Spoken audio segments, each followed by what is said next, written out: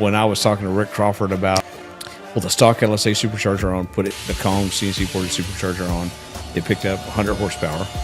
We slid the stock rotors out, slid the modified rotors in, it picked up another 75. Right now, the LS3 head does not make more power than the cathedral port head. And well, so that's how Trick Flow Specialties was established. It really stands for tough function. So I don't know how anyone would develop cam lobes without a Spintron. With the 5.5 Chevy engine, I'd say Ford modular. Yeah, right. It's 100 millimeter bore space, so it's 3.937 bore space. That Chevy engine is 4.400. You think a Coyote's fast? And it's about 15,000 square feet. When we moved into the expansion in 2022, we moved over 200 pallets out of this area into over there. We had pallet racking all the way down through this side, pallet racking all the way down through that side. You almost couldn't move in here. So currently we do all order fulfillment out of this area. So everything that you see here, you see superchargers and boxes and everything. So everything here is order fulfillment or for order fulfillment. It's all pickable, sellable product. One thing I wanted to point out, one huge thing that we do differently from all of our competitors that grind camshafts. So all of our competitors that grind camshafts, they all use what's called a UGL, an unground lobe camshaft. And so these unground lobe camshafts, they have extra material, maybe 40, 60 thousandths extra material made onto the camshaft. And so when you think about the hundreds or thousands of possible combinations of camshaft, intake duration, exhaust duration, lift, lobe separation, when you think about all of those combinations, when you think about all those different combinations of intake duration, exhaust duration, lift, lobe separation angle, they grind literally hundreds or thousands of different combinations of camshafts on the same UGL.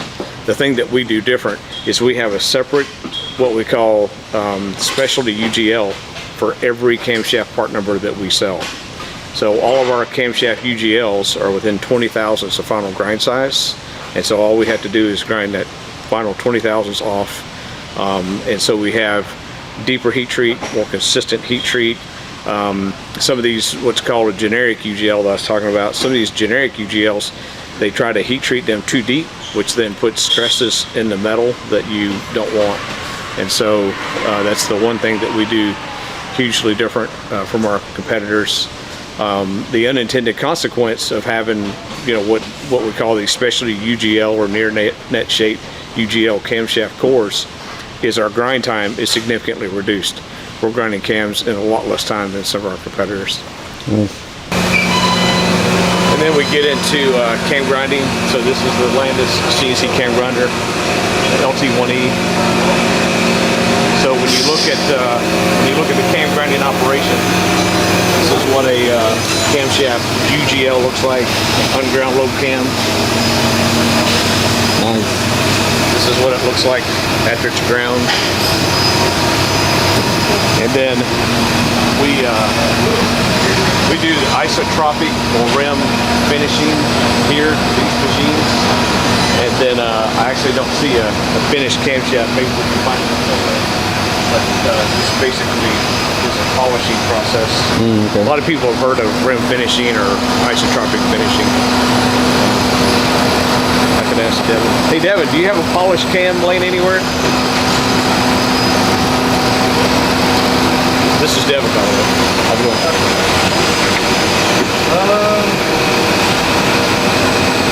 That'd probably be laser, I think.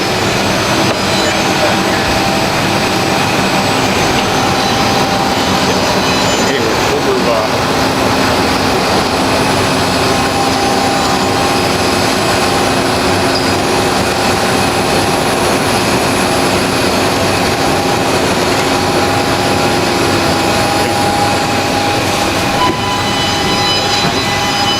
That's final, right? That's final? Okay, good. So I want to compare these. So this is what it looks like after it comes out of the cam grinder. Now these lobes have been checked for burn, so that's why they're dark. So we check the cams for burn, and then this is after it's polished. That's ready to ship. It's ready to laser etch. Oh, okay. The box and ship. Yeah.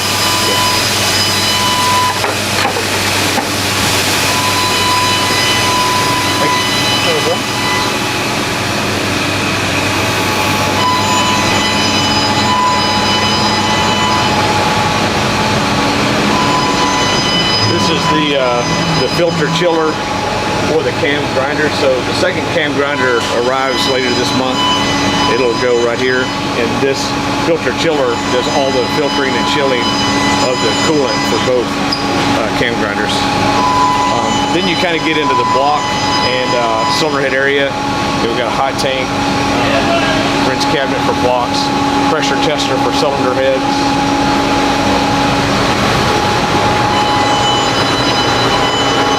Have a CWT crank balancer for balancing crankshafts, a surfacer for surfacing cylinder heads.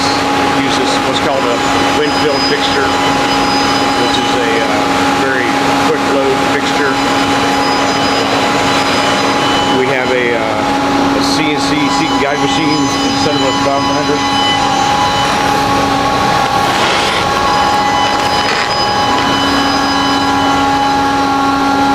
So, centerless valve grinder.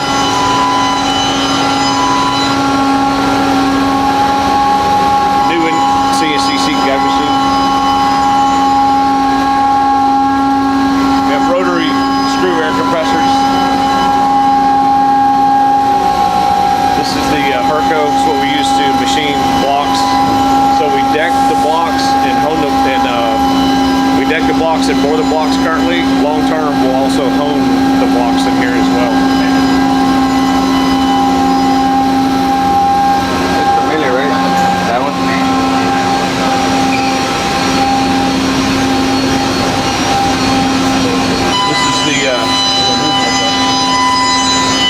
This is the brand new Mazak. We're going to use.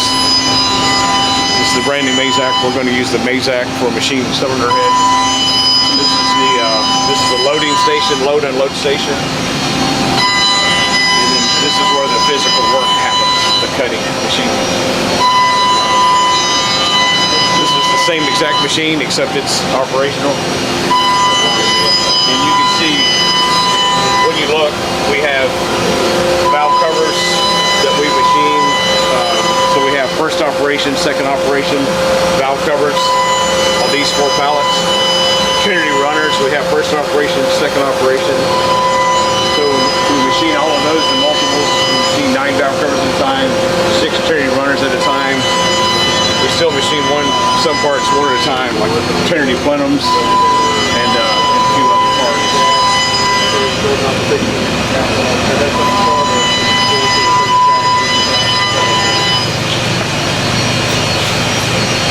So this is the load and unload station. How's it going?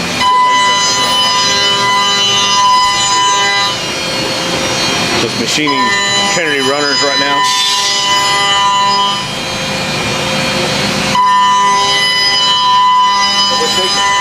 How you doing?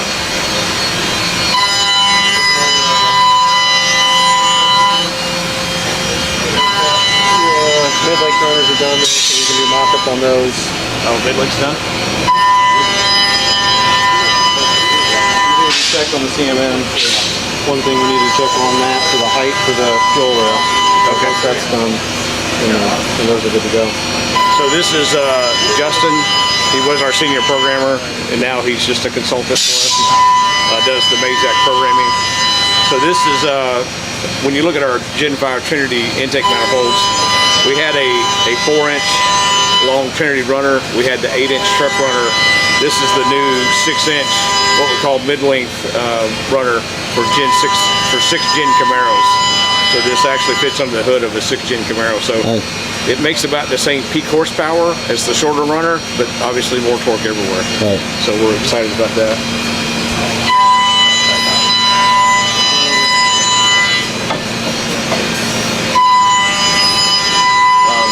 The Kumi is used to make the tooling that makes the sand cores and the sand molds. Gotcha. So that tooling is made from a plastic that we call Ren board. That's the orange plastic down there. And so that's primarily what this machine is used for. It's also used for prototypes, for production runs, special projects.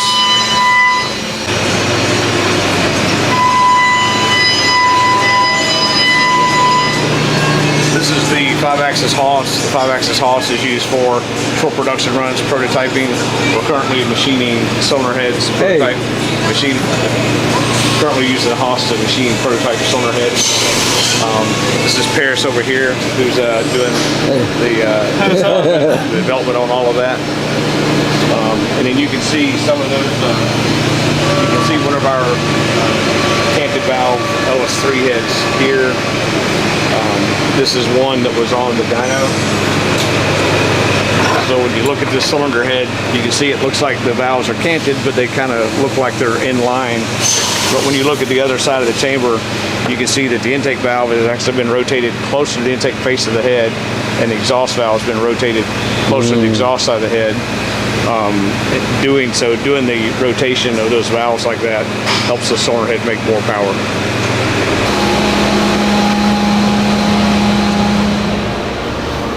This is the QA lab, so we have the Zeiss CMM. This is what we use to check machining quality for castings, valve covers, intakes, all that. Quality assurance. Yep, exactly. Quality assurance. We have an ADCOL, which checks the accuracy of camshafts. It's actually one of the few used pieces of equipment that we bought. Basically everything else in here is brand new. And then our intake port development to reverse engineer the intake ports, exhaust ports, combustion chambers. We use this master 3D gauge, so we can laser scan it or probe it with a probe, either one. So this is the Spintron console. The Spintron itself, of course, the Spintron uses a laser to track valve motion, and so we test cam lobe designs, lifters, springs, everything imaginable. Learned a lot with the Spintron. I don't know how anyone designs cam lobes without a Spintron, although we have at least one competitor who doesn't design their own cam lobes, so they clearly don't need a Spintron. Howdy.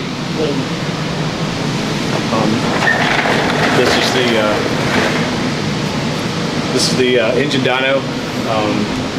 Right now we've got an L8T engine on here.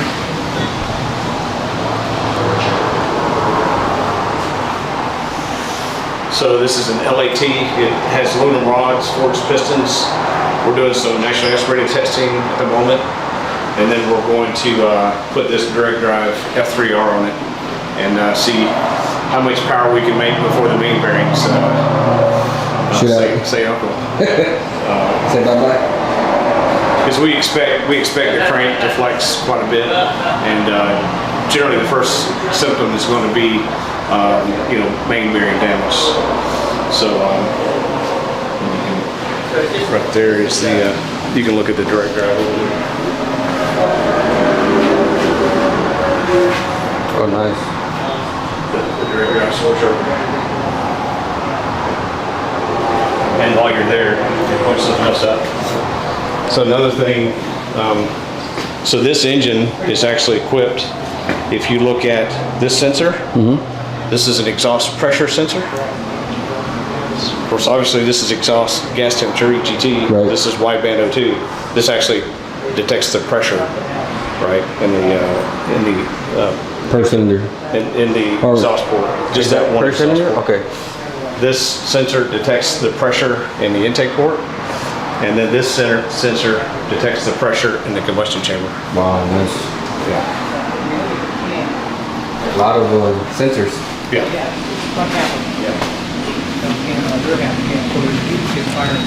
Still one Cylinders, but different. that technology there. Right. So I'm not sure about harmonics and all that stuff, but it actually has run. Brian knows more about it. Yeah, let's just not even talk about that. That's okay. Yeah. I was gonna say, he's just gonna film that, make sure if he can put that in there or not. I don't care. Yeah. What is it? That's V12. that's Holdener's content. So that's his stuff. Just like pan across it and don't talk about it. Yeah. That way people see it, be like, what the hell is that? That's probably what I would do. Yeah.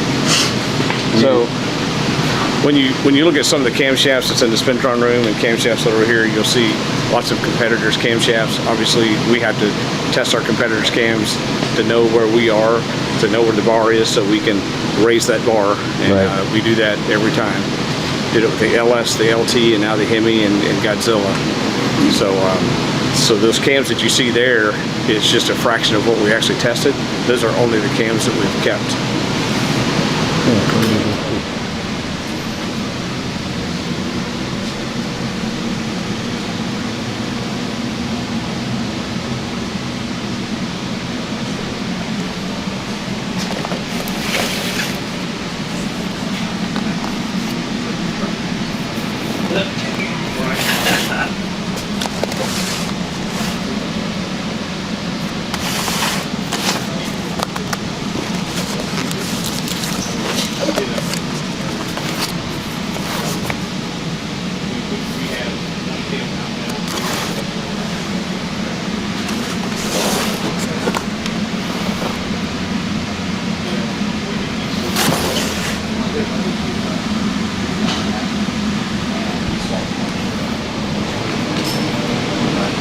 Some of the intake manifolds that we've tested, not all of them.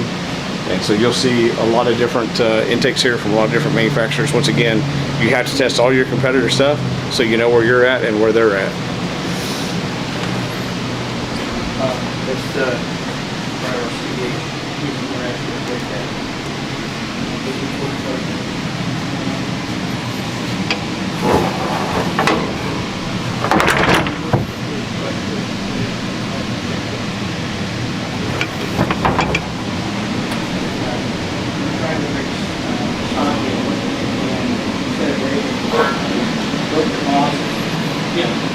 Wow.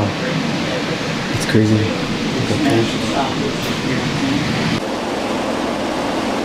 It's a stock 5.3 LT 2017 truck, my personal truck.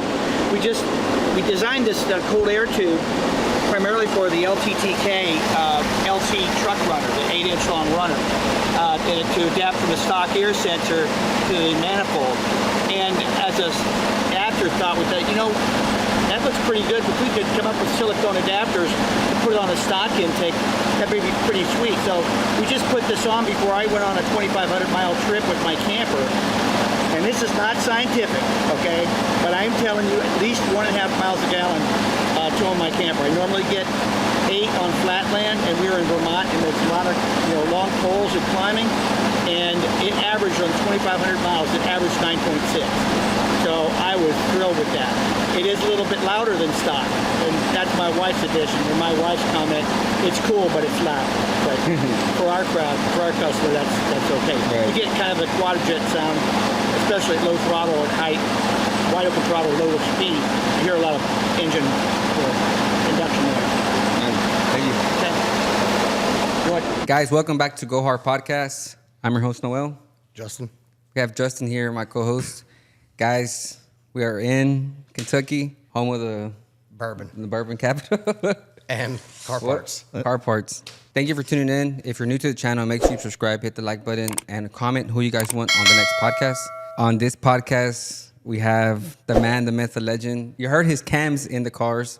Let's give it up for Brian Tooley and Rick Smith. Tell us, Brian, introduce yourself, and then you can hit it off, Rick. Yeah, Brian Tooley Racing, and my good friend Rick Smith. Rick Smith? Yeah. Tell us a little bit about you and your background. Yeah. Well, you want to go first? You want me to go first? I can go first. Right. I started in this business in 1993. I started Total Engineering Flow.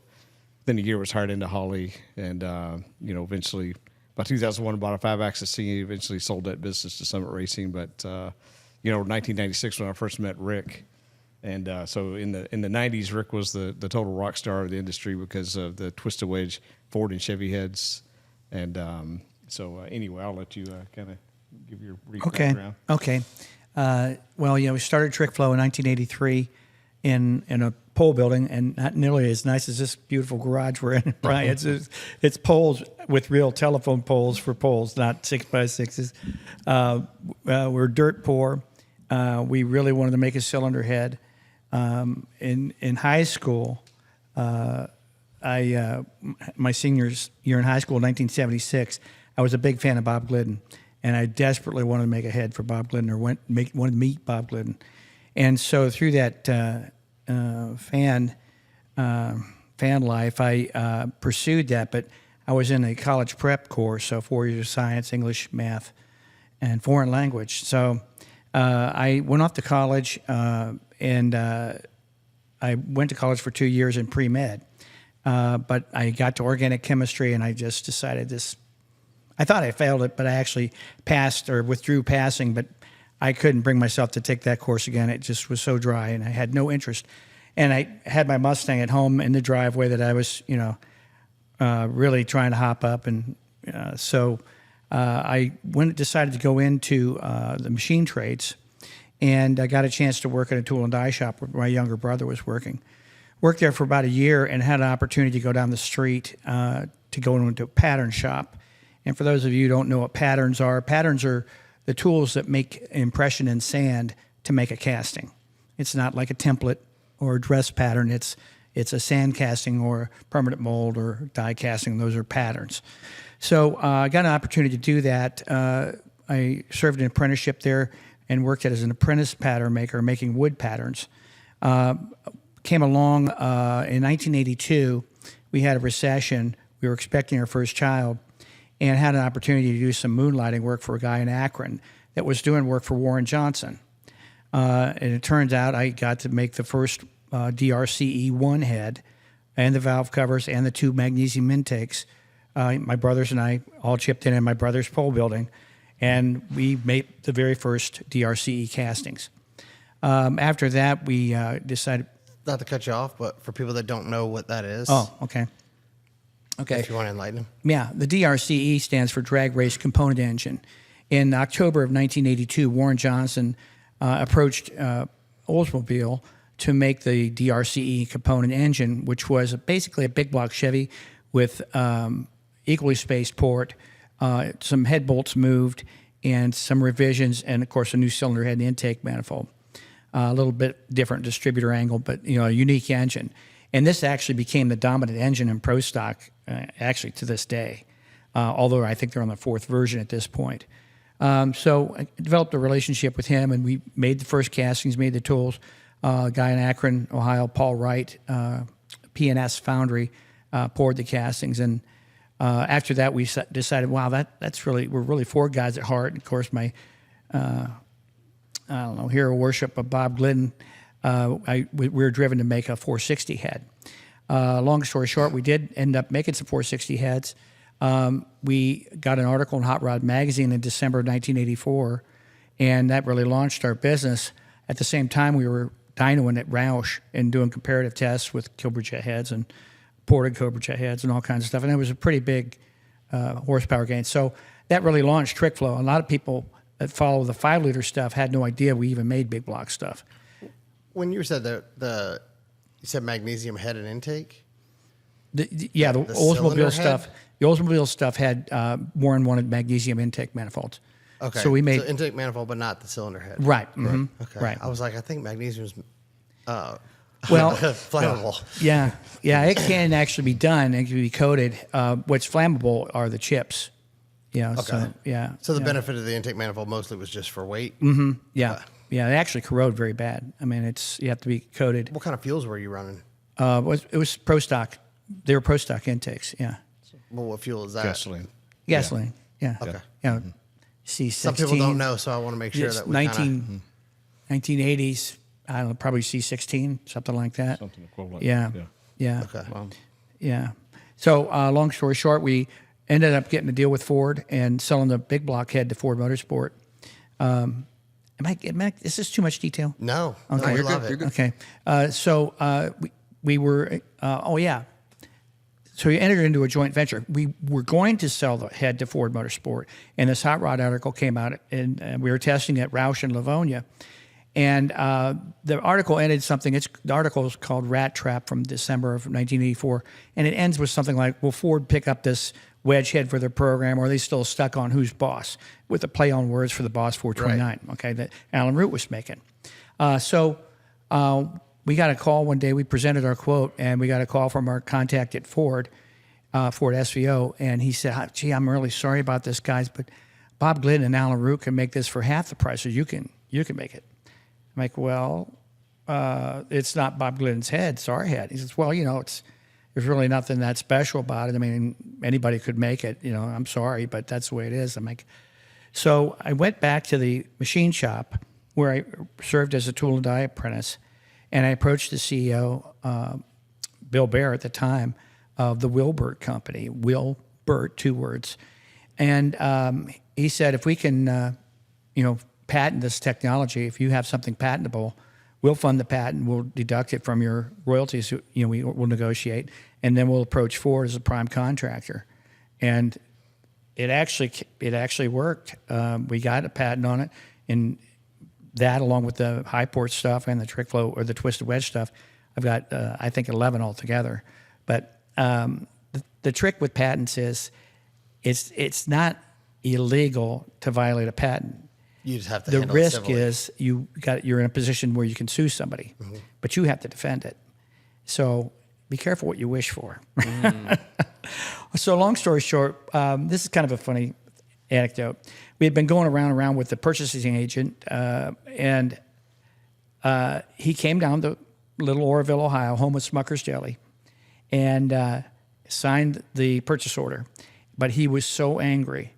He's sitting there at the conference table and just like hands shaking, and I can't believe we're effing doing this, And so he signed it, and he got a spasm. He got a muscle spasm in his neck, and we had to pause the signing. And they took him up to the local hospital and gave him a muscle relaxer. Oh, he was mad. He was stressed out. Yeah, he was stressed. They don't like that when you force them to do something. So they ended up winning the deal, because the next story is after we got that going, we should have gone back to our day jobs, because now we were competing against 5,000 Ford Motorsport dealers. So our little unique shop, porting heads and selling all the ancillary stuff, well, now everybody else could sell it. We were getting a royalty, but it didn't cover nearly what we were making on all the components and the valve covers and all this other rock arms and camshafts and engine kits and stuff. Was it established trip flow already at this time? Yeah. Curiosity, where did that come from? Well, I'm going to tell the whole story. All right, let's go ahead. It's a little. We got time. Go for it. I want to hear It it. involves cussing. That's fine. That's fine. Before I made the R Ford head, I did a contract job for a guy in Georgia, and he defined the pierce points. And the same thing with Warren Johnson. I take no credit for designing that. I literally made a tool from a block of mahogany, and he had all the valve guide centers and everything. We expanded it for shrink, pulled silicone casts off it for the ports. Boom, here's a casting, okay? Put clay around the ports and modeled the water jacket and made tooling. Here's your casting, okay? Didn't design the casting, or didn't design the part, but we made the casting off of his part, okay? So just pattern making. The next guy wanted the same thing. So we did that. I entered into a very layman contract, seemed very obvious to me. And we agreed to do this both for Warren Johnson and this guy. We did this entire cylinder head for $2,500, okay? And that was even cheap in 1983. It's insane. So we did that, and we made 3 castings for this guy, and they didn't work. The valves wouldn't open in the bores, and we did exactly what he asked us to do, but it was a flop, big flop. Well, it was a different design. He designed that. Warren designed the other one. Okay, I said, well, sorry, and we did what you asked us to do. Here's your 3 castings. Here's our obligation. And, we're ending the contract. Here's your stuff. We're done. Well, I didn't read the contract very well, and I hadn't consulted a lawyer when we did sign it. And what it did, at the very end of the contract, it said, even after termination of this contract, anything you develop is property of this company in Georgia. Okay. And I don't know. I think I wanted to do it so bad. I just really didn't pay attention. I don't know. So I took it. That's how I met my lawyer. But I had met my lawyer because we were making this big blockhead of our own design. And we hadn't named the company yet. We actually had a casting on our own wood flow model. And we were working rent and flow bench time and bottling up, moving the guides. And we did have a Bridgeport, and we're trying all kinds of stuff. And the truth be told, this guy is a great head porter. I suck. Okay. So what I found was my benefit was I need to cheat. I move valves around, and any idiot can make it work. Okay. And that's really the summary of about any head I've designed. That's only if you know how to do all that work. Well, I was about to say, I don't think it's that easy. So not that easy. So anyways, so we had started making introductions to Ford, and this guy was a former Ford employee, and he had got wind of it. And so I went home for lunch one day, and as I usually do, and I got the mail, and I got a letter from an attorney in Stone Mountain, Georgia, that, cease and desist basically, and if we're going to sue you for $100,000 if you sell this head to Ford. And I'm like, really, really, well, at this point, let's see, 24 years old, 25 years old, I am shaken, okay? So I get back to work, and I'm digesting this letter, and I was programming a CNC machine, and I'm, just punching the keyboard and just about putting my finger through the keyboard, just pissed, And I at the same time, we hadn't named the company yet, but I thought, you know what? If he doesn't like it, it's tough fucking shit. And I'm like, TFS. Trick. Well, that's it. Trick titanium. Okay. F, that's easy. Flow bench right in there. And then S, well, his company ended with systems, and there was no way in hell it was going to be systems. So I'm like, well, Specialties, okay? And well, that's how Trick Flow Specialties was established. It really stands for tough fucking shit. So. Not real proud of that, but that's what it is. Tough fucking shit cylinder head. So what's funny is when we sent out, started receiving deposits, started taking orders, it was TFS. And in fact, even in the Hot Rod article, my mom had painted a crude TFS on the peak of our building, hand painted. She's not a graphic artist, but her heart was in it. But, it was hand painted. And they even made fun of it in the article. It's kind of mean, crudely painted TFS on the peak of the building, So for the longest time, we didn't really use Trick Flow or Trick Flow Specialties. And so people would send in with their deposits. On the back, they would fill in their acronym, Tough Ford Stuff, Trick Ford Stuff, and everybody knew it. They had their own meaning for Trick Flow Special or for TFS. So as we got along, we found out a lot of people didn't like to spell Specialties. And so they just dropped it and, adopted Trick Flow. The logo, the current modern day gaslight logo, neon gaslight logo, came from a jet boat customer in California that we traded T-shirts. He was graphic screen printer. And he designed that logo, and we traded him for a set of heads and 500 T-shirts and something, and the logo design, and that's really how that logo came to be. Wow! So, fast forward to that, while we're selling these big block heads, then we go ahead and design the high port head. Okay, now Wilbert funded that. They'd gone through several changes in management. The original sales manager, original CEO that we dealt with were all gone.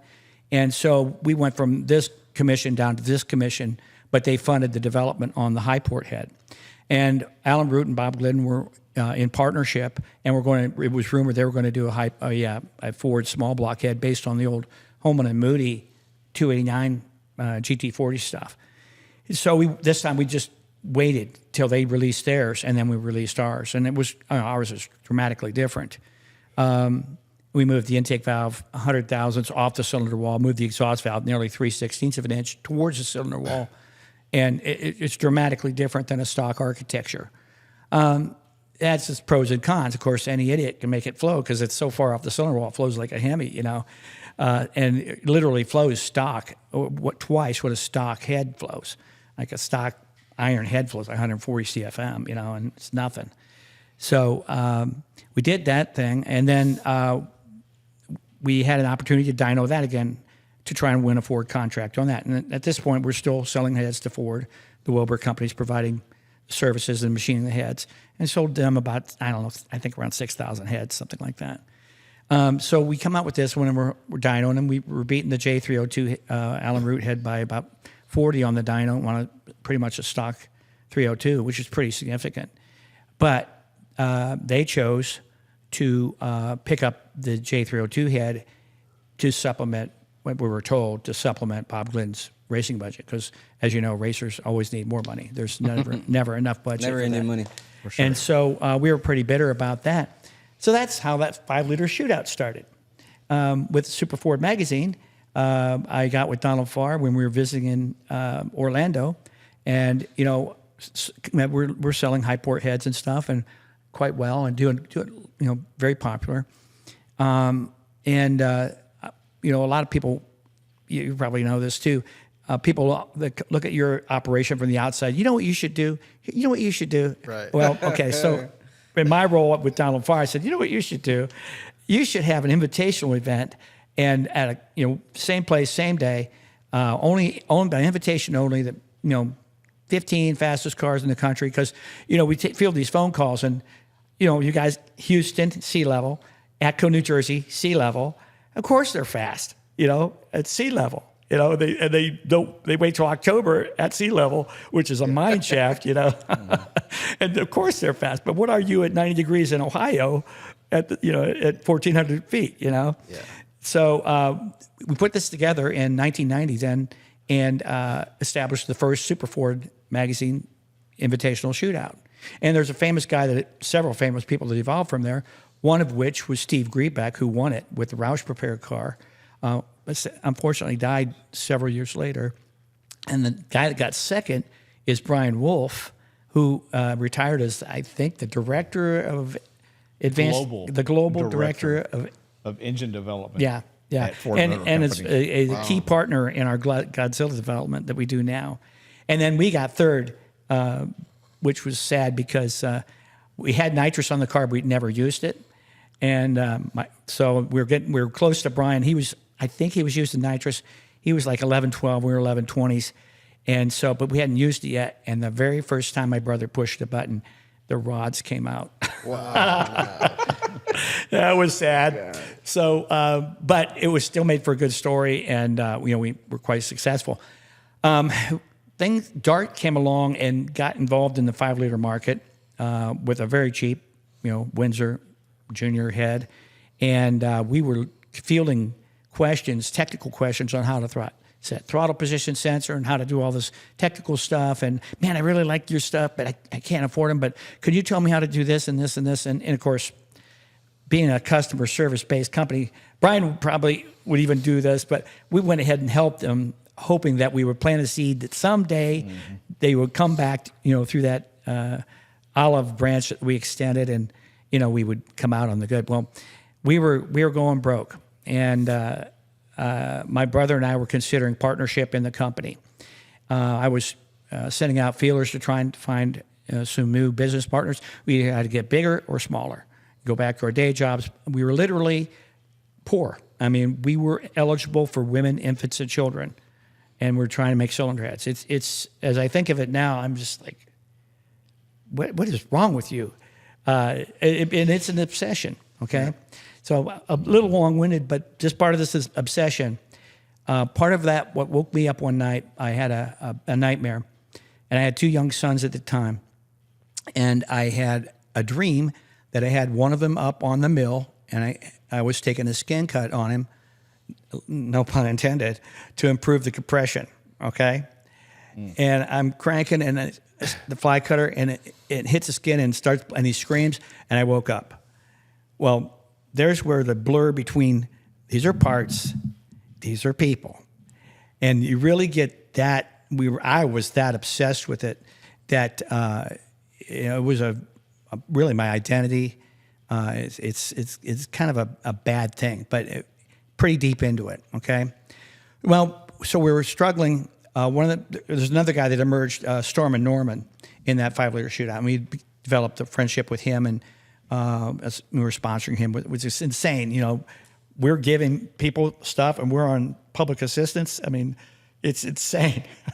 But that's what we're doing. We're trying to build this company, trying to prove ourselves. Okay, so we had taken some high port heads and created the very first set of twisted wedge heads, where we welded up the guides and we tweaked the guide axes. So from the top, they look like an inline head, but from the chamber, they look not quite like a Yates head, but they definitely had a chamber rotation to it, which is beneficial to the way the valve comes off the cylinder wall. I could explain that, but that's another podcast. So I could explain it, but it has to do with geometry. I don't think I can do it without adequately do it service without pictures. Right. But I'd be glad to explain it sometime. So we developed this twisted wedge concept. We were pitching the twisted wedge concept to get an order for these to basically obsolete the high port head, because even though that was a very good cylinder head, because we moved the valve so far, they would not clear stock pockets much over 220 at 50. A camshaft much over 220 if you're going to hit and people started getting more serious with them and bending valves and we need something that works different. So part of the concept with the twisted wedge, it brought the high point of the valve in the chamber up away from the squish of the piston. Even though it didn't match an eyebrow either, you gained vertical height, vertical clearance, and you could run more camshaft without any fly cut modification. That's the twisted wedge versus the high port? Right. Mm-hmm. Okay. Right. The high port retained the 20-degree angle. And so if you sunk the valves to gain that same type of vertical clearance, the chamber would be huge. And so, you'd be chasing it. So and people generally, we would deck them 0 to 90 or something like a little angle mill, but you couldn't tolerate sinking the valve that far. So you've said a couple times about, I know you didn't want to explain it completely, but you keep saying about how the valve follows the cylinder. Mm-hmm. What does that mean? Well, okay, the way it comes off the cylinder wall. Right. So you're really limited on the intake in particular. And honestly, I have to tell you that Warren Johnson put us onto this real early about the ratio he felt an intake to exhaust airflow. And he said, if the exhaust flows 50% of the intake, I'm perfectly fine with that.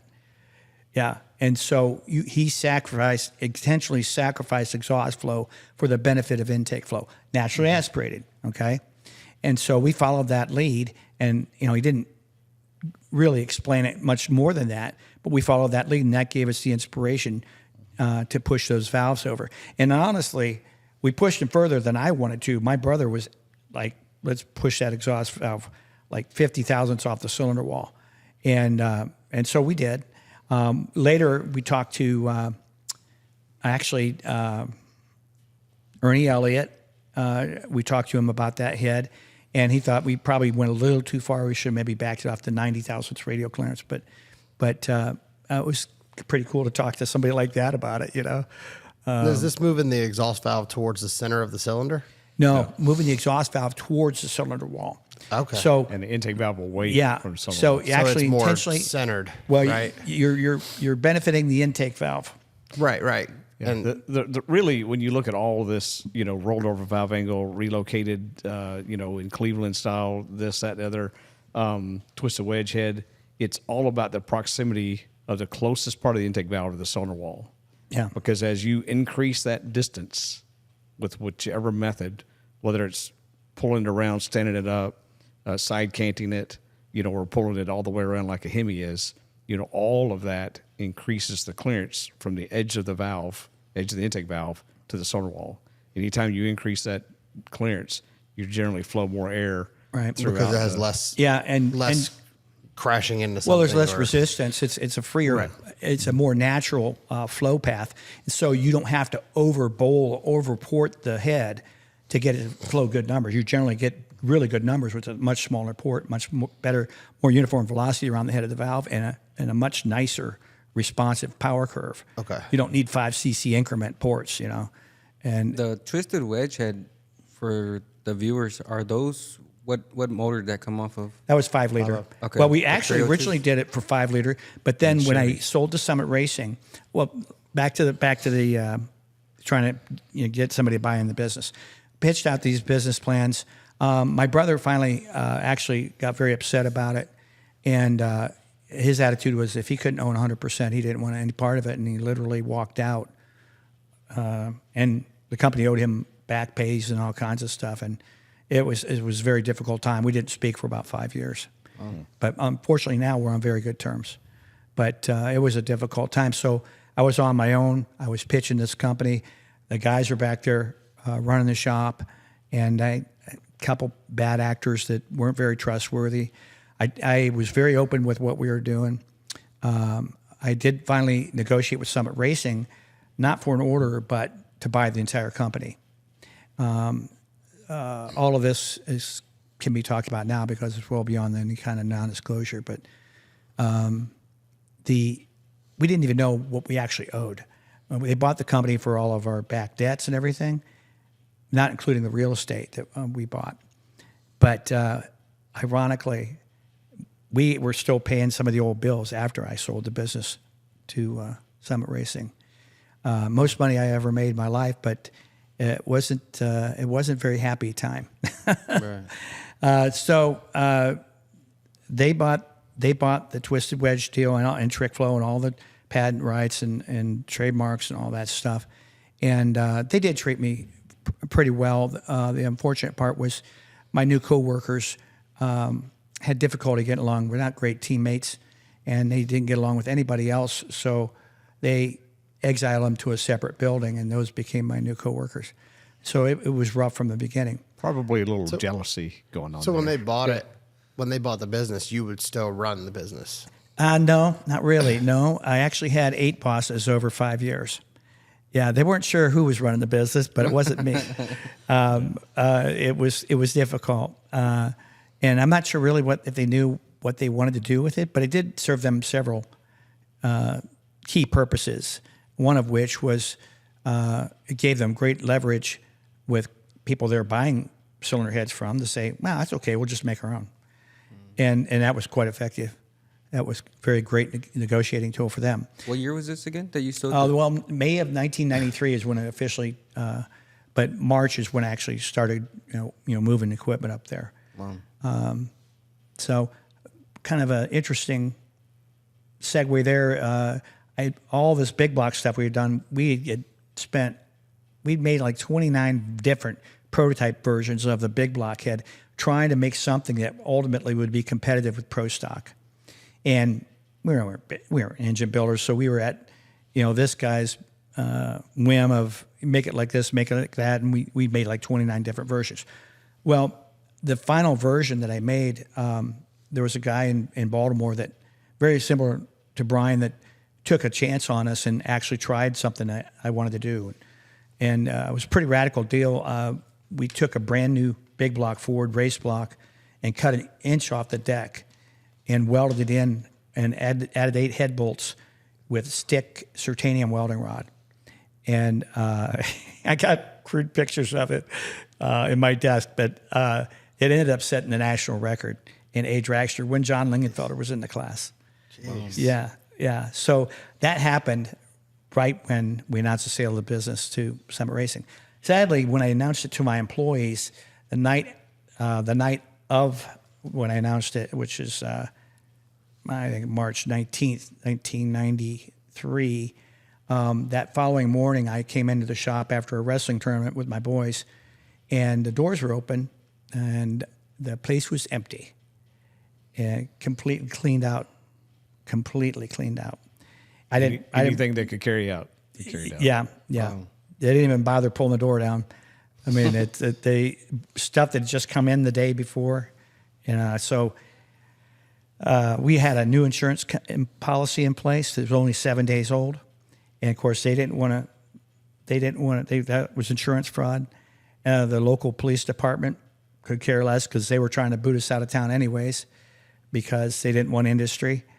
And so, long story short, we did ultimately settle with the insurance company, made everybody whole, and moved the business sold the business to Summit Racing, and then it's Auto Sales Incorporated, but and then negotiated with the town and told them, gave them a log cabin that was on a property for the Historical Society, and then they dismissed their lawsuit against us for zoning violations, and it was a lot of heartache. So we're moving along on to 1995. We do the twisted wedge head, and I met Brian. Let's see, at the PRI show in 1996. How'd that go?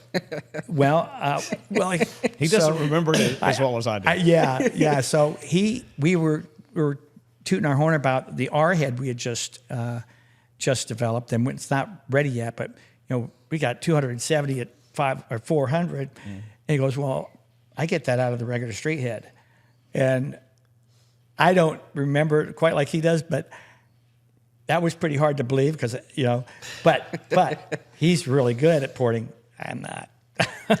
Okay, so I asked him. I said, "That's really good. Would you send us to that? Would you send us that head to us?"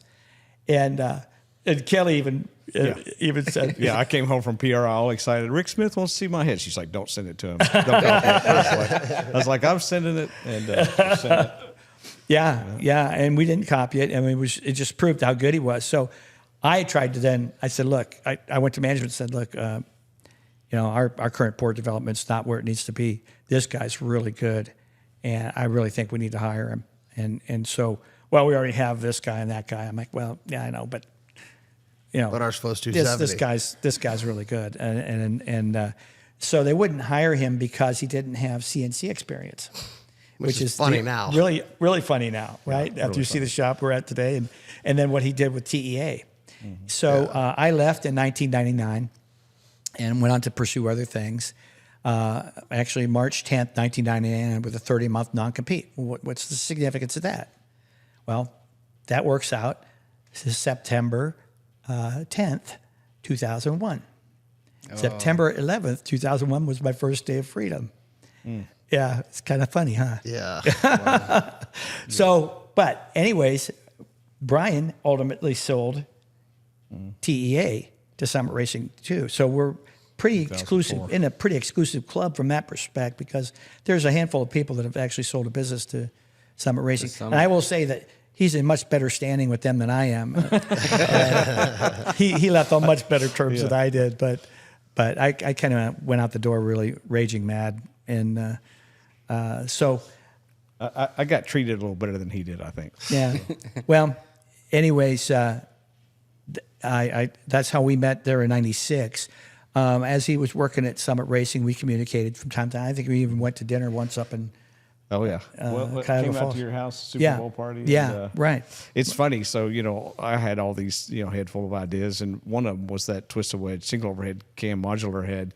And Rick calls me one day. He's like, "What are you guys working on?" I was like, "Well, working on this, working on that." I was like, "Working on a single overhead cam mod head, but I can't talk about it." He's like, "What'd you do? Move the intake valve to the other side of the camshaft?" I was like, "Oh, how do you know that?" 4.62 valve. Yeah.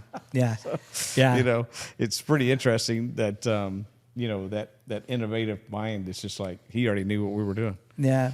Well, he flatters me.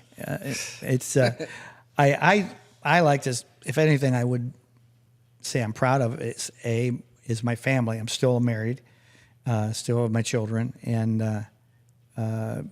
I would say that I'm glad I prioritized that stuff. Yeah. So, but we've been friends for a long time, and so most recently, let's talk about when you left TEA, and then we'll work up to when I came back to.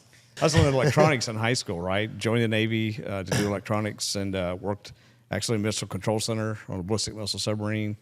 And after 2 years of school, I was in school for 2 years when I joined the Navy, and bought a brand new Z28 in 1983, and a buddy of mine bought a new Trans Am in '85, and one day I seen him porting his heads on his kitchen table. I didn't even know what he was doing, and so that got me interested in sonar head porting. So I eventually ported some heads while I was in the Navy on my kitchen table too, and got to the Navy in 1989, and went on to port buddies' heads. And in 1990, a buddy of mine had a Corvette, 88 Corvette, and we went to the Corvette homecoming, and they had this King of the Hill deal, and it was heads up fastest, and this Corvette was like, 13 O's, 12s, not really that fast in the grand scheme of things. The ZR1 had just came out and everyone was oohing and on over the ZR1.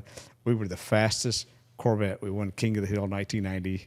But that was in a non-ZR1. Non-ZR1, tune port 350. And it beat the ZR1s. Yeah, because that was a pretty stout motor, right?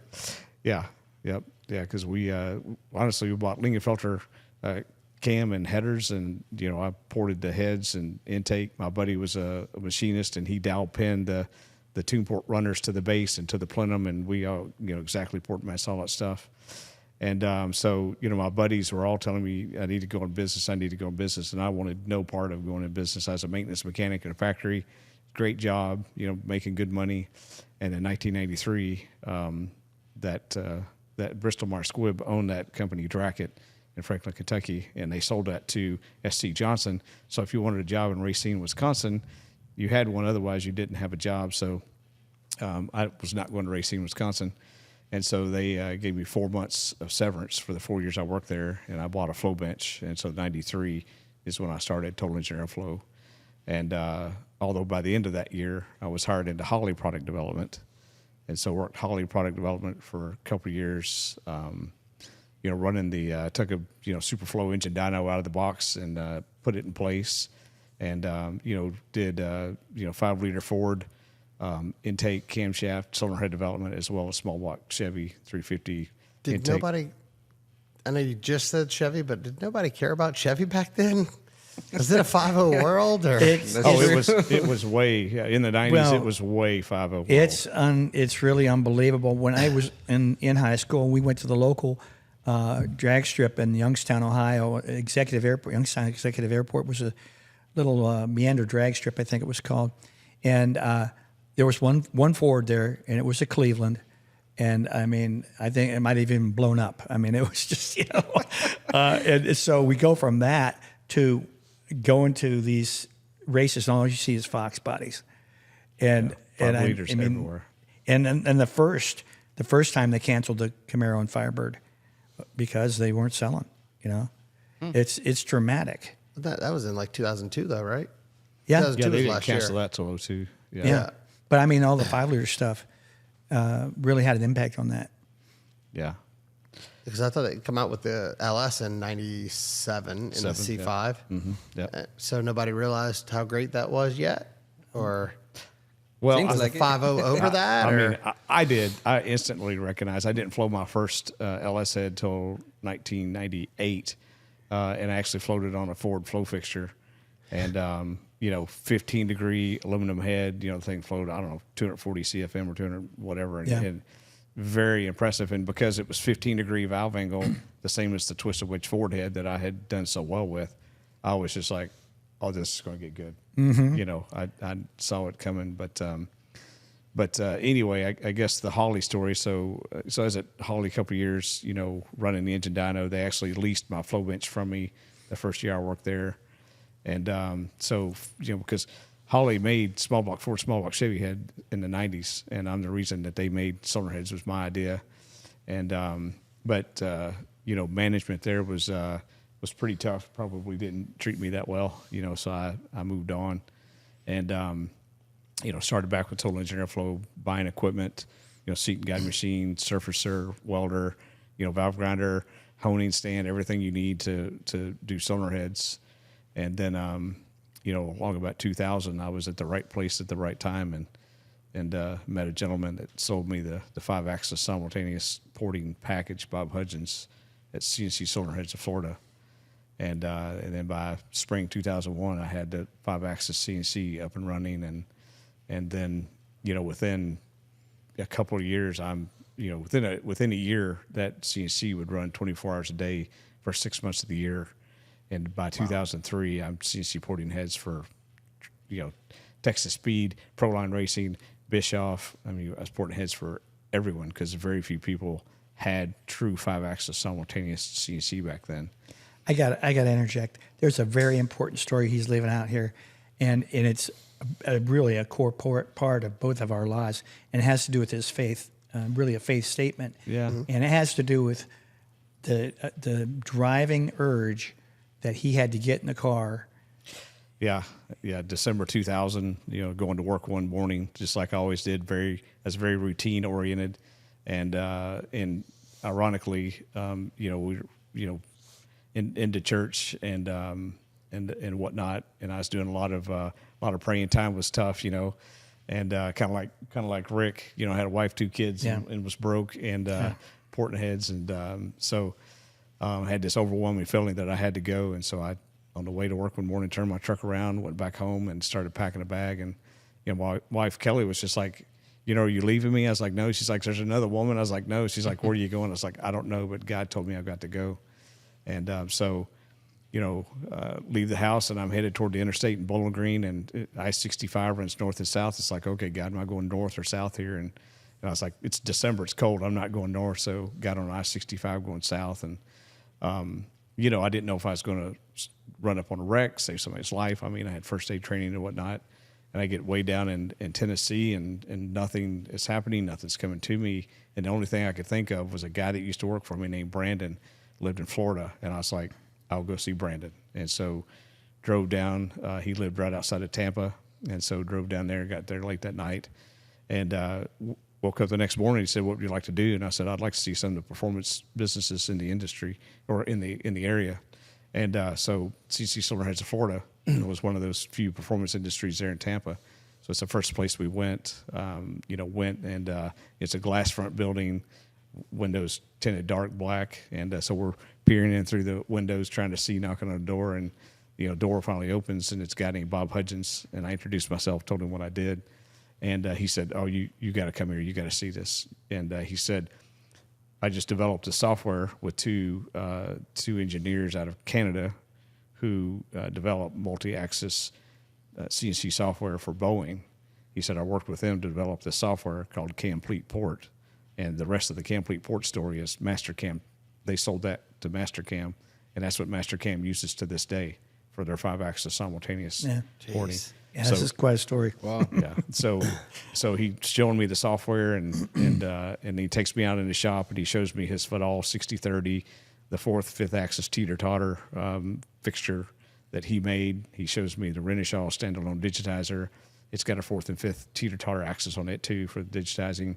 And so he shows me all this stuff. I said, how much is all this stuff? He said, $250,000. I was like, there's no way I can afford this. I just, the year before, I applied for financing for this machine called a Rhino 40B, a mill port, Rhino 40B or 80B. That's what Fox Lake had at the time. Yeah. So it's 5-axis CNC, but it only did 3-axis simultaneous. So the A and B axis was only positioned, and it cut in 3-axis and repositioned, cut 3-axis. So it did horrible work. It was awful. And so I said, I was denied financing on this $80,000 machine, so there's no way I can afford all this. And he said, well, Fadal, the mill port, if you default on that payment, what are they going to do with that machine? There's not too many people can use a cylinder head porting machine. A Fadal 6030, anybody who needs a big 3-axis CNC could use that. He said, so you'll put the deposit with the Fadal, they'll sell you a 6030, and he said, we'll take the digitizer with its 4th and 5th axis and put that on a $50,000 lease. We'll take the CNC 4th and 5th axis with the Nick and rotaries, put that on a $50,000 lease, and then we'll take the $30,000 software, tooling, training, put that on a $50,000 lease. He said, so we'll submit all 3 of those leases at the same time, and when they pull your credit, if they see another lease company has pulled your credit, they'll just assume that they're competing against the other lease company for that. So we did all that, and I was approved for all 3 leases and the financing through Fadal. So 2001. So March 2001 was when had that in a building there in Bowling Green and started porting heads, and so not to go off of that, but excuse my ignorance. What were you using for trick flow? Like, what were you making the heads? How was this? Well, yeah, we were using, how were they done before that? I guess. Yeah, we were doing 5-axis. Or I'm sorry, we had a 5-axis fixture similar to what he described with a trochee rotary and a tilt rotary B and A and B table, and then we had we had a digitizer. It wasn't Renishaw, it was a French deal that took over the control of the machine. But all the pattern work was cut in 3-axis machines. And we weren't doing porting. We were making tools. So we really didn't need the 5-axis. We needed primarily, for positioning When you and say stuff, making tools, just foundry tools, patterns. okay. So you were making the tool basically to go to make the the foundry casting. for them to pour the casting. Right. Okay. And he was CNC porting. Right. So he was taking, it was already cast. Right. Yeah. And he was just making Right. it. We were making something for pretty. him to cut. Right. Which we're about to do again. Yeah. Yeah. New head's almost finished.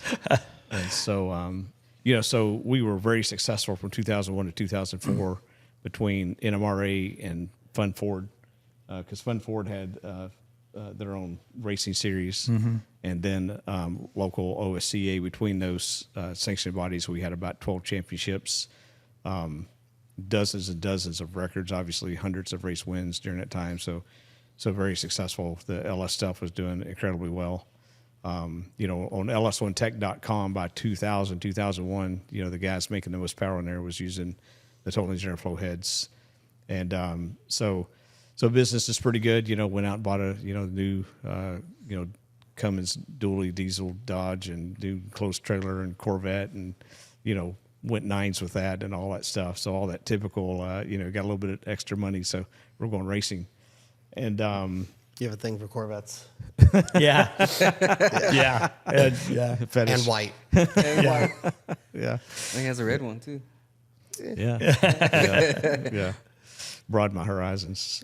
But, by PRI 2003, the manager of Trick Flow was just like, how's business? And I was just like, I just bought all that stuff and went 9s. And I was like, man, business is incredible. We're porting LS heads by the pallet. And I was like, how are you guys doing? He just kind of nodded his head. He's like, not good.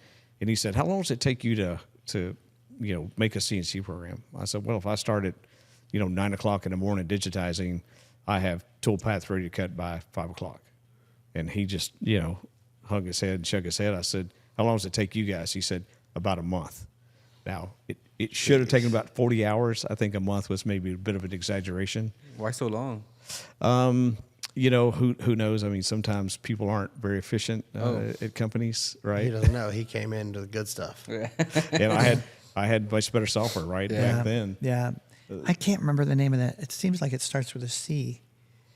It's French. I can't remember the name of that outfit. It's very difficult to use. There was like 13 steps that you had to follow to take control of the Fadal with the digitizer. And it was awkward. It was very, very cumbersome. But it was a commercial digitizer.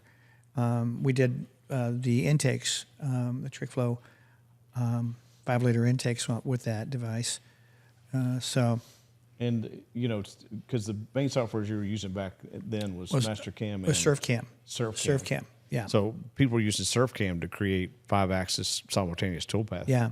And it was... Yeah, it's was- painful. It's painful. Yeah. You do a series of cross-sectional segments, and then to really make it come out nice, you have equal number of elements in each segment, like, which are spline segments, and then you connect those and, do a loft through there, and you just play with it for hours, and it's painful. Yeah. Wow. Yeah. And so that, so that software made that, obviously, compress that time a lot. Right. And so he said, we really need your expertise. And I was like, well, the only way you can have my expertise, because they tried to hire me in 96 and didn't, because I didn't have CNC experience. They tried to hire me again in 2000. And I told him, I said, if you're going to hire me, you need to get busy, because I'm about to buy a CNC. And then Did you tell him you still didn't have CNC experience? So by 2003 at that PRI, he said, we need your expertise. I said, there's only one way to get my expertise now. I said, you got to buy the business Tooley Engineer Flow. And so he said, send me a number. So eventually sent him a number, and then they came to Bowling Green, Kentucky, where Tooley Engineer Flow was, did their due diligence, and, eventually wrote the check, and we loaded it all on a few trucks and shipped it to Talmadge, Ohio. And I will say, Brian, as much as he's good at cylinder heads, his business acumen is up here. Mine is down here.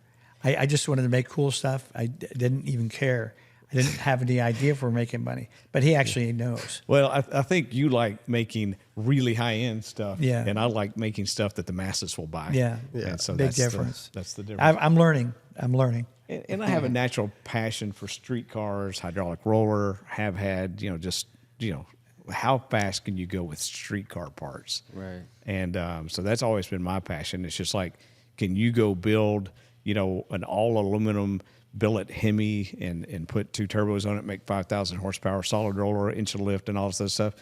Yeah. Let's go make 2,500 or 3,000 horsepower with a hydraulic roller LS. Yeah. That's what I think is cool. And so I've just always liked the street strip, hydraulic roller stuff. And so, when you're appealing to the masses, what other people are doing for their daily drivers and weekend warrior cars, it's easy to sell a lot more parts than if you're trying to appeal to, let's say, Pro Stock, for example. Yeah. Yeah. Yeah, you're going to, if you sold everybody in the class cylinder heads, a few dozen And none of them such want to pay events. for them. They want to, you give them. Yeah, Right, got to right. be free. It's insane. It's Sponsorship. insane. Yeah. Yeah. So worked at Chick-fil-A from 2004 to 2010, and probably should touch on the reason I left. Obviously, I went there with a head full of ideas, and one of them was the twisted wedge single overhead cam modular head. And I was really pushing. I was really trying to sell Summit Racing on making this head. And one of the things that I said to really try to sell this to them was, hey, this head's going to make way more power than a stock head can make. It's going to get better fuel mileage because we're raising compression, because those engines were low compression, like 9.5 to 1. And I said, and it's even going to get better emissions. And the emissions thing really came from the 90s when I was first porting twisted wedge forward heads for guys down in Nashville, Tennessee, where they were doing emission sniff test, and these twisted wedge heads were blowing better than some production like factory Cobras, 4-valve Cobras. And so then I started putting the pieces of the puzzle together. It's like, how could that possibly be? We have this aftermarket head, aftermarket camshaft, and it's blowing lower emissions than, production engine. And that's when I really started thinking about the combustion chamber and how you can control fuel, keeping it from going out, because you have to think about it, a port injected engine, that intake valve is closed, that injector is injecting fuel, right? And it's puddling on the backside of the intake valve. The exhaust stroke is happening, the exhaust valve is closing, and then that intake valve opens. And when that intake valve opens, the raw fuel can go right out that exhaust. And so you can do things with the valve job, the chamber, the area between the valve jobs. Even that's an important area. The location of the valves, their proximity, their angle to each other, right? So the way that head was going to be designed, it would be very difficult for that fuel to make it out the exhaust port during an overlap. And I had never heard anybody really talk about this phenomenon of the fuel going out the exhaust port during overlap. And it really doesn't matter if it's raw fuel or vaporized fuel. Hydrocarbon going out the exhaust. It's not going to still, see it for combustion, so you're just flowing air with no benefit. Yeah. And so I had called this theory hydrocarbon pullover. Are you allowed to say that? I'm sorry. Yeah, oh, yeah. you Well, allowed to I say am that? now. Yeah. Yeah, I wasn't allowed to say it there. Yeah. And so, so I really pushed for this cylinder head, and so one of the managers at Chick-fil-A took exception to me saying it's going to make more power, get better fuel mileage, and then even get better emissions. He said, you can't do all three of those at the same time. And I said, literally everything from 1975 to present does all three of those better, right? It's technology, a lot of cylinder head technology. And so they went and bought a Ford 2-valve Mustang, sent it through the same emissions lab there in Ohio that Toyota uses, and then brought the car in, and we put the Chick-fil-A heads on it. And so this is still stock intake manifold, stock camshaft, stock exhaust manifolds. This is a stock Mustang, and sent it back through the lab. And when that data came back, they hid that data from me, and I had a desk in the engineering area, but I frequently wasn't there because I was in the porting room developing, ports. I was helping the total engineer flow sales guy, who was in a separate office. I had the digitizer at my desk there in the engineering lab. So if I was standing at the digitizer, obviously I could be seen, but if I was sitting at my desk, I couldn't. And so I'm sitting at my desk working on a CNC program one day, and a couple engineers walk in that area, and they talk about the emissions results. And I was just like, I stood up, I'm like, what? The emissions results are back. And they're kind of hanging their heads like this, like, yeah, it's back. And I'm like, well, what'd the heads do? And they reluctantly gave me the data, and I start looking at the data, and the heads gained around 50 horsepower to the tires, which, that's, going from 230 horsepower to 280, but still 50 horsepower. It's a good gain considering it had stock intake, stock cams, stock exhaust manifolds. It gained as much as 5 miles per gallon in the, in that portion of the fuel efficiency testing, and hydrocarbon emissions were down as much as 50%. Where was this tested? How was it tested? So there's an emissions TRC, lab. right? Yeah, I think it's TRC. TRC. Yeah. Down by Dayton, I think. Which is Dayton, Ohio. what's TRC? Oh, Toyota Race Development, I think is. Yeah, Is I'm it not sure TRC? what TRC. That sounds right. It's Toyota plant. TRD. Maybe it's TR. I don't know. I don't know. Yeah, maybe. Yeah. So anyway, we can. Yeah, They have I was just curious. I have that They document. actually have a big circuit there, big 2.5 mile oval that Kenny Detweiler with some of our hypor heads went 200 with a Mustang, but it was sketchy. Yeah. Yeah. Especially Yeah, in 200 that Mustang. would be sketchy. Yeah. Anyways, go ahead, Brian. Yeah. So, anyway, I had developed the combustion chamber and exhaust port, and then a guy that worked for me, Tony, who was originally from Bowling Green, had developed the intake port. And so I go show him the data. I was like, all excited, look at this. This thing does exactly what we think it was going to do. Because from my perspective, it's making that much more power, it's getting that much better fuel mileage, and it's getting that much lower hydrocarbon emissions. It just seemed incredible. And I left Summit Racing in early March 2010. And then I actually, I did have a 30-month non-compete. I negotiated that down to 24 months, so March 2012. What's the significance of the 30? I That don't doesn't know. line up with anything. 2.5 years. I don't know where they. Is that why? 2.5 years. Yeah, that was their That non-compete. was their number. 30. Yeah. Fortunately for me, I had the original copy when I was hired on in 2004, and they bought my business. They gave me a copy of my non-compete when I left, and you could tell that they had taken white out and changed the 30 to 36. And so when I wanted that negotiated down to 24 months, I scanned both of those, and I emailed both of them, to HR and some people at Summit. I said, I don't think this is probably legal, what you did here, changing the date on this non-compete. So throw the dog a bone, let me sell some spray kits. And so they did. And so started, BTR in the basement in 2012. And, and I'll tell you the goal. The goal was to sell $500,000 a year at 10% net profit, which is $50,000. So I didn't have to go get a real job, right?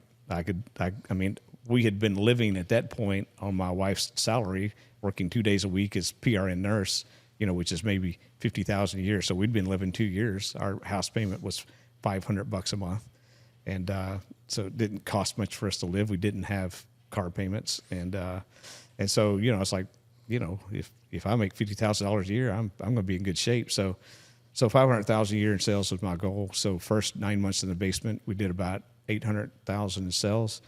And then the second year in the basement, we did $2 million. And my son had come to work for me. My next door neighbor had come to work for me. And, my next door neighbor was like, man, we got to move out of the basement. I'm like, you don't understand. Overhead's the devil, And, but we did manage to find a place for $1,000 a month, about 3,600. Well, that was the building you were in this afternoon. Yeah, that's what he told me earlier. Yeah, I was like, man, BTR. what is this? He's like, oh, this is the original Brian Tooley. I'm like, really? Yeah. The research and development department. Oh, damn. Yeah. Yep. So I was in the basement, 2012, 2013, and then in that little building, 2014, 2015, 2016, and then in the big building by 2017.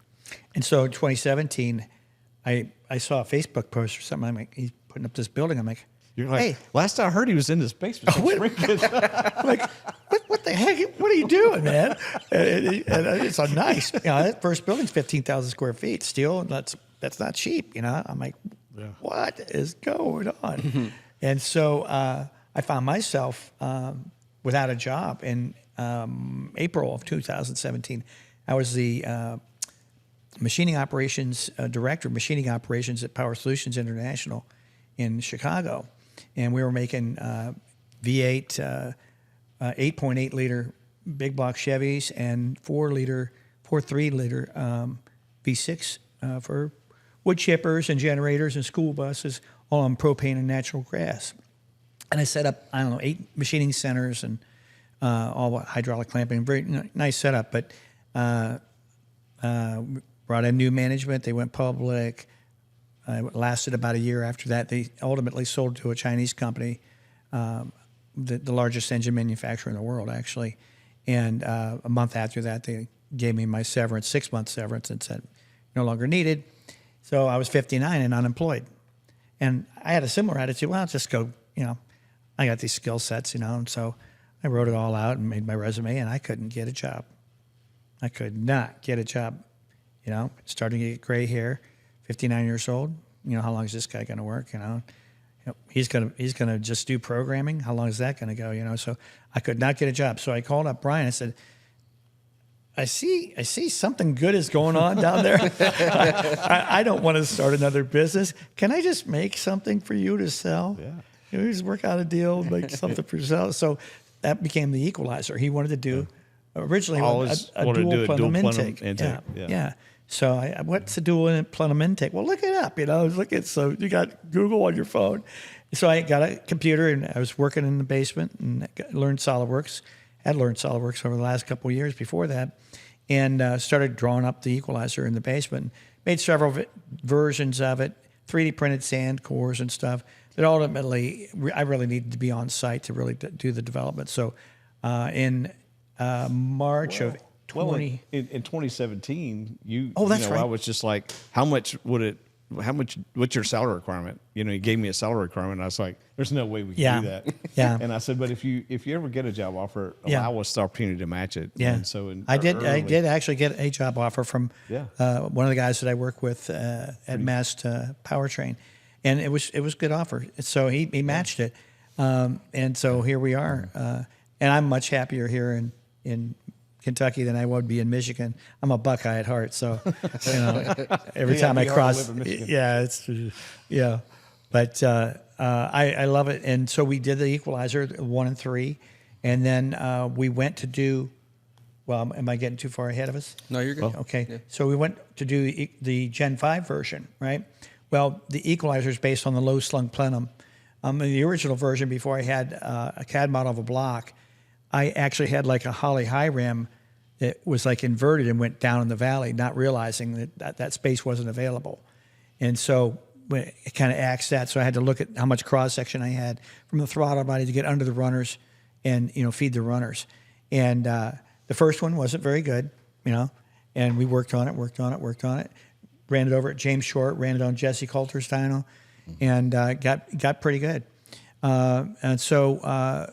a lot of iterations of Equalizer 1. Yeah. A lot. Yeah. I'm going to say, well, from a CAD file standpoint, I did 9 in my basement, and I think we did another 19 since I've come here of CAD versions, big files, So, but and as I guess something we could tell your audience is that as skilled as you might think I am, I learn stuff new every day. We learn stuff new every day. That's what keeps it interesting.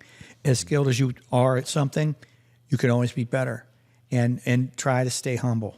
Because if you aren't humble, you will be humbled. It's just a matter of time. Yeah. What was the reason for wanting to do the equalizer? Like, what was the what made you decide, hey, you know what I want to do? Enter from the bottom. I think it's one of those things I had seen on an IndyCar engine years before, and I was just like, thought it was so cool. And of course, I like boost. And and the dual plenum thing is very popular in Europe on 4 cylinders. But the 1993 Mercedes Penske Ilmore engine is in the Penske Museum in Arizona. Is a low-slung, low plenum that goes up with a slot and feeds all the runners that way. Now, the slot did not work for us, and not for naturally aspirated. We ended up taking all the slot out. That was in that 3D print. Yeah. The 3D print has a slot. Yeah. Oh, you see one of the old ones? Okay. No, I know. I saw the little 3D print one. Oh yeah. Right. Yeah, that has yeah. a Yes, slot. that little bitty Right. slot. Yep. Yeah. I noticed that because I was like, that's not what mine looks like. Yeah. Yeah, that slot was so restrictive, naturally aspirated. We just kept making it bigger and bigger and bigger, and finally, we opened it up, really far. And really, I wouldn't even call it a dual plenum intake. I'd just call it kind of an extended plenum. Yeah. What's the benefit of it? So in a traditional front throttle body intake manifold, because luckily through my career, I'd been able to test a lot of different intake manifolds. And what we always saw was the front runners.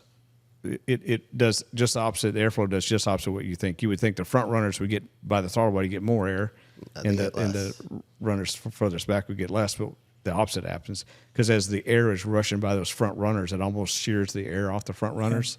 And air has a lot of inertia when it hits the back of that plenum, creates a higher pressure area, and so the rear runners get more air. Right. That's why they run leaner. Yeah. Yes, that's That's why they right. run leaner. Why does number 6 run leanest? There's interesting things that happen with the, all the reflective wave action that's going on in a plenum, and all that reflective wave can kind of stack up against a certain runner. So the reason I asked that is because my wife's car, we've been dealing with it, 30-something thousand miles now. And I've noticed on her car specifically, she has the Equalizer 3. Her plugs all read the same every time, no matter what. They're all true. But in every other vehicle I've done, number 6, then 7 or 8, one of the two are the hotter ones. Number 6 always being the hottest. But hers doesn't show that. Well, that's actually why we call it the equalizer. Yeah, And absolutely. if you look at the O2 readings on the dyno, because there's not that direct path, it doesn't make quite as much as a Trinity, as peak power, but because that direct flow path is a little bit below the runners, and it kind of gives an equal supply without all that vacuum going past the top of the front runners. And so we had the 8 wideband O2s, wideband O2 on Oh, yeah, I every remember you cylinder. showed me that and ruined my life. You don't want to see what each cylinder does. Oh, it's It's not pretty. It is horrendous, right? Yeah. I mean, a We look stock. at widebands, and I was always like, oh, okay, this bank's doing this bank's doing this is great. And Brian's like, hey, look at this. I'm like, well, throw that in the trash. Yeah, because those cylinders actually, they look like this throughout the pool. Yeah. One may start rich, go lean, come back rich, and vice versa. This stuff is literally all over the place. And so, like a lot of the stock intake manifolds out there, stock truck intake, you would think, oh, those got to be very equal distribution. You would think they are. We see about a 1.5 AFR spread from the richest cylinder at the richest point to the leanest cylinder at the So leanest point. to make sure that's very clear, that's like 12.5 to like, 11.0. 11.0, yeah. 12.5 to 11, that's huge. Or 12.5 to 14.0. Yeah. Yeah, you had to go that way. Yeah. That's Right. not. Well, that's why That I'm ends in always smoke when right I there. tune anything, especially anything making over 700 or 800, I'll ask people to pull spark plugs, and they're like, "Why?" I'm like, "Just do what I'm telling you, man, because we want this thing to live." Yeah. And I'll always pull 6, and I'll tune the engine to 6, and the other one's maybe a little fat, and it is what it is. But that I know once we tune that thing's gonna live, Yeah. and it's gonna take Yeah. the abuse. But especially after seeing the wideband thing, I'm just like, ugh. Yeah. But on her car, I always read plugs with the stock intake, thinking the low side of the stock intake, that car was, the low side always was best. I don't think I've beat the stock LS3 intake on that. But once you started really pushing it past about 24 pounds of boost, that number 6 plug got hot real quick. So it seemed like that was accentuating. Yeah. There we go. Situated with Accentuating boost. that cylinder really bad. To the point of like 4 to 5 degrees of timing. Yeah. But when we went to the equalizer, we lost a little bit of the bottom end, and it carried a little higher. I think we were 6,500 on the LS3 intake. We got about 6,800, 6,900 out of the equalizer of peak. Yeah. Once I put the cam in right. I don't know if you remember that fiasco. I do remember that. Only car I ever put a cam in one tooth off. I called Brian. I'm like, what the hell did you do to this cam, man? Yeah. I'm like, dude, something's not right. Yeah. Anyways. It happens. Yeah. Yeah. We'll talk about it right now. So anyways, that would have peaked really high. But anyways, once we went to that intake, even that little bottom end loss, the car still went faster. And I was like, man, that's kind of weird. But I never had to chase that number 6 cylinder anymore. And that car runs 30 pounds of boost, and it has been for 5 years now. Wow. So, Yeah. yeah. Yeah, because, back in the 90s, mid 90s, doing all this Ford stuff, and, guys were, sending me Victor Jr., Victor Intakes, whatever the best Edelbrock 4-barrel was back then for their, heads. And they're like, yeah, put, the injector bungs and injector fuel rails. So I'm machining fuel rails and putting injector bungs in these intake and all this stuff. And Is that what the one with the elbow? yeah, running the elbow. Yeah. And it's funny because I didn't like that at that time, right? Because actually in 1993, the first project I was handed at Holley was a 6-cylinder Mercury Marine intake manifold. So Mercury Marine had just put EFI on one of their 6-cylinder engines, and every cylinder had different air fuel ratio, and they were just beside themselves, right? We don't understand. We got an injector in each cylinder, but we've got different air fuel ratio in each cylinder, and I'm just like, what's clearly an airflow thing, right? And so I developed a fixture and flowed all 6 cylinders on that intake manifold, and guess what? All of them flowed a different amount of air for different reasons, right? So when you design an intake manifold, the area around that opening into the plenum, all of those openings better look exactly the same. If you put a stanchion or a wall next to one, you better have the exact same stanchion or wall next to all of them, right? Otherwise, you're changing the airflow. And so so we designed an intake manifold for that engine, and it had very equal airflow. So, that was 93, right? It's it's the very first project I ever did at Holley. So that was when I really, it's like when you get to spend hours and hours, days, chasing some of this stuff, you're getting paid to chase this stuff and figure this stuff out. It's pretty amazing. And then, fast forward just another year or so, we're developing the intake manifolds for 5-liter Fords at Holley. And I had this idea for the Holley Systemax, which is very similar to the Celine. Mm-hmm. The Celine, they went from the throttle body to the plenum really high, and to the plenum. And I was just like, well, let's flatten it out and go more equal across the plenum, so all the runners get more equal airflow. And it was amazing. So we designed the intake like that. I take it to the flow bench, and of course you're looking at this thing, and those outer runners, like the very front runner, very end runner on that 5-liter Ford, Systemax upper, I'm thinking, okay, these runners are probably going to get the least amount of airflow because they're furthest away from the throttle body, right? So I flow all 8 cylinders on that upper plenum. Guess what?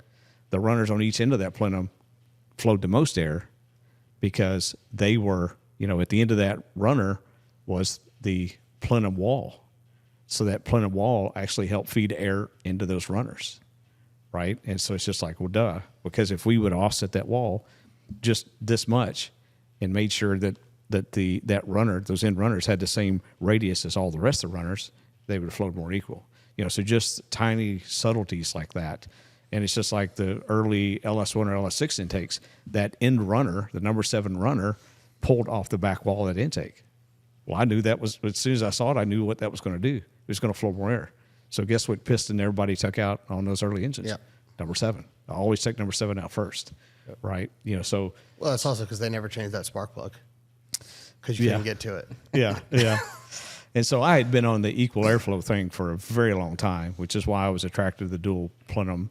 But yeah, it was funny because, some of these 5-liter Ford, single 4-barrel intake manifolds that I was converting to EFI, I had a guy call me, and he was actually, this is the 90s, he's actually fairly sophisticated. He had some sort of box that he could tune the injectors per cylinder, right? Which is fairly sophisticated.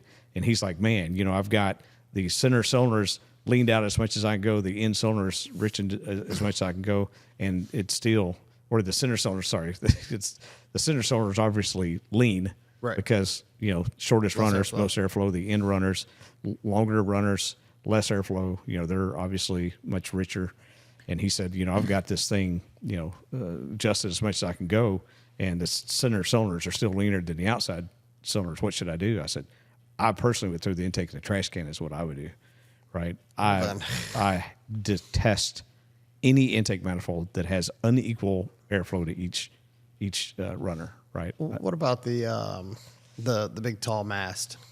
Yeah. 'Cause I don't know if you remember this. It's one of this is like pre-Street Outlaws, Travis Santa Cruz. Yeah. Okay, so I don't know if you remember when he had the car at my shop and we were having an issue and you were like, hey, I think it was the lifters. And you were like, oh, I think the lifter's wrong. And he's like, no, it's the intake. And then he bought that mast intake and we put it on the car and it didn't work. So he called you back and you were like, hey, change the lifters. And then he had me change push rods. And I'm like, why don't you just listen to him? And so I think he ordered lifters, or you just sent him the lifters because I think you were just getting tired of it at the time. And we put the lifters, because the car wouldn't pull over 7,000. It would just die over. We change the lifters out, 7,500, 7,600, no problem. But he ran that intake, but I don't know if that was your suggestion or not. But No, definitely not my suggestion. Absolutely not. Yeah. because in my mind, I always thought those intakes were the best. They make really good power. You can certainly make more ultimate horsepower with a nice single 4 as opposed to the front throttle body. But once you go boost or power adder, you know, that unequal airflow, unequal air fuel ratio per cylinder, it's not a good thing, right? Okay. And, you know, if you're sophisticated enough to really tune that engine per cylinder, that intake is great. It's fine, right? But a lot of people are not going to take the time to really properly tune every cylinder on an engine, Right. right? And it's Well, especially not with factory electronics or anything like that. It's just not feasible. right. And it's ironic that you bring up the mast intake because we eventually had a 440 on our dyno, LSX, right? 4125 by 4125 bore stroke engine. And somebody's LS7 heads, and then the big mast intake carbureted, right? And it's possibly the only carbureted intake or engine we've ever had on our dyno. And the richest cylinder at the richest point was 10-1, and the leanest cylinder at the leanest point was 14-1 on that engine. 4-point spread, right? 10-1, 14-1. Of course, you know, bear in mind these curves are doing this. Those two cylinders was number 1 and number 3. And I had a carburetor guy said, oh, I can fix that. I'm like, okay, exactly how are you going to fix that? Well, you rejet it. Okay, you jetting it up or down. 1 and 3 are side by side. They're pulling off that same hole. What are you doing there? It's in the intake manifold, right? You know, what's happening with the fuel control, you know, it's obviously whacking all the fuel to one of those cylinders and not the other. Wow. And, you know, so, you know, that's why I just, you know, I just like stuff that's equal airflow, equal air fuel ratio, and keep it simple. And of course, the equalizer, the shorter runners are intended for boosted applications. Of course, people tend to, you know, want to try and run them NA, but there really was intended for boosted applications. So yeah, not intended for NA. We boosted it. It Yeah. did great. It still does great. We still run it to this day. yeah, It's funny that equalizer 1 on a 5.3 at 7,500. You're looking at all those wideband lines at 7,500. They go chook. There is literally just a few tenths spread. it's pretty in wild. air fuel ratio on that intake. It is amazing. And it took how many revisions though? A lot. But probably you're about willing- the same as the cylinder head I'm on now. No, yeah. But you know, it's part of the deal. You know, it's why it's called development. You know. So what was the reason behind the Trinity? Oh, okay, yeah. So we were wanting to go to the Gen 5 platform next, right? Well, there's so much gingerbread down there in the valley, injectors, Explain harness, gingerbread. injectors, fuel rails, harnesses, Fuel pumps, yeah, stuff. lots of accessory stuff. There's no way you're putting a plenum in there. And even on ours, we had some castings where they were a little bit thicker, and occasionally our plenum will hit one of the valley bolts. It's that close to the valley. Okay, so on a Gen 5, there is there's monuments that A lot of stick up stuff. 3 inches. Okay, there's no room for a low slung plenum. Plus the LT1s had a high, right here it's got a high throttle body, right? And so on the stock LT1, there it is. Right. Yeah, there it is. So it's got the stock throttle body position's fairly nice. And so he said, well, let's look at this. But we did put a little bit of a nuance in the plenum where we didn't just come up equally on the floor. We did slope the floor slightly lower, so we had a little bit of that flow path below. And it does make a little bit more power than the equalizer, but it doesn't have the terrible traditional distribution that you have on traditional fabricated plenums with the straight walls, straight floor. You talk about an incredible, because you know what a swag is, right? A sophisticated wild-ass guess. Yeah. That was close. So he swagged. Swagged. I talk about, what the airflow Yes. does in this plenum, right? The rear runners typically get more air. So that's why the top of the plenum slopes down to restrict airflow to the back. But also, why does it look like a butt? The bottom slopes up. Yeah. To pinch off the air. bottom's actually a little lower. I've right? seen that. Yeah. But we didn't have the CFD or anything to know exactly how much we should pinch it off or anything. So he swagged it the first time we put the Equalizer 3 on the engine dyno and compared it to the, we're comparing the Equalizer 3 versus the Trinity LS3. The Trinity had just as good of airflow distribution as the Equalizer and made more power. Yeah. With all that knowledge. Yeah. Well, that's right. Little luck. That's sometimes. swag. Yeah. What was the reason behind the top? Oh, the butt cheeks? The butt. The butt cheeks? Well, that was, we're Late trying night? to divert. Too many videos? But I like cleavage personally. So. Right. I assume there had something behind that. Yeah. Like that was no accident. It's my personal opinion, because you have to think every time an intake valve closes, it starts a reflective wave, and that reflective wave comes, some of that comes out of that runner into the plenum. In my, thought process, because I know somebody who had designed a sheet metal intake one time, the top was, kind of reverberating, and just put a V channel inside the roof just to reinforce the top of the sheet metal, and it made more power. Right. So it's just like, wow, what's going on there? So, as that reflective wave comes out, does that help cancel that reflective wave, dampen it? Send it the other way to help move the air. Maybe. Yeah. Yeah, it disrupts the cross flow a little bit and kind of, Maybe, verse it maybe down. aids the other Instead of cylinders it as well. going straight across, it kind of kicks it down.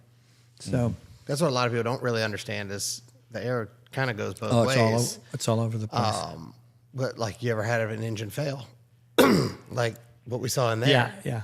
People are like, oh, my piston's in my intake. Well, Yeah. That's because that Yeah. goes both ways. Yeah, That's right. It's crazy. That's how much reversion is. And speaking of which, Kinda like I him. guess I could speak to the Trinity injector angle.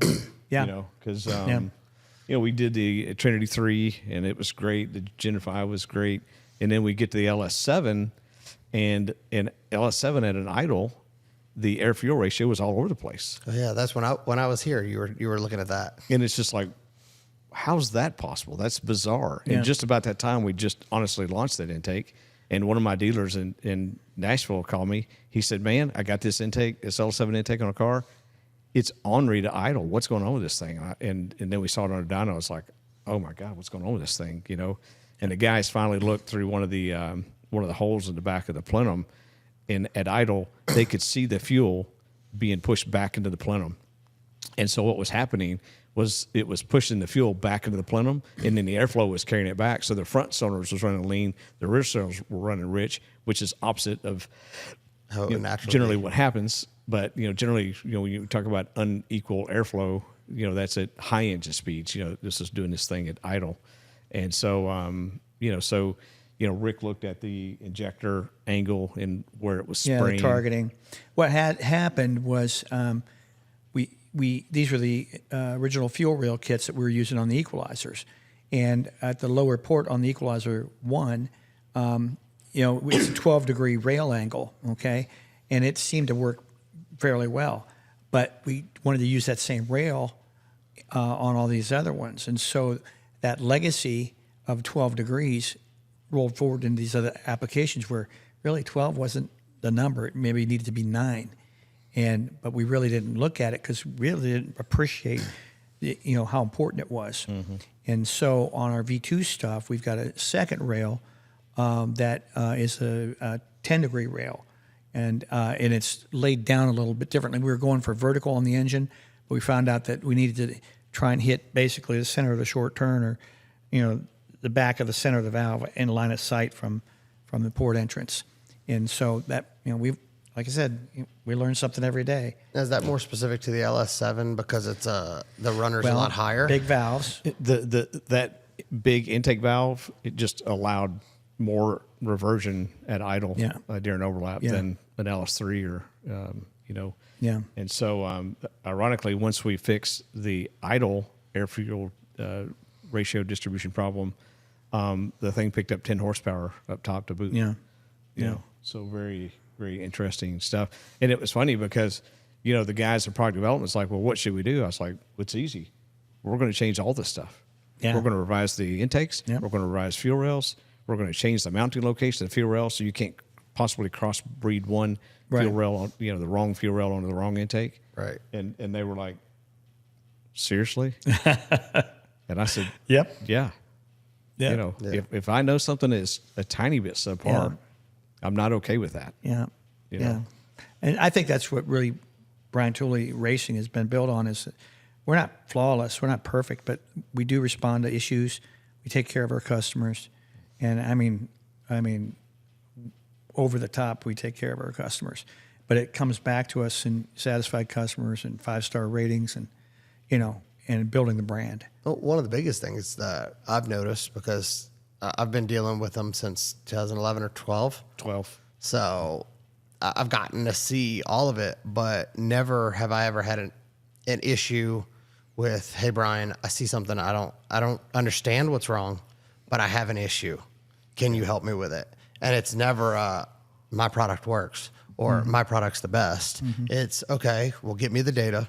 Let's figure out what's going on and let's see what we can do. Yeah. If you want to tell that story, with the torque cam? CTSVs. Oh yeah. So- yeah, absolutely. Yeah. Because the thing that I had done with the positive displacement supercharged cams was the thing that I could see was those engines made so much low end torque, but it didn't seem like they carried the power out high well. And so I had really pushed that intake valve close point way out, way too far out. And but that's just what I thought I should do. That was actually the first cam I designed in the basement. I designed that for Howard Tanner at Redline, and with a new ZR1, he went out and set the record. Actually ran faster than the Lingenfelter had a car that had ported heads, and his car still had stock heads. So the cam ran real well, and so then I just carried forward with that.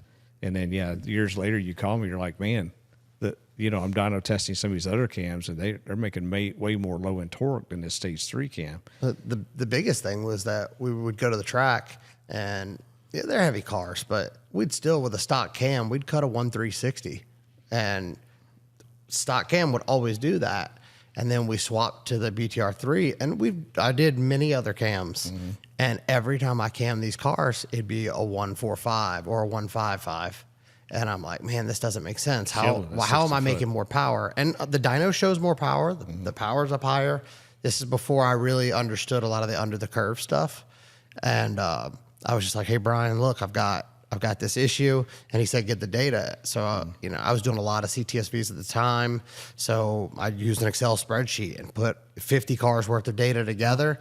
And that's the only thing I could see was it seemed like the bigger the cam, the more this was a problem. Yeah. So reached out to Brian and said, hey, this is what I've got. This is what I'm seeing. What do we do? Yeah, this is some of the other cams I'm seeing making more low end torque, and I'm plugging in the calculator, and I was like, well, yeah, that is definitely earlier intake valve closed. And then I got to thinking about the inertia RAM of a traditional engine and how those engines, because an LS3 runner length is this long and an LSA runner length that long. Inches, yeah. And I was just like, yeah, I could definitely see it having less inertia, wanting an earlier intake valve close. So we pulled that intake valve close from like 50 all the way back to 43, which is a huge swing, and then made the cam the stage 3 torque.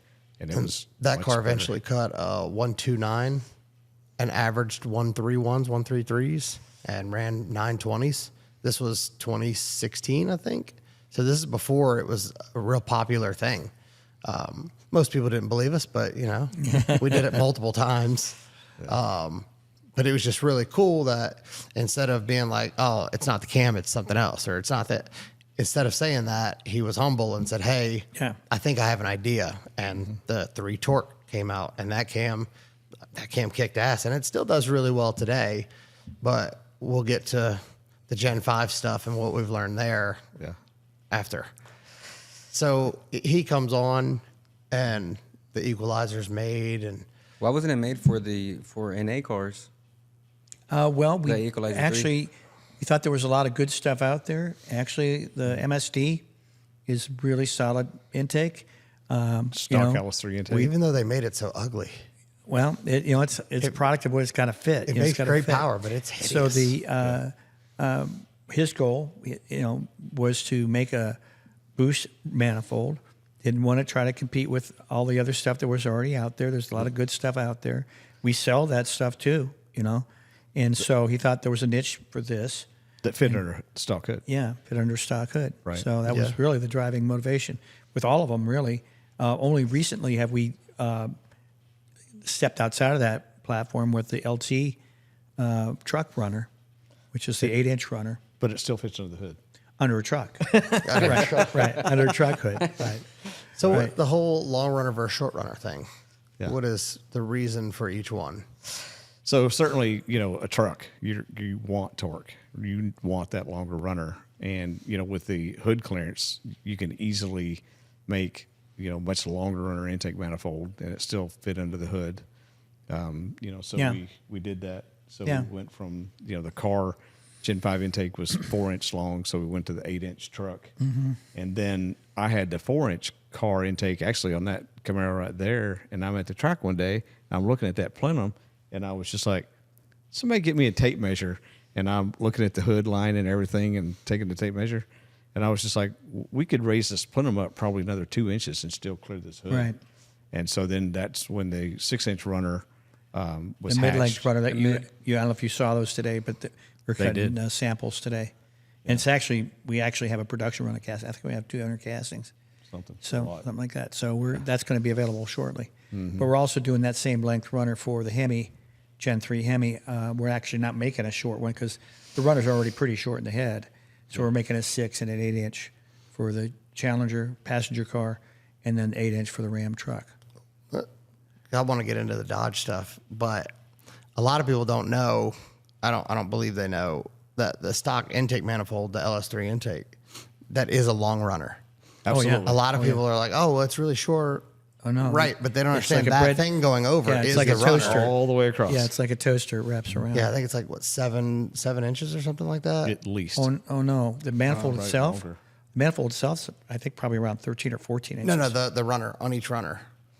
Each runner, runner length from the on the port LS3. to the end is about On 7 the and a quarter, I LS3 think. past the stock runner. Oh, I think it's way longer. It doesn't it go all the way like this? Yeah, it Oh, curves, it's yeah. it's. Yeah, if you follow the curvature, I if you think follow it's- the center it's- line, It's 12 or 13 inches long. It's long. So from the factory, that intake, like I said, I've never seen one beat one down low. Right. But is that not a possibility? Is there just nothing to improve? The engineers Correct. just did that good? Yeah, and fortunately, when I was at TrickFlow, we tried to design an intake that was better than a fast, and I discovered, it's nice that I've been able to use other companies' money and time to figure a lot of this stuff out, and we were unsuccessful in developing a good intake manifold to compete against the fast. So when we decided to make intakes, I said, there's no way I'm going to design a long runner intake to compete against fast, MSD, some of this other stuff that's out there. There's no way I'm going to make a tall intake that sticks out of the hood. Holley's already done that. So the niche that I saw that I wanted to pursue was, a short runner intake for higher RPM boosted applications that fits under a hood. Of course, back in the day, one of my, back in the day, we had pretty decent success with the Gen 2, LT1, LT4 stuff. That's an extremely short runner intake. I mean, those things were probably 3-inch runners, right? And we were pretty successful with all that stuff, both naturally aspirated and with boost and nitrous. And, so I wasn't afraid of the shorter runner as much as I think some people are. Once you put a power out on that short runner, what people say, I don't, lots of debate here, but, they say with each 15 pounds of boost, with each atmosphere of boost, or 14.7, whatever you call it, 14.7 doubles the power.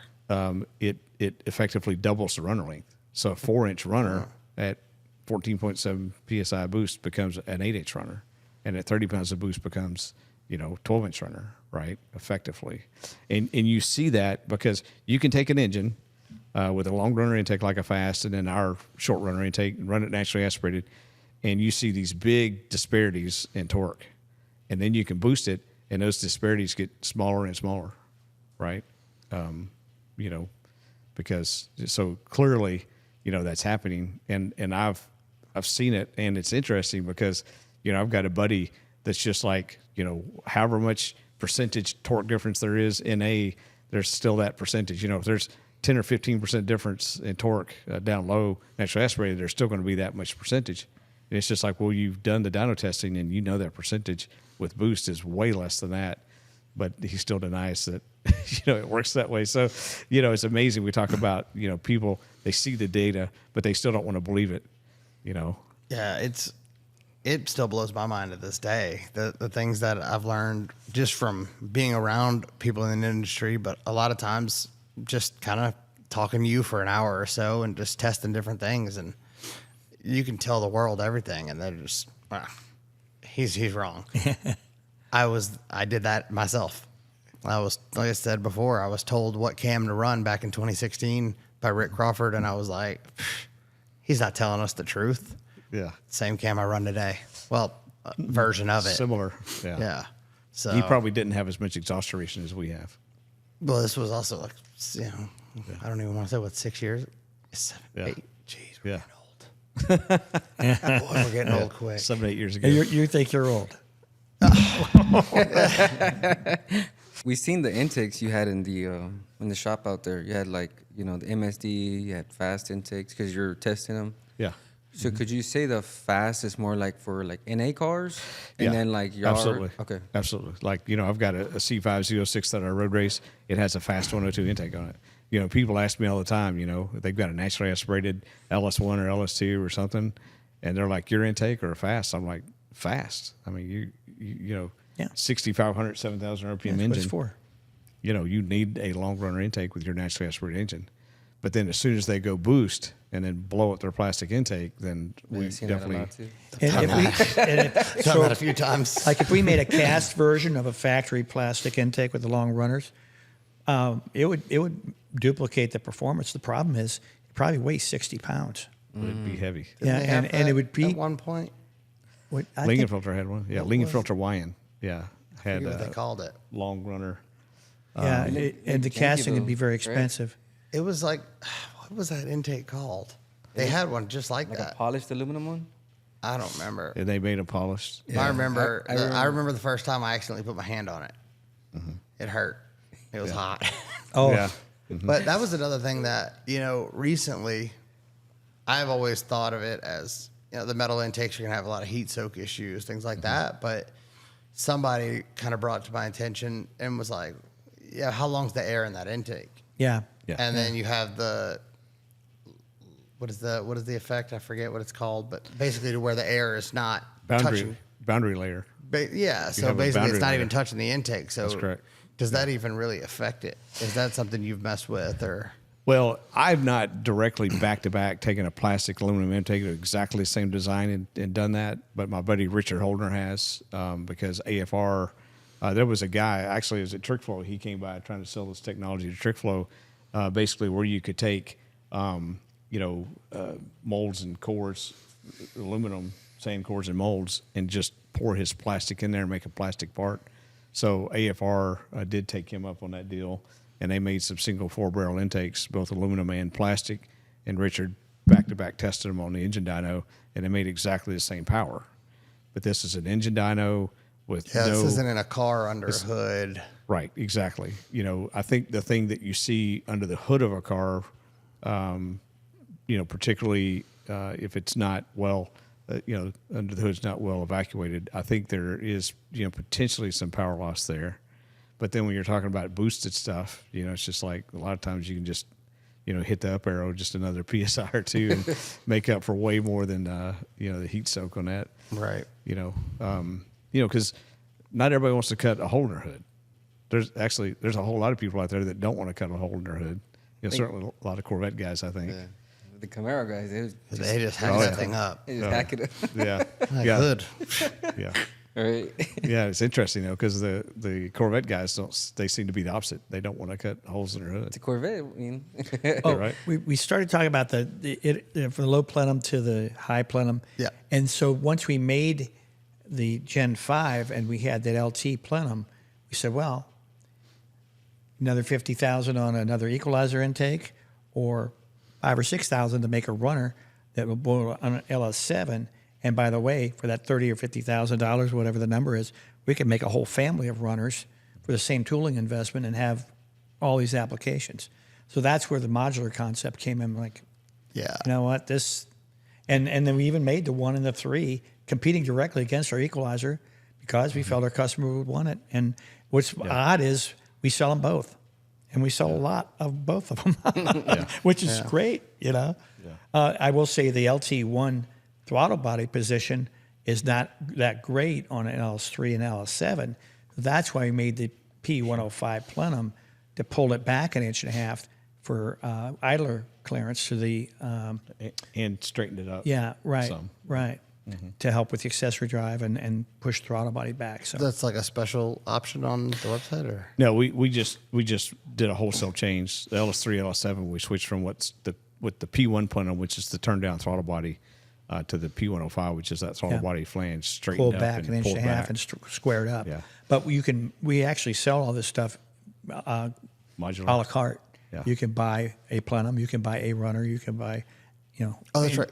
So the front comes off. No, it's a different plenum. Okay, the whole body. The Okay. the center piece is a different piece, Right. but you can swap runners. If you have a Gen 5 LT with a P1 on it, and you can put a P105 on it, or vice versa, you have a P105, and you can put Gen 5 runners on it. Yeah. So now we're about to make our first departure on that with the new Hemi stuff, because the difference in bore spacing on the Godzilla, we did that. We maintained the bore centers.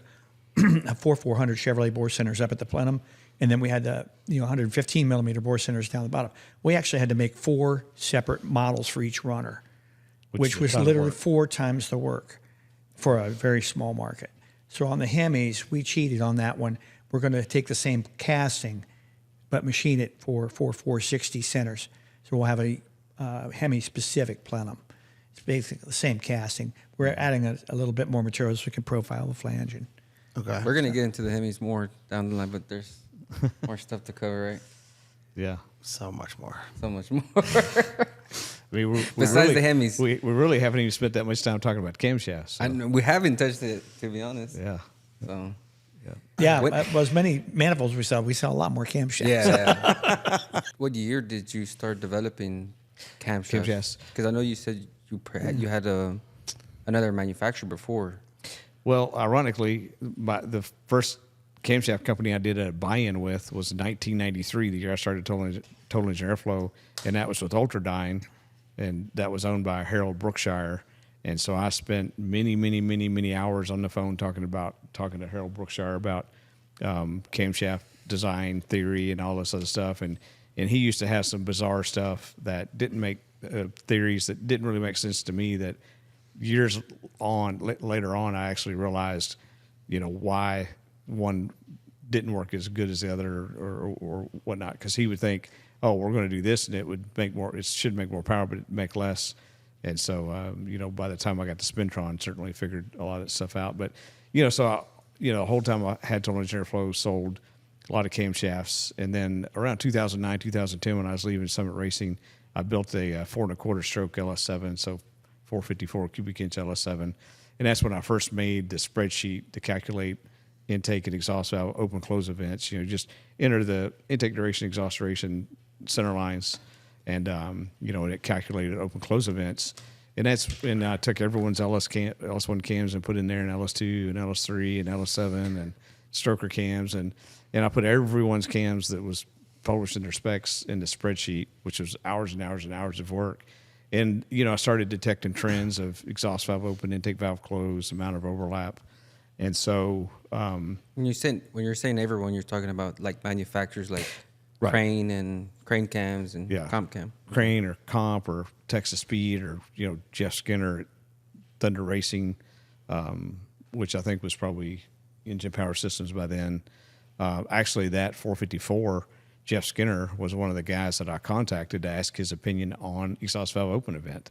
And he was the one that said, hey, we're pushing this on an engine like that. I mean, we're pushing that exhaust valve open event out to, 68 or 70. And so I was just like, well, shoot, I'm going to go for 70, right? And, so when you really start designing cams based only on open close events, then you understand that the duration, lobe separation, intake center line, or amount of advance, all of those numbers are a derivative of getting those open close events where you want them, right? And so it's a completely different way to look at camshafts, but it's absolutely the correct way.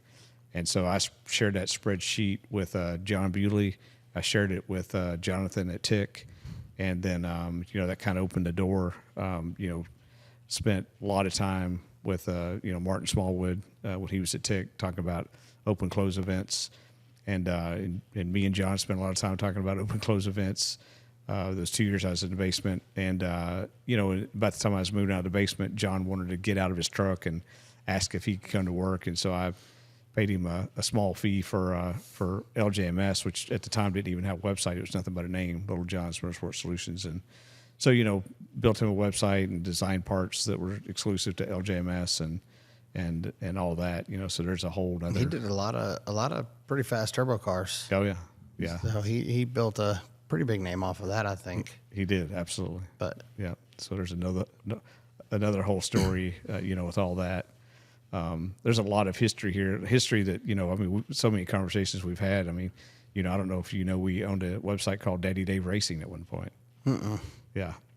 So I had a website with old Daddy Dave Racing, and we were going to sell parts, and that didn't pan out, so we pulled the plug on that. But done a lot of different stuff through the years, trying to figure out how to make money. You get a little bit better at that every year, typically, if you're working hard. And but you did some of the work with like the other Street Outlaw stuff, right? 'Cause I remember the first time I met Daddy Dave, they came and filmed at my shop. This episode never aired because they all lost. Oh wow! That was the first time that they came to New Orleans. This is before there was a New Orleans one, and Kai Kelly, and it was Kai Kelly, Davis Mangum, a couple of the guys got together, and they were actually fixing Kai Kelly's car at my shop with some duct tape and super glue and whatever he needed to make that thing run that night.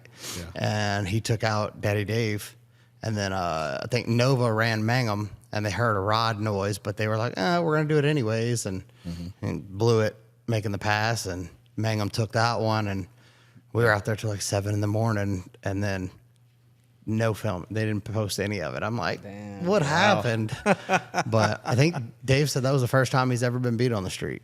Wow. That's what he said. Yeah. So, but I think that's how they got Street Outlaws New Orleans, because they were like, oh, those dudes don't mess around, even though they're all from Mississippi. Right. But then you had gotten involved with that, right? Once they did the show. A little bit of stuff. They had LS powered, cars, Daddy Dave, Kai Kelly both did. So we sponsored them some, provided some parts some. And, of course, I told Dave, Dave at one point was at a race and he said, I'm trying to figure out how to turn my short-term fame into long-term, livelihood. Right. And that was on a Friday night. We had dinner at actually NMC race in Norwalk, Ohio. And Sunday morning I woke up, I was like, that man needs a website. And so that's when I pitched the website to him. And so we spent tens of thousands of dollars developing a website and all that, launching it, buying swag, set up a booth at PRI. Different swag. Yeah, right. Different swag. Yeah. And so, but then he seemed to never promote that website, so it didn't go anywhere. And so we eventually pulled the plug on that. But do you ever work with Justin Shearer? No, I don't think so. I mean, we do now, right? That he buys parts, and he's smart. He's one of the guys that I met from there, and we became good friends. He had a CTSV, I had, yeah, and went to a shop, hung out with him, got to watch him kind of playing with his, and just kind of talking back and forth. And he's actually one that taught me a lot of stuff on reading plugs and different things to look for. And he's a lot crazier than I am. He'll push stuff. I'm just like, and he's like, it'll live, huh? He's crazier. Yeah, he's crazier than me by a long shot. Everything I thought was pushing the envelope, he's like, let's go a little further. Oh man. He's like, the strap's still there. I'm like, yeah, kind of. Yeah. He's like, keep going. But he was just a really smart guy. I figured that would be somebody definitely for you to. Yeah. Him and his girlfriend just put a BTR cam in her car or something. That car. Huh? That car. Yeah. The CTSV? I don't know. It's got a small block in it. I don't recall what she's got. I mean, it's something LSLT. He's an asshole for that. Yeah. He put a small block in the CTSV. In a small block. Chevy. Yeah. Yeah, it's definitely not a Chevy. It's, In a CTSV. Yeah, it's. I'm like, but they come supercharged. He's like, yeah, I know. yeah, I'm like, that's a dick move. yeah. But yeah, I think he had who was it? Skyview did like a whole nice chassis bolt in for the back, and I mean it's fast, but it was fast before. You know, he kind of didn't get a lot of credit for that, unfortunately. But I just always thought of all the guys that I've met on that show, he seemed to be the one that was most gearhead, minded, I guess. Yeah. But I remember LJMS because he used to sell his cam spec. I guess he spec'd them out and he would sell them for like $50. Yeah, it was like $25, Oh, yeah, $50 for him to spec the cam for you. Yeah. And you put like your weight and converter, everything. Yeah, all the engine combination car. Yeah. So what year were you working with LJMS? So when I moved out of the basement in 2014 was when I purchased LJMS from John, and then we developed a website. And so, but yeah, he was out there on a lot of the Facebook groups and all that everywhere. So did him and Smallwood work together on anything? They did initially. I think John and I have a similar history with Martin. Both of us spent a fair amount of time, or a lot of time, talking to Martin, helping Martin, talking about timing events, and then Martin, did a Martin. Well, I mean, he felt like that, we were here and he was up here, and after many, many hours of trying to help him learn. So yeah, it's a interesting mindset. I don't really understand that. It's a small trend, but there's a few in the business that I've noticed that trend with. People who help me, I never forget that. And so I don't understand when I try to help somebody and then they try to use that information to step on me. I've never understood that. Loyalty's a lost commodity, unfortunately. Yeah, for sure. But for sure. But yeah, but you continued with LJMS. Absolutely. Yeah. I continued with LJMS, and even John had become somewhat toxic, and he's pretty condescending to people online. He was very mean to me. Yeah, I mean, but he spec good cams. Yeah, God rest his soul, right? And so honestly, he was written up for online rhetoric and all that other stuff, and so ultimately, it didn't work out, and we parted ways. And so when he left, he started Foolproof Performance, FPP, and we eventually just dissolved LJMS. But I always wish the best for him. I wish that he could have seen a better way to interact with people online. Sometimes it takes a long time to learn that. Yeah, but that had become such a part of his persona, was just, being I guess a bully online. Had become such a part of his persona that was just like who he was. And he attracted people who loved that about him and prodded him and wanted to see that drama and stuff. I want to say something about this. Brian shelled out thousands of dollars on John's behalf for his daughter, help with their funeral. He had a benefit here. We sold LGMS, all the LGMS stuff, and donated to his daughter and wife. So, yeah, he really helped John a great deal, and he coached him an awful lot. But That's right. It's just sad. Some people just aren't as good at the business side, and some people don't some people don't understand that. I think some people will, burn it until there's just nothing left, unfortunately. And some people are like, hey, this is not for me. I'm going to go this route. Yeah. But Yeah, he's still, a legend, I think, for sure. for this industry. Because, Yeah. I mean, he's helped a lot of people go really fast. Yep. And, working together, you can see what working together does. Absolutely. You Yeah. guys working together, and these cars are flying and doing stuff that they didn't even think they would do.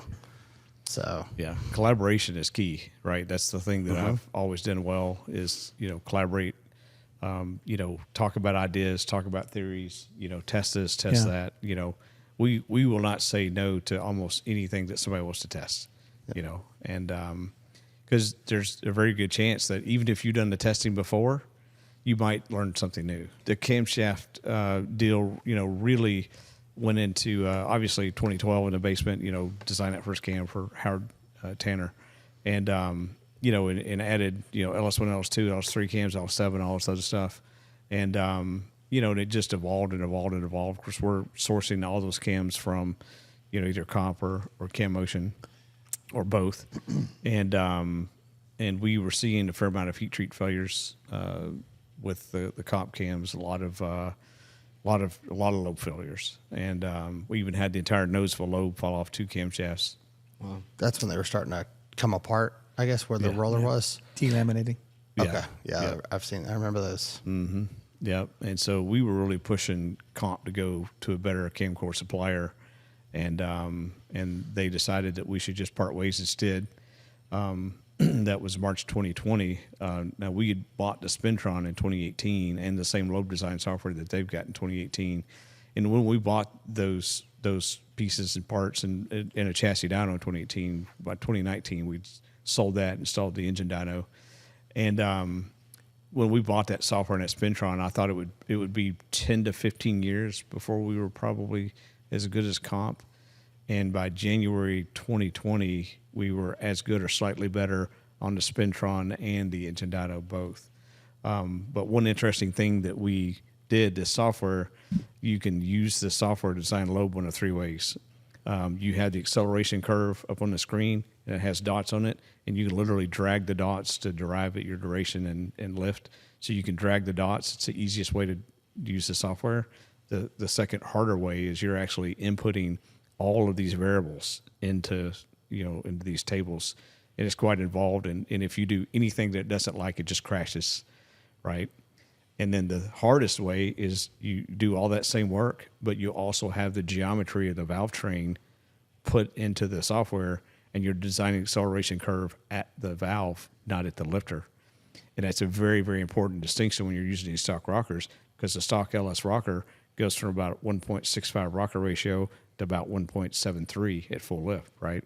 Because if you look at, say this is the valve tip and this is the scroll of the rocker, and that scroll, that rocker opens that valve like a rocking chair rocks on the floor. So it literally goes, if this is the intake side of the valve, this exhaust valve, that contact patch or that rocker scroll goes all the way from the intake side of that valve all the way to the exhaust side.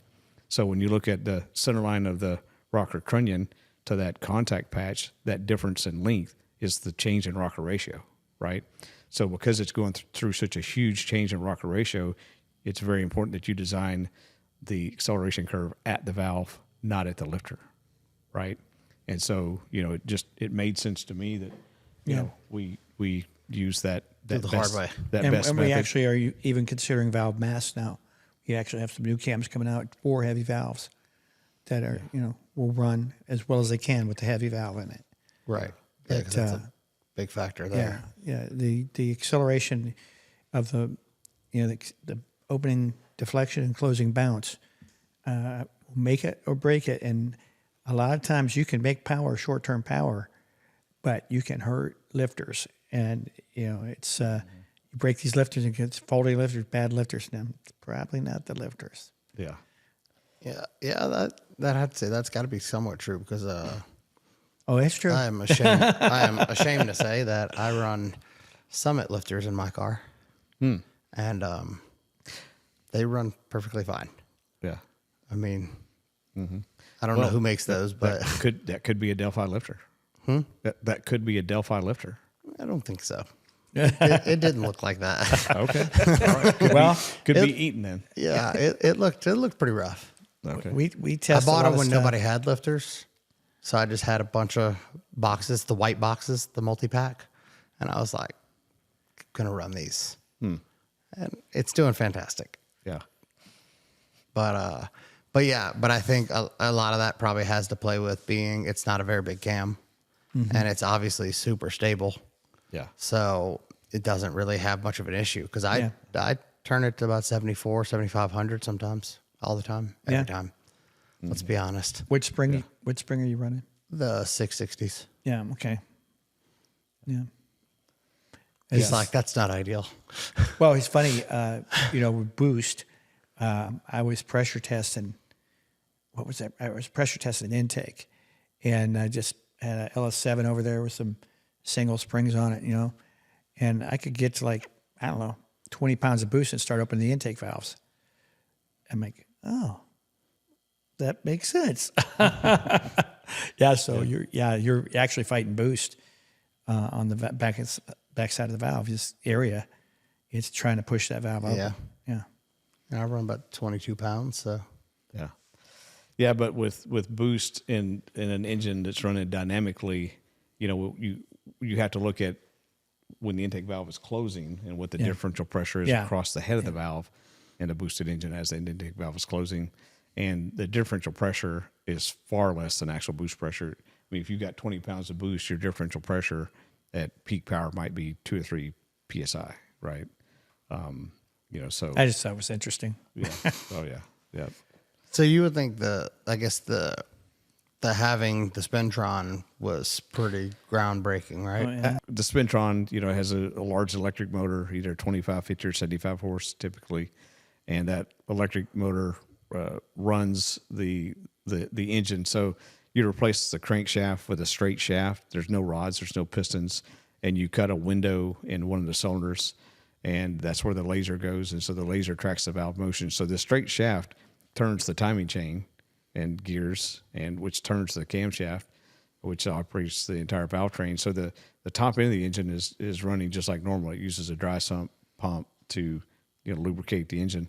And so the top end is running just like normal, but the bottom end is just a straight shaft through the mains and no rods, no pistons. Makes a surprising amount of noise. That's what I was just thinking. I was like, you would be surprised Induction how noise loud too. that is. You even hear induction noise if you put an intake on it. Yeah. Yeah. And so I don't know how anyone would develop cam lobes without a Spintron. I mean, they've been doing it, right? Lots of cam companies do it without a Spintron, but really what they're doing is they're relying kind of on Swag. a little bit of swag. It's just like, okay, we pushed this here and we pushed this to this point and it failed on this application, so let's back that down a little bit. So it's really just trial and error at that point. And I didn't want to trial on people's engines. I did not want to mess that up. And so so having that Spintron software and then a engine dyno was huge for sure. By mid 2020, we had a breakthrough in cam timing events where we're running less intake duration on our smaller cams and making more power naturally aspirated, and especially more power boosted. This is the controversial one. Yep, right. And and my favorite example of that is we used to have an LS3 centrifugal supercharged cam, 227 intake duration. At one point, it held some C6 LS3 supercharged micro record, right? And so the cam ran well, and then we came out with the Red Hot cam. So we had an LS3 on our dyno, and Do you say the specs of the Red Hot? And yeah, the Red Hot. What about it? Do you say the specs of that? The 221 intake duration. Well, what's it on That exhaust? people don't realize What's the exhaust how much actually? smaller that actually is. Yeah, right. Yeah, because the other cam was 227 intake duration. This one's only 221, and that Red Hot cam made 35 horsepower more than the old 227 cam. So this was a 6.2 LS3 Centrifugal supercharged. F1A94 supercharger, and about 20 pounds of boost. And those dyno graphs are on the website. You go to Red Hot, it shows you the NA positive displacement supercharged dyno graph, the centrifugal supercharged dyno graph. And so to make 35 more horsepower with 6 degrees less intake duration, we've been doing that now. We've been making a lot more power on these boosted applications with less intake duration Significant. for Not a several little years more. now. And it seems like no Significant. one's really paying attention, which is great for us because, you know, I could preach it for days, and they're like, "But man, I just need my car to chop." I'm like, "Have you?" I'm like, "Have you heard my car? It chops. It's fake, but it chops." But that's the thing, you know. It's and I've always said it, and I've said it since the CTSV days. You know, if it lopes, it's slow. If, in a boosted application, if it's got a bunch of chop, it's not fast. That's kind of how we picked races. If something was real kind of calm, I'm like, better leave that one alone. But I mean, you did testing with turbo stuff too, or we've done a little bit. the turbo stuff is a little different. It is absolutely different. Turbo, because now cams. you've got the exhaust and everything else.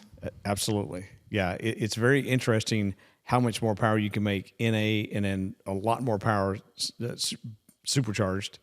And then you test it, all the same stuff back to back with turbo. And it's like you almost didn't even change the cam. It's just like, that's bizarre. Yeah. Right. So I've still not really figured all of that out, but now keep working on it. PD blower versus centrifugal blower. Is that pretty much that cam run hand in hand, or is that a big difference? Well, back in the day, certainly we had dramatically different cams between centrifugal superchargers and positive displacement superchargers. But knowing what we know now, I mean, we can run the same cam in a centrifugal supercharged, positive displacement supercharged, and it runs incredibly well in all of them. And that's where that Red Hot came from, because it's just like, well, now what do we do with this thing, right? Because I wanted, you know, the name stuff seems to catch on. Well, wasn't the Red Hot like an NA style cam though? Well, it actually started life as a boosted cam. Okay. Yeah, it started life as a boosted cam, but it still ran pretty well. Richard's gonna kill us for NA. this. What's that? Richard's gonna get us for this. Yeah. NA cam, boosted cam. Yeah. Oh, I know. Yeah. Richard Holdner. No, Yeah. he's sitting there thinking like, "Shut up." Yeah. Cam's well, cam. I mean, Richard says that all cams are boost cams or all cams are turbo cams, whatever he That's says. what I'm saying. Yeah. And, you know, so yeah, it's a very interesting thing that you can take, you know, these small intake duration camshafts and make more power, and they work on, you know, these different applications. Of course, you know, when we were trying to name this Red Hot cam, you know, somebody came up with this, you know, talking about red hot sauce, you know, we put that shit on everything, right? And it's just like, that's when we came up, well, we put that shaft on everything. And so that's where the Red Hot name came from. And, you know, but the sales guys were like, well, half the people that call here want a stage. They want a stage cam, right? So we called it the LS3 Stage 2. We called it the positive displacement Stage 2 torque, and we called it the centrifugal Stage 2 cam, right? So we took that same exact cam and made 4 different cam names from it, but they were all the same cam. We don't disguise that. I mean, it's just, I mean, specs. but they do exactly what It works. you're asking It them to do. works. Yeah. Yep. Now, after we did the Hemi cam testing, we wanted to go back and test those cams on the NA LS3 with a little less exhaust duration, and so we pulled back that exhaust duration, and we did pick up torque and didn't lose hardly any peak horsepower. So we just in the last couple of months revised the LS3 Stage 1 and Stage 2. They're both still 217 and 221 intake duration, but they both have less exhaust duration than what they used to. Now, but in the supercharged application, Supercharged application, I would keep that added exhaust duration in there, right? You know, and so exhaust is key. We do hide that exhaust duration. We've been hiding that exhaust duration ever since we hiding it. revised all this stuff. You know, All they need to know is this is where you buy it. yeah, Yep. yep. I mean, and the proof's out there. Yeah, and that whole thing with this reduced intake duration and honestly increased exhaust duration came from a theory dealing with the physics of the engine, and I wanted to test it, so we back-to-back tested that in mid-2020 on a supercharged 427, both NA and supercharged, because we did 2 cams, exact same exhaust valve open, exact same intake valve close, exact same total overlap with both cams. We just varied where that overlap occurred. And I thought, man, if we could find 5 horsepower naturally aspirated and 10 or more, 10, 15 boosted, this would be phenomenal, right? And we tested naturally aspirated, and it picked up 15 horsepower naturally aspirated, and then we put 20 pounds of boost on it. Well, let's just call that 1.5 atmospheres. I mean, it's not even 1.5, but let's call it 1.5. So 15 horsepower gained in A, we should have gained another 15 and call it 7. So we should have gained about 37 horsepower supercharged. It gained 50. Back to back. Wow. Same intake valve closed, same exhaust open, same total overlap. And so, we, from my perspective, definitely validated that the physics of what we think is going on in this engine is absolutely what was going on. And so we went forward with that theory and developed, all of these new cams, which, probably lead us to the Gen 5 supercharged cams that you tested. Yeah. And the 217 cam actually made. So on our dyno, on the LSA supercharged engine, the 217 to 221 cams, of course, that's a Gen 3, Gen 4 cam, those cams made exactly the same amount of power. Now, centrifugal supercharged with a longer intake, LS3 intake, the 221 made more power than 217 like you would think. But with the positive displacement supercharger, they made the same power because that very short runner length of that supercharger just doesn't need that added duration. Now, why do you think that's different in the Gen 5? So in the Gen 5, the 217 and 221 cams, you said the 221 not only made less power, but it made more boost and more heat. Yep. Right? And so how could this not engine... like a little. Like the heat was like another 15, 20 degrees. Yeah. And another, pound and a half of boost, I think it was? Yeah. So how could you take the exact same engine? You haven't changed the displacement. You haven't Same changed day, the same pulley. engine, I know. You haven't changed anything that should really physically increase the boost. I mean, if anything, people say, oh, well, increased duration, it should have less restriction and it should have less boost. Which is what I expected going into it, honestly. I thought that was what we were going to see. Just basically, because as I said, at lunch, that I thought a cam is basically a modification of where the power curve is. But when I did that test, which was the stage 1, 2, 3, the 225 cam, and 2 other competitors, we're going to leave it at that. I was really surprised to see that even the closest cam that to the stage 1 was one of the competitors. I think it was like a 235, 247, and it was only close at about 72 to 7400, but it was still down almost 30 horsepower.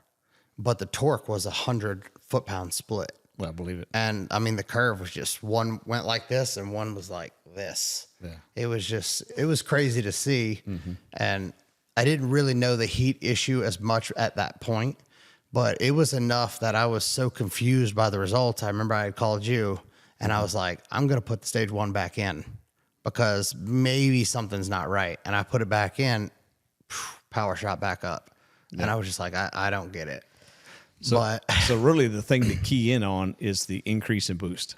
How did you go from a 217 cam to a 221 cam? Well, I was going to say that because the boost went up. At the most, I was seeing 3 pounds more on one of the cam. I think it was the stage 3 cam had 3 pounds more boost. Yeah. But when I put the one back in, I wanted to make sure there wasn't like some efficiency of the blower, or maybe the blower was getting hot. So the stage 1 cam went back in after I'd ran everything else. So that dyno had been run all day long because you could imagine swapping a cam on the dyno.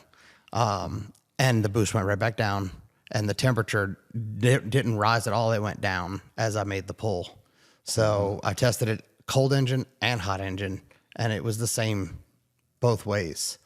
And that's when I called you super confused. Yep. So obviously as that cam grows, the total overlap increases, right? And so if you are running a larger cam with increased overlap and it now has more boost, what you're seeing is exhaust gas pressure coming back into the intake port during overlap that's now creating more boost. And more heat. Yeah. And, so this 427 that we tested in mid 2020, so it was in the yellow C606 I used to have that was supercharged, and it had LS7 heads on it, and it had, kind of came like we used to do things. And that engine, the intake port short turn, had so much carbon on it that it looked like an exhaust port, right? It was like caked on black. And then we, changed that cam to this, new thought process. My friend ran that, belongs to a friend of mine now. He ran that thing for a couple of years, pulled the intake off. The intake ports were still completely clean. And so, when we were developing, testing all of these positive displacement supercharged cams, we were seeing, going back to air fuel ratio, right? As soon as you get those big cams in that positive displacement supercharged engine, you're blowing the fuel back into that plenum, right? And then the Or you're fuel contaminating it too. as well as oil. yeah, the fuel goes anywhere it wants to. So literally, as soon as you start putting big cams in those positive displacement supercharged engines, the air fuel ratio at idle starts going everywhere. It's all wonked out, and so I've seen superchargers that the brick was black, everything was black, and you know where that came from. That came from exhaust gas being pushed back up into the. Well, and I did that after we had talked about this. I had talked to a bunch of my customers, and I just asked them, hey, man, do you mind pull your lid and send me a picture? So I was doing my data thing and take the picture, look at the cam specs, and anything, I believe it was like anything over 225 or 226 on the cam, the further it went, the darker the brick was. And I'm like, this is all making a lot of sense. Yeah. I mean, luckily I did do that on a couple customers, and I was like, you should go throw that in the trash and buy another one, because they're just caked full of oil. But I did have a few guys that I had told to do the red hot cam. When I think you'd first told me about it. It was a while back, and I told them to do that cam, and they'd have like a little oily sheen, but there was no soot buildup. And I was like, man, that makes so much more sense now. Yeah. And then I've pulled my own lid multiple times, and it's sparkling clean. Yeah. So. Yep. So you ask yourself, so with this LSA engine, 217, 221 cams, they made the same power. On Gen 5, the 221 actually made less power. Right. Why is that, right? And in my theory, my opinion, and we're this close to testing this, is in that LSA engine, when the piston's coming up on exhaust stroke and it's blowing down exhaust gas, the residual pressure of exhaust gas left in the Gen 5 engine is greater than the Gen 4 LSA. I think the exhaust port on the Gen 5 is probably more restrictive. Of course, I never have understood why most exhaust ports look like this and that one looks like this. Yeah, I've never figured out the whole curved exhaust port thing. I mean, it looks restrictive. I mean, you would think these engineers spent millions of dollars designing this. Yeah. So is there a point behind it? We don't know, but I've never figured out the point behind it. But didn't somebody made a head that corrects that? Yeah. I think Edelbrock made a head that corrected that. But you have to buy special headers. And Yeah. But did you test that head? Did it do any better? We didn't, but we have some customers that did, and they said that head really didn't make any more additional power, right? But was the camshaft affecting that? Right. Right. So anyway, it's my theory that, and so we just bought all the equipment to check the intake port pressure, the exhaust port pressure, the cylinder pressure. So, and it's on the L8T on the engine data right now. So we'll be able to look at, the residual pressure that's in the cylinder when that intake valve opens and see, how much of that pressure is blowing back into that intake port. So what you're saying is rebook my flight for another week. You can always do that. That's what I'm hearing. Yeah. It's some very cool technology. It's not easy. I mean, it's expensive, and it's taken weeks. Oh, Really?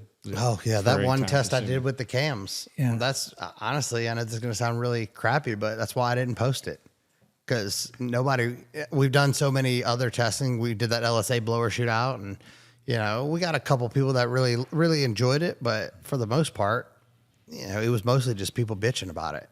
Yeah. And I'm like, you're going to bitch about it? Who spent the time? Yeah. Got all these manufacturers, put all these blowers. We did an intake test with like 20 different intakes. Oh. We didn't charge nobody for that. I did all the tuning, all the dyno, all the stuff, made sure everything was climate controlled. So when I did this test, I told Brian, I was like, man, I'm not going to post it, but if you want to talk about it and we want to share the info, I will absolutely share the info. It's like, but I'm not going to waste my time to post it anymore. So people do a little better. Well, When people put out the time to test some of this stuff, you know, at least show some appreciation of it. It's amazing when you test stuff and you're providing the data for free, you have no agenda, and people are bashing you over it. Well, It's I just mean, like, perfect case, and this is something we're going to follow up on also, DI versus port fuel injection. DI is it's a real thing. oh, yeah. It's a real thing. No comparison. I deal with people that take the DI off, Yeah. and I'm just like, stop it. We're What's about wrong to with we're you? gonna do that again very publicly, and it's dramatic. But the And weird thing is, you can tell people this. Like I've been, and it's probably been about a year. I've mentioned about that cam, and dude, the amount of people that are like, "Oh, well, you must have some interest." Do I make anything off of this cam? No, you don't make a dime. Do I have anything to do with the cam? Nothing. I Other than you literally tested it. just wanted to go fast, and I said, "Hey, let me do this test before I put my car together." And we've backed it up. I mean, I'm not saying there's not faster cars, similar mods, but I haven't seen them. I mean, Sounds like you need a cam named JustinWhiteTuned. Nah, I just keep buying from the guy that does the R&D. I'm okay with that. yeah, and when of course, some people want great big cams and all the chop, but a lot of people, Corvette guys with boost, a lot of them want more docile cams, and if you can make that much power and run that fast with a really docile cam, Stage 1, Why that wouldn't makes you? 1150 wheel yeah, on regular pump crap gas, 60-something%. Yeah. I mean, that's not a crazy combo. Is it a rod and piston LT1 with some regular LME ported heads? So no ported blower, no nothing fancy. I mean, you can't really argue it. There's a lot of people try to claim big numbers and all that with these 2650s, but again, they don't run the times. They don't back any of this up. But I think if they really took the time and was like, hey, you know what, maybe we should do some of this testing ourselves, I think they'll be mind blown, because not only do you get, the power gain, the power over the curve gain, but you get efficiency. You get a car that drives like a stock vehicle. We drive that car 1,000+ miles to go race. We don't trailer it. We drive it there because we can. That thing still gets 26 miles to the gallon on the interstate. wow. It has no issues. We, cruising, watching movies down the interstate. I know that's illegal, but whatever. Shouldn't have put a screen in the car. But I mean, you get all these benefits. And I guess one of the things that really struck me was when you said the 32% lobe because you didn't want to do the 38s. And I'm like, well, why not? Well, then I saw what people were doing with, I think I showed you, a 42. oh yeah, And just a 42% lobe with 8 gaskets. I'm like, did you just kind of canceled that out, didn't you? So it's almost like, but you're going into trashing parts, just trying to make some minuscule change where you could build something more reliable, Well, and you have port fuel with yours also, Absolutely. right? So First mod I did. DI is limited to, and then you supplement. But 32 to 38, is it worth the risk? That's That's actually a good question. Yeah, 32's. yeah. I mean, I've got a friend that was a GM engineer, and Why not do 42? yeah. I mean, the long-term durability just isn't there. Is it going to last 5,000, 10,000, 15,000? We don't exactly know, but one thing's for sure: if every increment that you go up in fuel pump lobe size on that camshaft, your durability takes a commensurate step down. Now, a lot of people are like, "Oh man, I don't really care about that," and yes, you do. Yeah, right. Yes, you Yeah, do. yeah, You do. Yeah, and like I said, I come from anything I'm testing pretty much, like especially my cars, we drive them. Like I was telling Brian, even though he scolded me on it, we're 36,000 miles on a set of springs. I'm not happy about it. It's just how it was, but that's a 1,400 wheel horsepower car, and we have not broken a spring. We have not had a single issue with it, knock on wood. But I mean, that just shows it's his cam, it's his valve train, and we've beaten that thing ragged. At mine, I've got, I think, a little over 6,000 or 7,000 miles on it. And I mean, anybody that knows me knows that car literally starts up, gets its ass beat, and gets put up. Wendy drives it to the grocery store every now and then. But I mean, that car's always abused. That's just what it's for. And that speaks to the durability. Yeah. I know plenty of cars that have trashed the cam or trashed the high side pump or any of that just because they wanted that little extra fuel, instead of just doing it the right way. And, let's do something durable and then just put the port on if you need it. Yeah. I mean, port's not that expensive anymore. Well, and all of this stuff is so expensive. You do a cam swap on a Gen 5 engine, that is not a cheap swap. Right. And if you do that swap and you make poor choices with your camshaft, Well, and then it costs you an engine. It's cost not you an always engine. just the cam. It's yeah. I mean, best case, you're just putting a different cam in it. Worst case, you're putting a new engine in the car. Yeah. Yeah. And that ain't cheap either. Right. Yeah. My next question: how does someone select a camshaft for their car? Or truck. Well, Not truck, but car. I mean, you really have a couple options. Obviously, you can get on the website, you can look at the dyno graphs, you can compare some of that stuff. Obviously, a lot of people out there on social media land have used this stuff a lot. You can ask social media. May sound ludicrous. That's a horrible idea. But That's a horrible idea. I read these posts every day, and Please there's don't promote that. You've got the guys who've never tested anything, or they've only used this other competitor's cam, so they're out there bashing all this other stuff. But then you got a lot of guys with comments say, "Yep, I've used it. I've done this. It does this great. Use stock converter, blah blah blah." And then the other thing is, call in and talk to my sales engineers. Because we give every employee at BTR, if they want it, one cam kit per year, right? I mean, there's employees at BTR that's had several cam kits given to them, and they had to buy the other. If they got DoD delete or if they're AFM delete or something, they had to pay for those parts. But that puts them in that cam kit relatively cheap, and then they can daily drive it. And because in my opinion, there's nothing more. Well, it's just like me and my wife have C506s that we road race. She has a 217 cam in her car. I got the 221 cam in my car, right? Who's faster? I mean, they don't have the exact same mods. She doesn't have the fast intake yet. But I tell you which car I'd rather drive, the 217.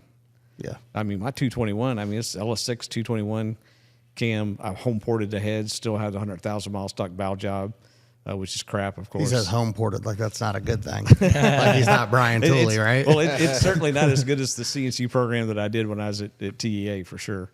And, Fast 102, that thing made 465 to the tires out of that LS6, which is pretty good power for that smaller cam and stuff. Pretty good? It's pretty good, right? Yeah. And so, but yeah, that smaller cam, it just, cold starts better. It just drives better. It drives like a bone stock Corvette. Never bucks, never surges, and it's just, and honestly, at the track, you can feel the increased low end torque coming out of a turn. Mm-hmm. Is some of that the intake manifold between the LS6 and the Fast 102? Maybe, but you certainly feel it. And, so yeah, these smaller cams, I'll never run probably bigger than a stage 2 cam in anything I have unless it's just a race car, right? Right. If it's something that's being driven, there's... if you just want the chop, by all means, buy the big cam.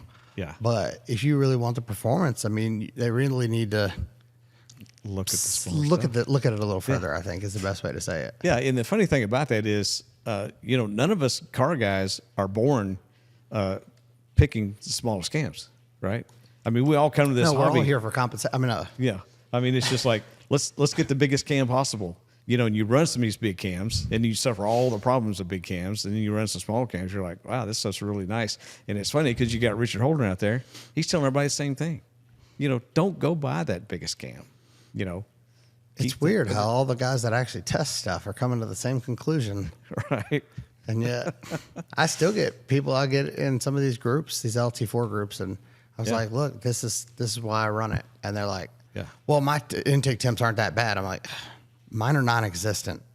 Yeah. I run 22 pounds of boost and I lose intake temp. We made a pass in a Cadillac Attack and my stepdad had pulled the fuse out, totally blaming him, and did put it back in. And we were running 860s all day. We just turned the car down just to make passes. With no ice tank running at all, the car still went 870. Wow. The intake temp went up, I think, 17 degrees, which is the highest it's ever gone up, and it literally had no water flow. Yeah. So, I don't know how you argue with that on a car that's making 20 pounds of boost. That's just insanity to me. And again, I didn't believe it at first either. How many times did I call you and say, I don't know what the hell's going on? This is weird. Yeah. And then I did it on another car. This guy, Thick, who's very, very controversial online. His car's pink now, so that fits him. But the 60 to 130 is a big thing now. You know, and a pretty fast car, 5s, 4s is, you know, you're getting there. You're really making some power. 800, 900-ish. 3s, you're moving. Yeah. You know, 2s are Lambo, twin turbo stuff. Yes. Home. But anyways, with his car, he kept pushing it. And he's got the stage 1 cam, non-ported stock LT4 head, stock bottom end with a ported blower. I'm not sure which blower it was. Super light. Super light. 3,300 pounds. So super light gets. Yeah. At 3,300 pounds, regardless, that car run a 4.1. Most 2650 cars don't run that. And he's doing it, you know, with a stage 1 cam, with stock everything. So I've tested that with other cams and other things, and he also doesn't have a temp issue. Yeah. He has, you know, he doesn't have a big ice tank in the back. Any other stock LT4 blower, I pushed pretty hard, 18-ish pounds of boost. It was 200 degrees trying to make a pull. But this is all based on the other cams that we were using at the time because I didn't know any better. Yeah. But yeah, I still think it's wizardry. Yeah. Well, I mean, when you got that exhaust gas pressure going back into the intake plenum, the raising boost, I mean, especially with the smaller blower, I guess. Right. And then anytime you increase the back pressure anytime you increase boost pressure, you naturally increase heat. You know, so you're kind of increasing heat two ways, you know.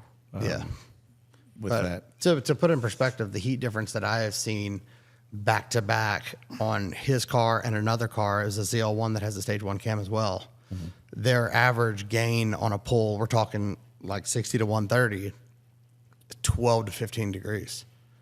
Typically, I see 60 to 70 degrees. Wow. So it's not like this is like, oh, it's like a few. No, this is significantly different. Yeah. Like completely different whole deal. Now, I haven't run the stage 2 on the street or any of that yet. So yeah, maybe it'll be kind of a mid-range, but after doing the dyno testing, I'm just like, I'm not sure that I would do it yet. I don't know. Yeah. Based on the dyno graphs I saw, I wouldn't do it. Yeah. Yeah. I mean, if it's making less power everywhere, why would you? So like your competitors, their numbers are much higher as far as like you're talking about duration. Intake duration? Yes. Intake, okay. Mm-hmm. Yeah. I think we were speaking on that earlier, that your intake durations, they're lower than the competers. Significantly lower. And they're lower than we used to run at Cell. Right. Right? Because, we were at the leading front of a lot of this cam stuff years ago, and then most everyone's cams then suddenly started looking identical to ours, right? And so then all the stuff looks the same. And then we learned what we learned in mid-2020, and slowly but surely, gradually, changed all of our cams to the, newer technology. And it's just a matter of time before everyone then copies that stuff. They catch up. Yeah. But the cool thing is that they're willing to do that, where a lot of people are like, oh, this cam works. We're going to keep selling that. Yeah. I mean, I hope that's what they do. I hope they don't copy our new stuff. Yeah. But, our new stuff has now been out for a couple of years. I feel like it's getting so small that they're like, there's no way that works. Yeah. Which is good. Let them keep thinking that. I hope they keep thinking that, absolutely. How did y'all develop the truck cams? So the truck cams, actually, ironically, John Bewley developed those open-close events. Because understand, we developed a lot of stuff just in our spreadsheet calculator, right? We would put in, we would say, okay, well, I think we want these kind of open-close events and this much overlap. And of course, we would stair-step those cams, right? Each staging cam generally has more and more and more overlap, primarily. Like the original LS1, LS2, stage 1, 2, 3, and 4, those 4 cams were within 1 degree on intake valve close, right? There was some difference in exhaust valve open, but the big difference was in how much overlap they had, right? They just had more and more overlap. And, so we did the truck cams the same way. And we're looking at the numbers, and that's when we came up with the 6-degree spreads on, 6 degrees different from each other. The 206, 212, stage 1, 212, 218, the 218, 224, and 224, 230. And, so that's some theoretical stuff that we put out there and was much smaller than everybody else was running, and it made good torque, and people liked it. And then we had customers testing different stuff, and and based on the Gen 5 testing we did, we're now closing intake valves so much earlier than we used to. LS3 closing intake valves so much earlier, and we're looking at this. We're looking at our truck stuff, and it's like our truck cams that once upon a time we thought was fairly early intake valve close point are now what our LS3 cams are, right? So it's just like we certainly need to back up the intake valve close on our truck cams, and so we did that. We did that truck Norse, and of course it's really narrow LSA at 107 for the chop, but just based on the events, exhaust open, intake close, and overlap, it's got enough overlap to make sound, but that early intake valve close is certainly going to give a lot more torque.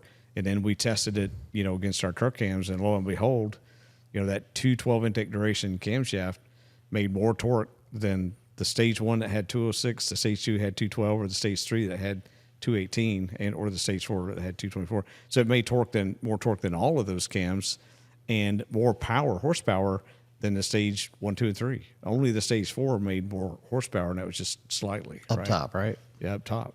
And Just for the people that don't know, I know we probably should have covered this a little earlier. Yeah. Overlap. What is overlap? Yep. And is that overlap is what you're hearing? Right. Yep. Okay. And so so If you can cover overlap, duration, LSA, because a lot of people that LSA 107, 114 plus 3 and all that. Right.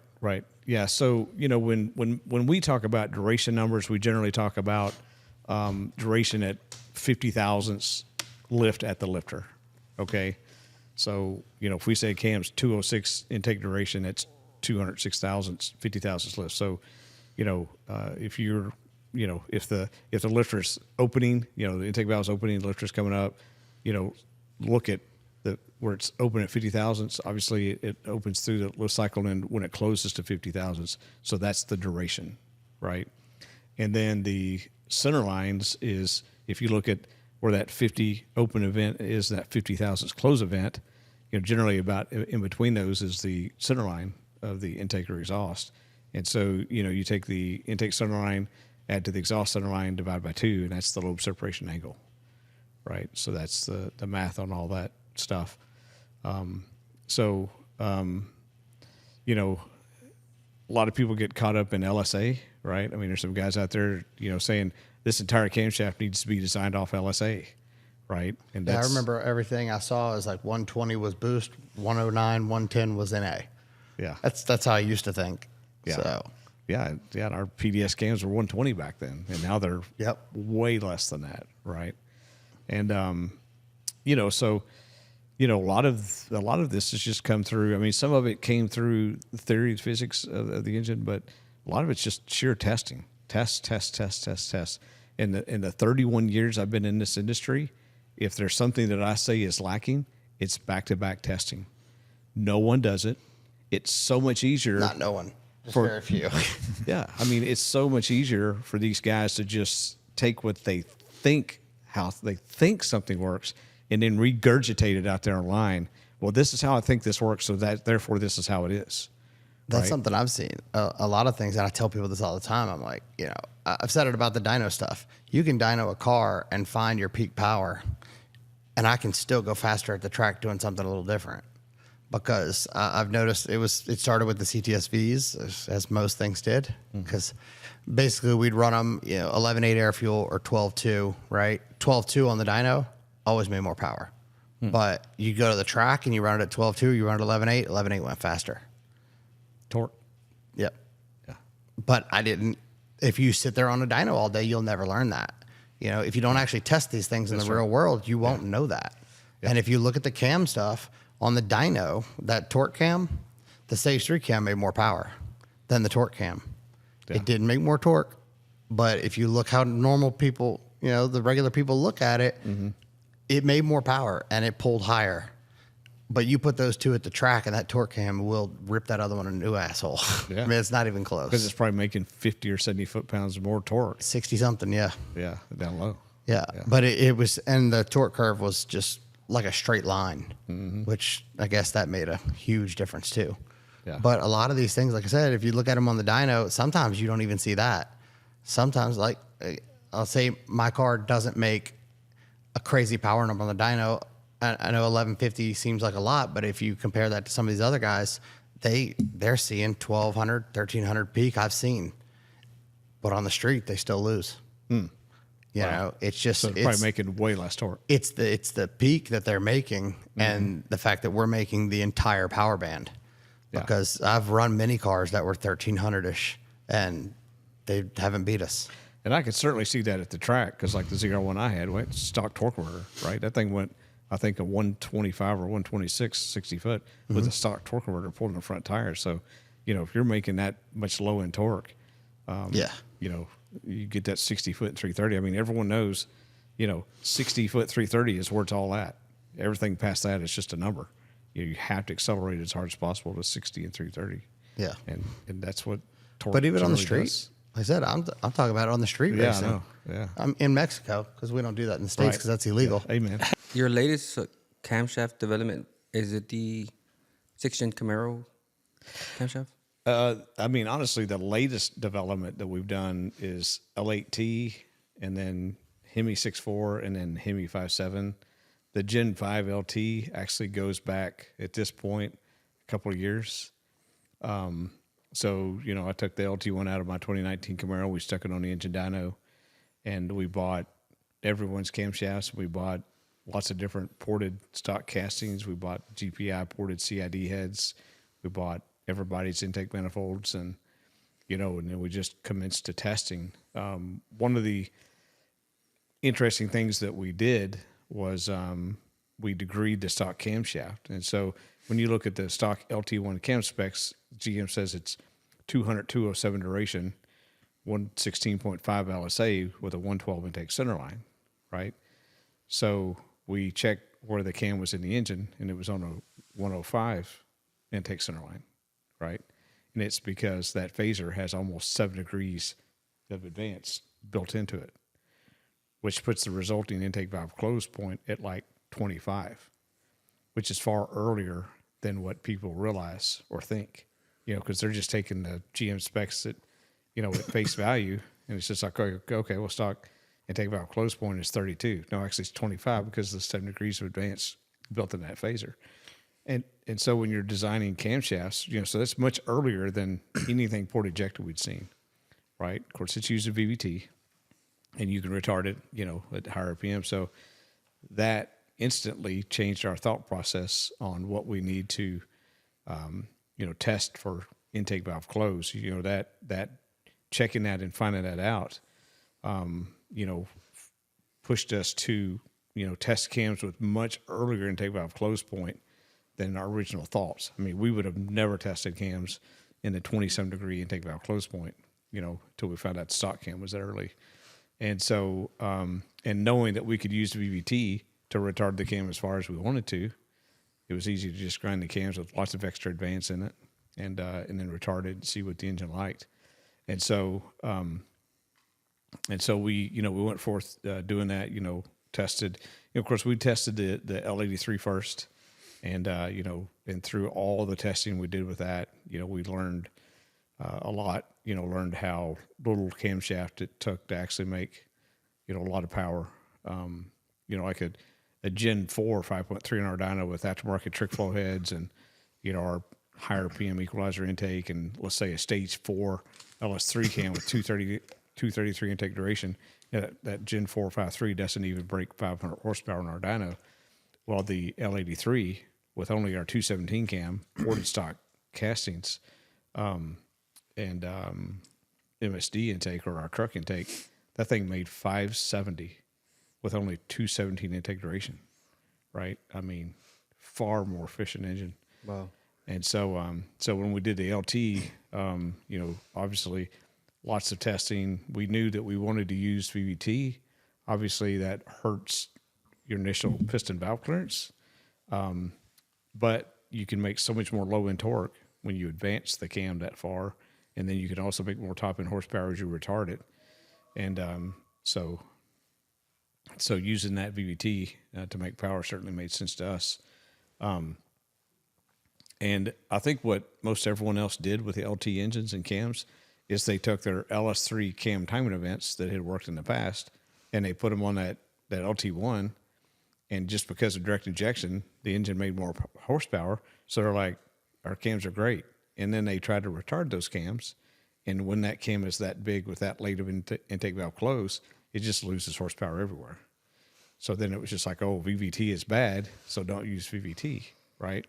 The thing that they were missing, it's like, so you have to ask yourself, why does the LT1 engine or Gen 5 engine, why does it want so much earlier intake valve close point than a port ejected engine? And that answer is the intake runner air charge mass and therefore inertia.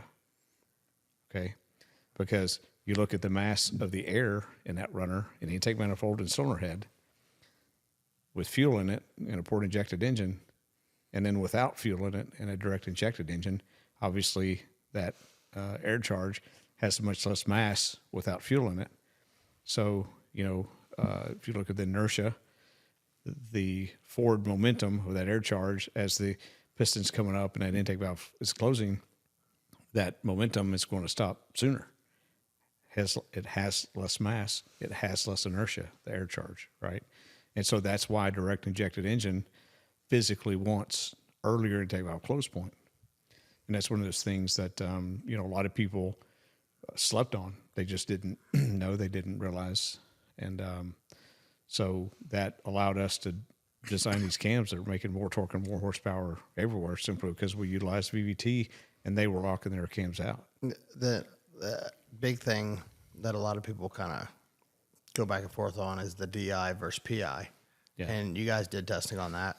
With the ported CID heads milled about 14-to-1 compression with the stock pistons, we fly cut just the intake side of the piston, 230, 235 intake duration cam, our CNC ported Trinity Intake. We ended up about 740 horsepower. And then, of course, the Trinity, we had injectors in it, we had fuel rails in it, but we were only running DI. And so to do the back-to-back test, all we did was pull the intake off, pull the direct injectors out of the heads, put the plugs in, put the intake back on, and turn the port injectors on. And I'm a big latent heat of evaporation guy, right? The sooner you introduce fuel in the airstream, typically the more cooling effect you have on the air charge.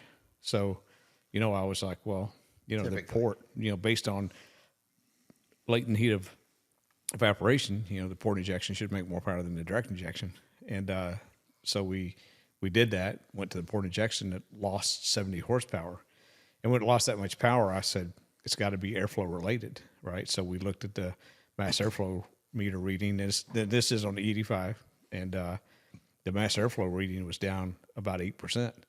And when you look at the power loss was about 8%, And then we put the port injection controller on it, and we added about, we took about half of the port injection fuel out and put about half the fuel back in with direct injection, and it gained, half the power back, right?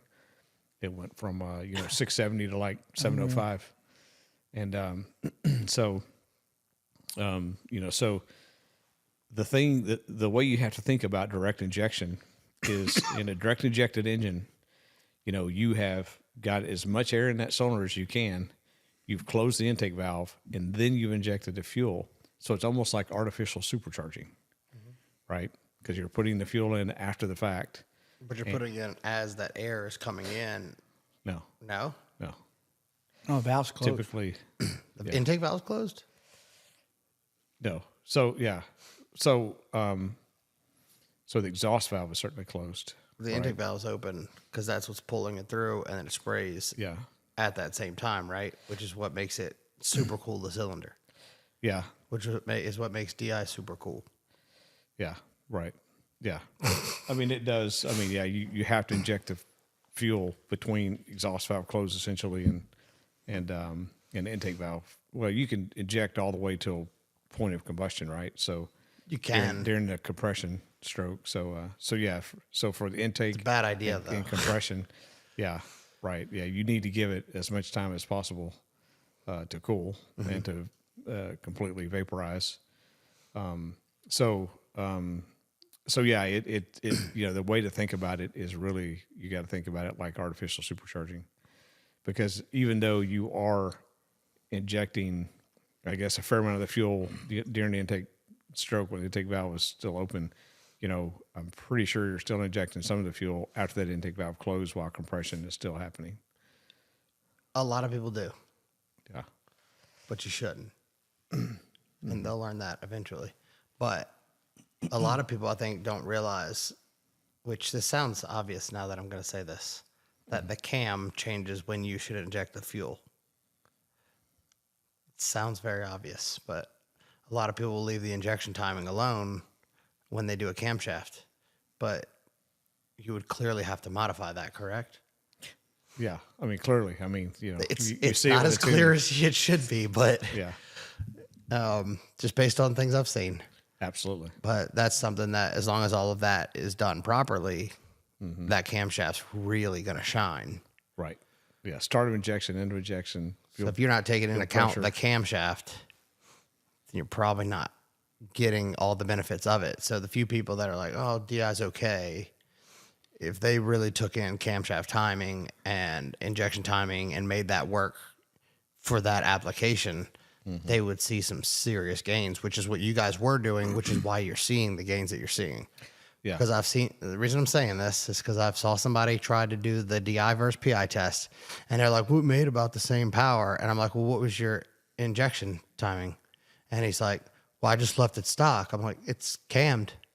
And he's like, well, it's the same on both. I'm like, that's not how that works. Yeah. You're trying to use the fuel that you're injecting to cool the cylinder. That's why DI is super cool.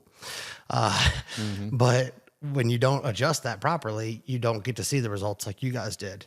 And I think that's why your results were so large versus where these other guys are like, oh, it's not really that big a difference. It is. Yeah. In the amount of fuel you're injecting, it's like if you try that with gasoline, I would suspect that difference is probably more like 4%. Right. With E85, that difference was 8%. Right. And then we did that back to back with M1. And with M1, we lost almost 12% airflow. Wow. With M1, we went from 740 horsepower to 785 horsepower on M1. And keep in mind, this is a stock bottom end. Stock bottom end. Yeah. Right. So Just this is for the people that tried to crucify me saying that the LS can make that. I get that. But this was in a stock bottom end. Yeah. That this Stock thing made rods, this kind of pistons, power. crank block. Yeah. over 2 horsepower per cubic inch. Suck well on that over. LS. And there's no comparison, right? Right. I mean, an LS3 on our dyno with a stage 4 cam makes 570.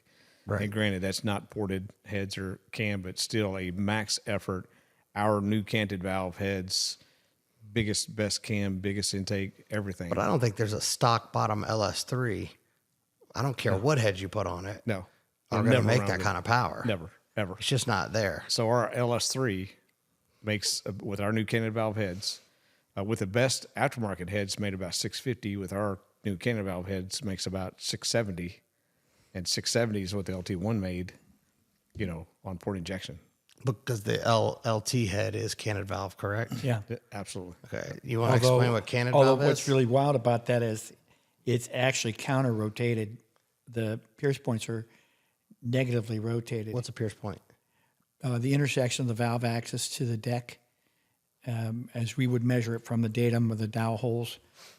We look at the angle of those connections relative to the datum, and inline heads are parallel to the datum line, the manufacturing holes. Rotation normally would be with the intake valve closer to the center of the engine and the exhaust valve, closer to the exhaust face. These pierce points are actually the opposite. Yeah, swapped around. Just barely. Yeah, about 60 thousandths. Yeah, it's pretty wild. Yeah, which is kind of going the opposite direction from where you should. But certainly, canting that valve, the valve is moving away from the cylinder wall. Yeah. Do you want to explain canted valve? For those that don't know what canted valve is? Yeah, it's so there's terms that like NHR uses for different classes where they refer to a true wedge. A true wedge would be like a small block Chevy, a Mopar, where the valves are all in line and LS. at the same, and an LS, we're on this in line at a common angle. And then you have canted valves where They can even be inline or rotated in the combustion chamber, but they have a second axis of displacement, which is the tipping out of the valve along with the incline. And this allows the valves to be bigger and to fit in a smaller hole with a more effective unshrouding, because at some point they actually occupy the same space as they go by each other. And so where inline valves are always parallel. That's a big thing. I didn't know that at all. Yeah. I know what Canted Valve looked like. I just didn't understand the whole science In of it. most racing bodies, Canted valves are considered an unfair advantage, and they're usually in a separate classification. All NASCAR stuff is Canted valve now. There's not one inline head that survived, and they're all very similar to a Ford style wall dump style port, with some degree of rotation in the combustion chamber. So this new head that you kind of brought up, since you threw it out there, you know, not to go off of the LSLT or the DI versus PI, because I want to go back to that. Yeah. But you already threw it out there. Now, is this Canted Valve LS? Yep, Canted Valve LS. So we have the Cathedral port and LS3 port heads that are close to being ready. They'll be shipping before the end of the year. And so, you know, we really, this is a cylinder head I wanted to make, honestly, when I was at Trick Flow around 2008, because I was looking at an LS7 head one day, and I'm looking at the pedestals and the valves. I'm like, you could literally take the pedestals, because the rockers bolt down to the head like that. You could literally take those pedestals and the valves and cant them and have a canted valve head and still use stock rockers, right? And that was the idea I had 2008. I didn't do that because the twisted wedge modular head, you know, we changed the geometry on that. It was a really big kind of pissing contest to get that through durability testing. I didn't want to go through that again, so we just kept the LS3, LS7 heads very basic. I mean, the Trick Flow LS7 heads are bone stock LS7 valve angle, geometry, location, everything. You know, the LS3, you know, went from 15 degree to 12 degree like LS7 and just moved the exhaust valve away from the cylinder wall so to clear. So I just didn't want to deal with the drama of radically doing something. And We so know how that panned out. well, yeah, it's ironic that I had that idea in 2008, and then 2014, Chevrolet comes out with their cylinder heads that are canted valve, just like that. Except they did change the intake and exhaust valve locations, which is interesting. Yeah. And there's actually a little bit of advantage to that on that Gen 5 engine. You know, so you know, when I hired Rick in 2018, you know, everybody's like, "Oh, you guys coming out with cylinder head?" It's like, not yet. We're going to do simple stuff: intakes, valve covers, eventually get the cylinder heads. And so It was inevitable. Sorry. It was inevitable. Oh, absolutely inevitable. Yeah, for sure. And so, you know, I like the Gen 5 head. I like the valve size, right? When I developed LS3, LS7 heads at Trick Flow, I used a 2-125 diameter intake valve. Of course, I left and they went to traditional 2-165 and 2-200 on those heads. And so I really like the Gen 5 valve diameter, like the length. And so we decided to make our canted valve heads with Gen 5 LT1 intake. So our heads are actually launching with Chevrolet LT1 intake and exhaust valves, right? And then, you know, powder metal guides, it's the best guide to put on a head if you're going to run stock rockers. That's another hot topic. Right. Yeah. A lot of ignorance out there about valve guides. It's really amazing at this point. At this point, there should be no debate about powder metal versus bronze guides. Well, I mean, that's what the OEM uses, and they have millions of dollars to research this stuff. That's the biggest thing that blows my mind is people are like, well, the OEM does it, so we're going to make it better. Oh, wait. So you've got more engineers than these guys who spend millions of dollars to engineer this stuff to go 100,000 plus miles? Yeah. Like maybe you can improve upon it, but chances are if they're all using powdered metal, why don't we get that in cylinder heads today? Absolutely. Yeah. Almost every cylinder head I see is bronze. Yep. Yeah. And that lasts not long. Not long. 10, 15,000 miles. Nobody would really be- checks it until it drops a valve, but Yeah. Right. people like me have checked it, and after about 3,000 miles, I'm already feeling the seeing valves where- wobbling, and I'm like, That's right. geez, this is terrible. It is And after hearing you guys talk about how important the valve job is, I could imagine how great that was sealing up. Oh, yeah. Yeah. I mean, Because my LS9 heads, when they put, after I had them reworked, they put the bronze in them. And I ran it, I think, about 3,000 miles. And I could literally move probably 40, 50 thousandths back and forth. Yeah. I was like, this is terrible. yeah. Yep. But is there a reason that people don't use powdered metal? Well, two reasons. Aftermarket manufacturers don't use powder metal. Number one, because it's much harder to size than bronze. Bronze is far easier to size. Yeah, because it sizes itself. It's I mean, it's really easy to size. I mean, I was in charge of, all the bronze guides who put in all the LS heads at TrickFlow, sizing those on the CNC when I did the CNC porting.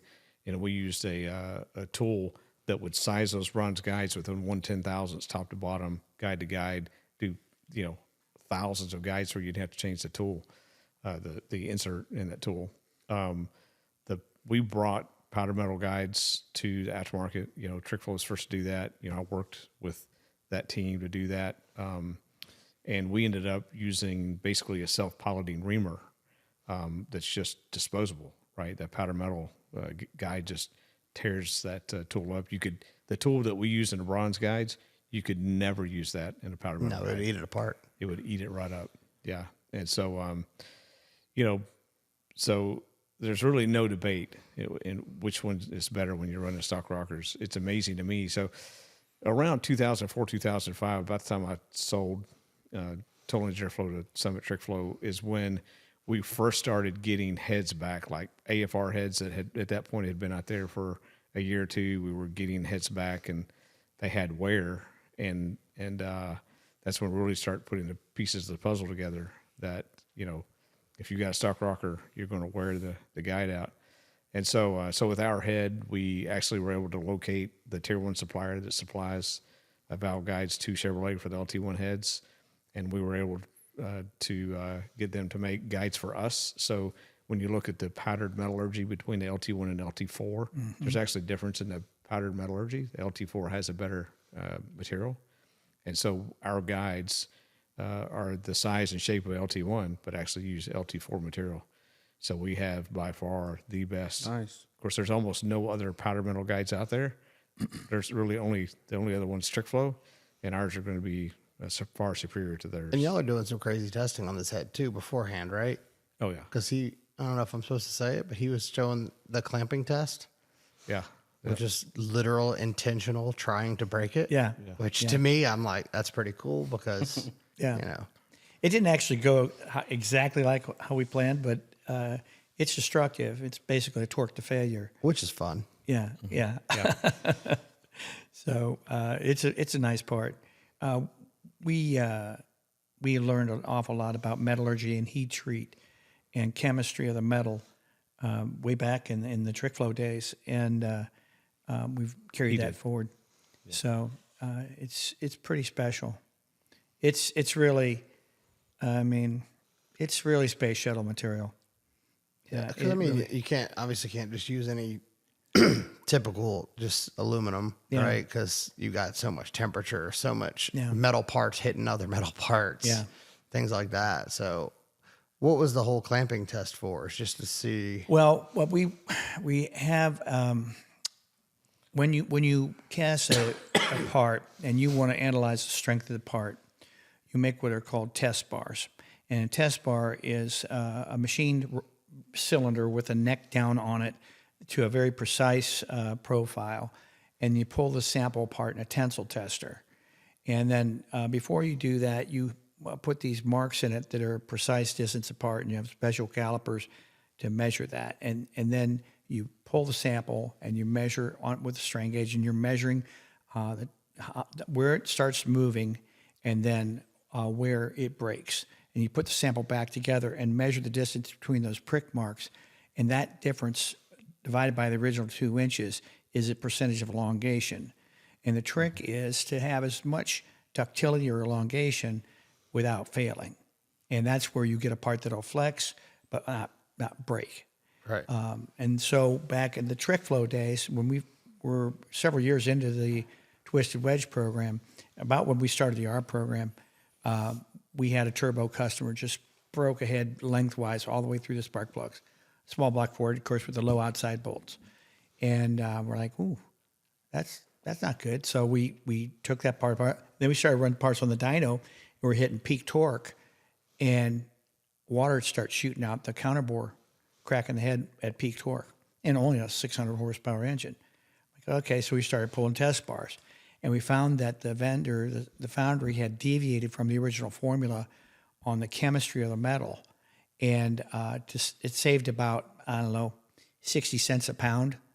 And so, the purchasing people, after the product was initially launched, instead of using primary metal, the foundry president told some of its purchasing people, hey, I could save you, a couple bucks here if we do this, and we could shorten the heat treat period also. It's not necessary, And I never knew about any of that until we started having failures.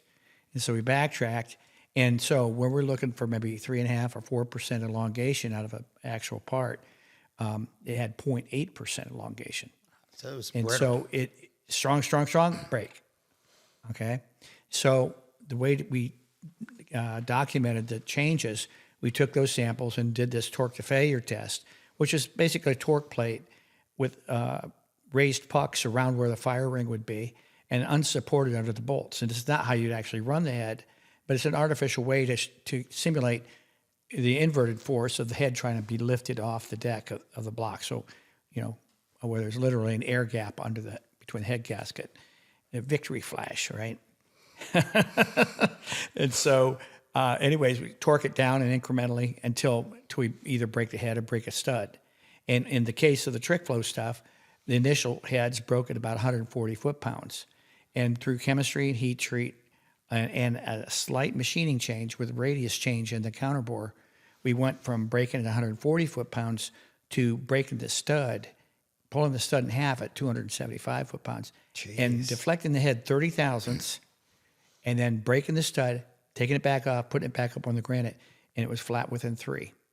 Is that where I've had sometimes where I've had it basically every condition of a head gasket, but then the car still runs after, and literally just keep driving the car, and it was perfectly fine, but it pushed coolant like crazy. Mm-hmm. Yeah, Is that pretty much what that is? It's lifting and then it's going back down? Oh, yeah.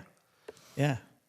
So stock heads are pretty good for that. Yeah, well, so that's what we were testing first to establish a baseline of what will stock head take, and what happened is those are most of the stock heads are 319. Most production heads are 319, which is what we make our intakes out of. It's aluminum. It's about 75 Bernal or so. If you do an artificial age on it, which is an oven aging process, or if you let it sit 21 days, you'll get in the 70s, 65, 70. So it's soft. It's not really intended for a highly stressed part. 356 or A356 for that matter, with our heat treat cycle, it'll be up in the 90s to 100 Bernal, and 10,000 psi stronger. So pretty dramatic difference. So we did this test on the 319 head. It actually split the bolt boss and literally smashed the head, and then the stud came out of plane, and then it broke at 150 foot-pounds. So we're going to repeat the test with our head, but I already know what it's going to do. It's going to break the stud, so it's not even going to Brunel. But that's just one of the cool things that you guys are doing, testing before the product goes out. Yeah. Which is Yeah. more than some do. Yeah, we test stuff to death, and really, you look at all the testing we do, the 3D printing of sand cores and molds is really the technology that allowed us to make all of these different prototype aluminum castings. Then make changes and test again, and make changes and test again, right? I mean, we're on our third batch of cylinder heads that we've cast, at least the third batch. Yeah. And so as we make these changes and iterations, once you get that cylinder head designed in SolidWorks, you just send the files out, get the cores and molds 3D printed, put it together, pour aluminum in it, you got a cast part. And, so we've made all these cylinder heads. We still don't have cylinder head tooling, right? Cylinder head tooling won't be finished until November. Yeah. A lot easier than making it out of mahogany, right?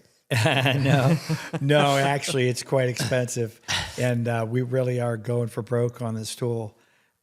It's a premium tool, and we're planning on making tens of thousands of parts. Yeah. Almost no one makes cylinder heads out of permanent mold. That's the way to make it. Yeah. And so our cylinder heads can be made from permanent mold. What about as far as like, I'm sorry. No, go ahead. All right. Don't hit me. You're good. You're good. So a lot of the LSA, LS9, the heads are rotocast, which they say, I guess it's just a different way of them doing the casting. Are you guys doing something like that or No. something better? No, we're just semi-permanent mold. Yeah. What's the difference? Semi-permanent mold means that the portions of the sand or portions of the cavity are metallic and reused, and then portions like the interior, the water jacket, the port cores are sand. So it's both processes. Rotocast, I'm sure, is a good process. I'm not real fluent in that process. One of the few casting processes I'm not fluent in. But we actually looked at low pressure die casting as well as permanent mold. And I really thought low pressure die casting was what we're going to end up, but they couldn't get the cycle time to get an economical casting out of it. So not without making multiple tools, and each tool was about $500,000. So that was a no-go. Couple pennies, right? Yeah. Yeah. So we ended up with going semi-permanent mold, but. Okay. And you just feel it's just a better way. Oh yeah. We had converted several things at Trick Flow to semi-permanent mold, and like I said, I built my first permanent mold. I built for airflow research. After I left Summit Racing, I just was doing tools for other people. So their big block Chevy head, I built that tool for them. It's not as nearly as nice as this one we're getting, but Right. Nice. So how was yours compete with like the competitors out there? You know, because you have, obviously you have the big competitors and the heads. It's been around for a long time. Yep. So we went out. Besides, I know you have Trick Flow next to you, but besides, that's when we checked. Yeah, why are you better than?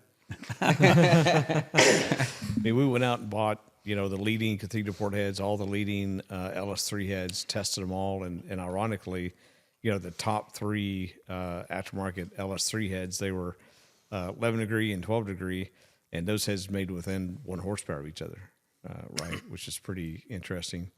Certainly none of the 15 degree LS3 stuff made as much power as the 11 and 12 degree stuff. And then our LS3 heads, another 10 to 20 horsepower better than that. And then same with the cathedral port. What degree are What degree are the the new ones? Our intake valve? 12 and 13, roughly. I mean, loosely speaking, it's more as how we measure it in the incline plane. But What is the degree? So that's something a lot of people may not understand. A 15 degree, because all the stock heads are 15 degree, right? Yep. So you take 15 degree as to 11 measured degree. from a vertical line from the deck of the head. Right, but how does that equate to power? Well, as you roll that, as you stand that valve up, because as that valve is opening, you have the combustion chamber there, and effectively that valve is opening toward the combustion chamber, right? So as you stand it up, it's opening. It's not opening toward the chamber as much, right? And it's typically in a more deshrouded location. Yeah. And As you're bringing it up, Right. it's So more towards at the 15 center. degrees, you're coming steeper this way, and so to keep the chamber volume under control, then you can't be as generous with the chamber unshrouding, and so if you make the chamber real big to make it flow a bunch, now you've got a huge chamber. Okay, so then you deck it back down. Now you got no piston valve clearance. So when you roll the valve up, you can pull the chamber back a little bit. You still have a reasonable volume, but you still maintain the height to the high point of the intake valve to the valve relief of the piston. And so that's kind of what we do on steroids with this deal is we roll them up and do this, and that brings the low point of the valve or the close point of the valve to the piston and brings it up in chamber, but it's still a tight chamber because we've stood the valve up. So how does that relate to, say in a tuning aspect of when I run 11 degree or 12 degree heads, we run less timing because they won't tolerate the timing. Yeah. What is the reason behind that? A lot of times burn it's rate. spark plug location, right? Obviously, as you get that spark plug, closer to the center of the cylinder, it just physically takes less time for the flame front to, Yeah. spread across the. Generally, they get more efficient. I think the Godzilla is about 9 with side cant. Oh, okay. Yeah, The Godzilla being the 7.3, the right? 734 gas. Yeah, Yeah. Okay. Yeah. Say 9 degree or 9 9 degrees 9 degrees. of timing. No, 9-degree incline. Right. Yeah. Yeah. So- Sit up a lot. Something I think is kind of that efficiency thing. So I've always been taught, with more efficiency, you would run less timing, right? Because you don't need it. For sure. Okay, but that throws out the window with LT.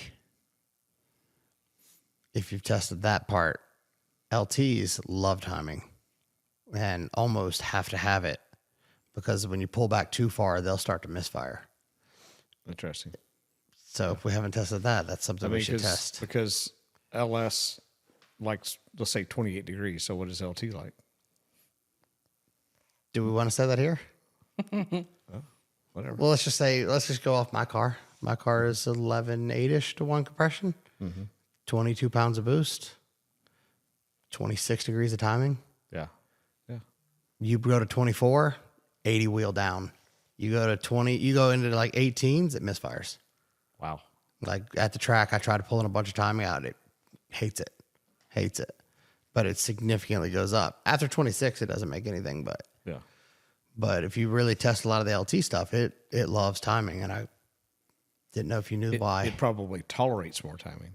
Yeah, well, I take love by horsepower. Yeah. And it picks up a lot.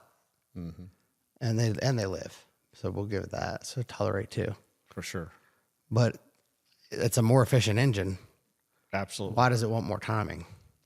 Well, would you say it wants more timing than an LS? Yes, significantly. Or it tolerates more timing than an LS? It makes Just more power. think about or the it. LS stops making power. Just think about those two engines naturally aspirated, right? If an Naturally LS aspirated is different. I don't know. I guess I let's- can't really say why. I mean, let's say a naturally aspirated LS likes 28. What is a naturally aspirated LT like? 31, 32. Okay. Yeah. Realistically, if you're going off of spark plugs, proper fueling, injection timing, that's where you'll end up getting. I mean, do I run that on street cars? Probably not. It would probably stick around 28, 29. But, I mean, they will continue to make power up to that point. Okay. So, I've never tested timing on a LT, and James Short does all of our tuning, in house. Yeah, he would be the guy we need for that. Yeah. Yeah, he would know that stuff. it just seemed weird that, it's more efficient. Yeah. What is it? But it kind of throws that out the window because on LS, it's for sure. You put a more efficient head, you pull timing. If you don't, you lose said head. Yeah. Yeah. Well, and so talking about chamber softening, our first Canted Valves that we ran on dyno, we softened the chamber, and it was very tolerant of timing. You could put a bunch in it; it really didn't make much difference. Yeah. But when it I made say more power tolerate, by I'm taking- talking about every time it's actually making. If I don't pick up 20 per degree, at least 15, right? But about 20 per degree, it's not worth it. Wow. In my opinion. Wow. But when I say this is what they're liking, this is because every degree is making 20 more horsepower. That's significant. Yeah. And that's what, but all of that is very on injection window. Cause if you have the window off, you can't put any of that in there. But if you do sit there and math and, work it out, it will continue to pick up power up to that. I mean, I've even seen stock blower cars in the 30s with good fuel and still picking up power enough to where I was personally uncomfortable with it. Yeah. So Yeah. What's going on there dynamically? I'd have to study everything, but I'd really want to study end of injection because if end of injection isn't happening until that piston is close to TDC, then that would kind of make sense because you can try to fire the spark plug early, but it probably won't physically fire because it doesn't have the proper air fuel ratio to fire. yeah, that's something else with the Gen 5 is if you have your injection window off, you can have a good air fuel reading and be down 100 horsepower. Me and Mike Sitar have been on this injection timing for the last 2 weeks, just going over and over and over it. And it's the too high PSI guy. Yeah. Oh yeah. I know, Mike. And he's done extensive testing with it. And then I've given him some ideas and he's changed it. And he's like, oh, okay, well, let's try this. And just over the time, I think that's like a big thing in the Gen 5 that a lot of people lack. And it's going to really make your product show because James does understand it. Oh yeah. So that's why you're seeing things. And I think a lot of these people, they may not see the gains yet, but it's for lack of not understanding how that engine works, which I don't still understand all of it. I know what does what, and I don't know why it's doing it. Right. But I know how to get to the sum of what I'm trying to do. So that would be something else to follow up on testing, I guess. Yeah, for sure. Yeah, because you need to understand why it does that. Yeah, because, I can't sleep. Yeah. It bothers me. Yeah. Anything that an engine does that's unexpected, you need to understand why. And the more you test and study, and because as you figure out the whys, then you have an edge over the people who don't know why. Right, which was the cam thing. For sure. I kept calling, hey, this is what I'm seeing. Okay, I was seeing it on another car. All right, here's another car that's doing the same thing. And that's when we come to, okay, this is why it's doing it. So this is one of my next things that is bugging me. Yeah. Yeah. Interesting stuff. But so back to the cylinder head. Are you doing a head for LT or because it's already canted valve? Well, we're not sure. I mean, there's obviously, when we tested, all these ported stock LT1 heads and then ported and then tested, really nicely ported aftermarket CID head at the same exact compression ratio, there was 13 horsepower difference. Right? That's not a lot. Not a lot. Hard to sell. Right? Yeah. And so are you really going to try to design a head? I mean, could we put rotation into valves and some stuff and pick up a little more power? Yeah, we might be able to pick up another 10 maybe. So is a consumer really going to pay for that? Of course, the thing about that CID head is because, stock heads, when we tested them for chamber size, I mean, those heads were, in the 61 cc chamber volume, which everybody says are 58 or whatever, but we tested them. They were all larger than advertised. And so, you mill that head 40,000s or so, it might get in the mid 50s. Well, that CID head came out of the 45. box mid 50s, and then you could easily mill it down in the mid to high 40s, 45, 46 cc pretty easily. And so without uncovering the injector, which I've seen people doing. Yeah. They'll mill them so much they're milling the injector. Oh no. And I'm like, you don't hit do something. Oh no. I've seen where they cut the tip of the injector off. I'm like, first you should have took that out. Second, you hit something. What? Jeez, that's terrible. Yeah. Wow. But I guess, okay, so back to the LS head, you said you tested a lot of heads. One head in particular that I know was kind of made, right, to be pretty much what you are making was the F-Series heads. Well, the F-Series heads don't have canted valves. Right, but they have some other trickery basically in their design, but they also have a weird valve cover that doesn't fit anything. But Right. but I know when they were trying to make those, they were trying to make the next big thing, but Yeah. that seemed to fizzle out kind of quickly, and I don't really see a lot of them being ran, and I don't know if you tested any of those or. We never tested any of those F-Series heads, to be honest with you. Yeah. No. Yeah, I just thought that was kind of weird. They showed up, they were going to be Yeah. the game changer, and and then all I see is the M311, and then Right. so that's something else I wanted to touch on. I don't know if you're knowledgeable in the M311s, but the exhaust guide breaking in those. I've seen that so much. I've seen them in turbos a lot, unfortunately.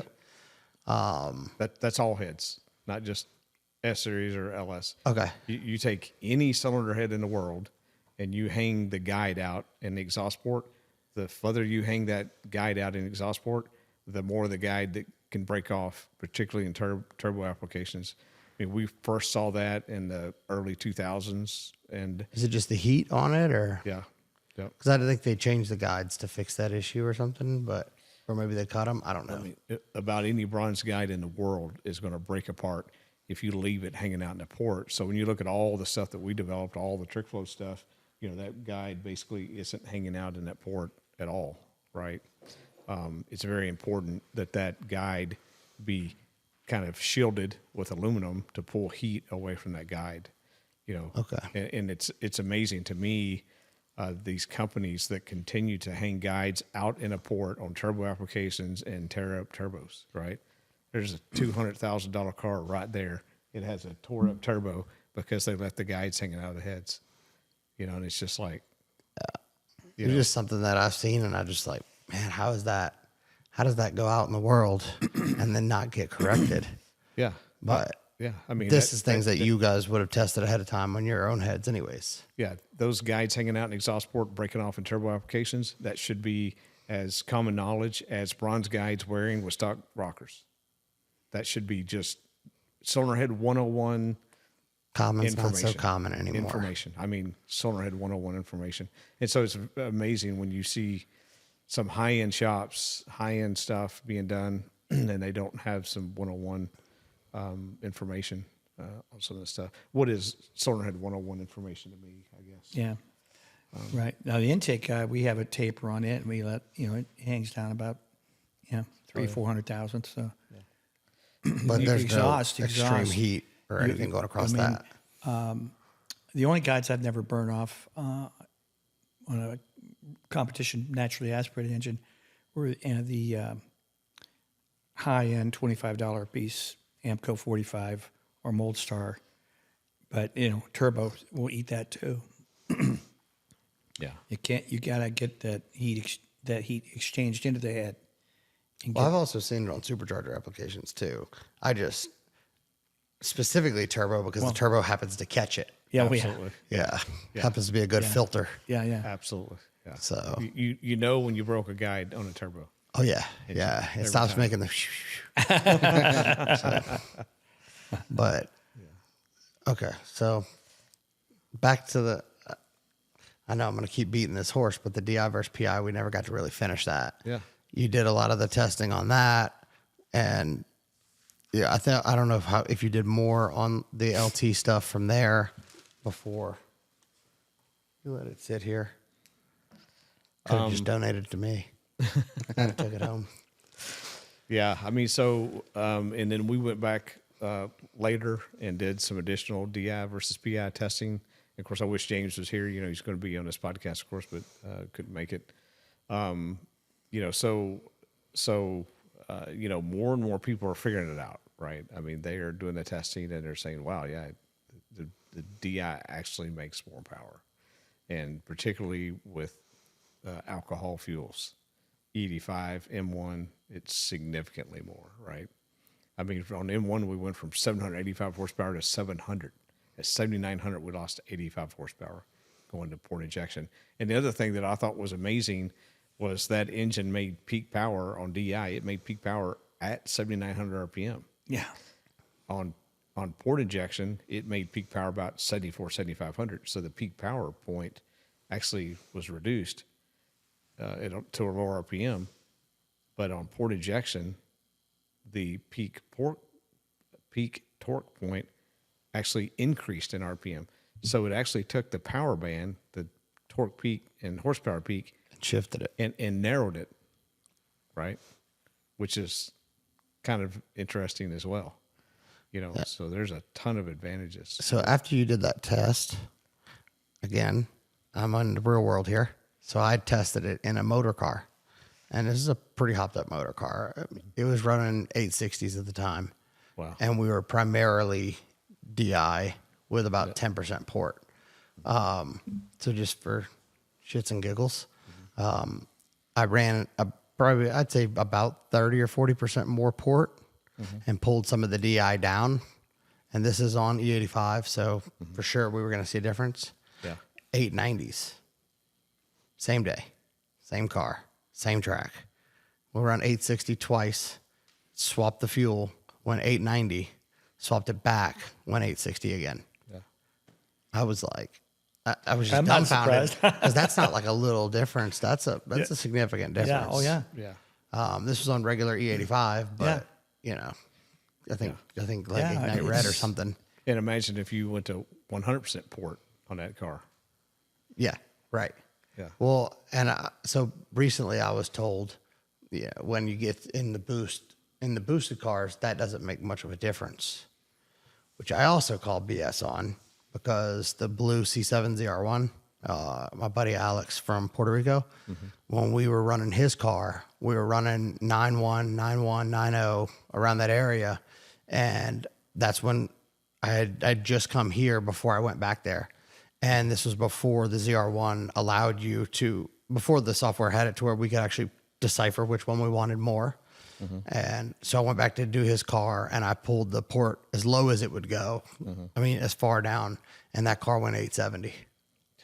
I believe it. So now there's a few other little tweaks that, you know, I had learned over the time, but essentially 9190 car to an 870 just by being able to alter that fuel and a couple little different tricks that we kind of learned over time. But that car is proof positive right there. Yeah. You know, a little bit of nitrous and it went 850. So, which we do dry now because I don't want to do a wet shot because I don't want fuel in the intake. Right. Yeah. Yeah. So Can you get enough fuel with the DI to do that? they come DIPI, so you can't turn the port all the way off okay, anyways. okay. Yeah, you have to, I think it runs like 1.3 milliseconds a port, but that's the lowest I could get it to go. But like I said, I've proven it in a supercharged application. I've proven it in an NA application.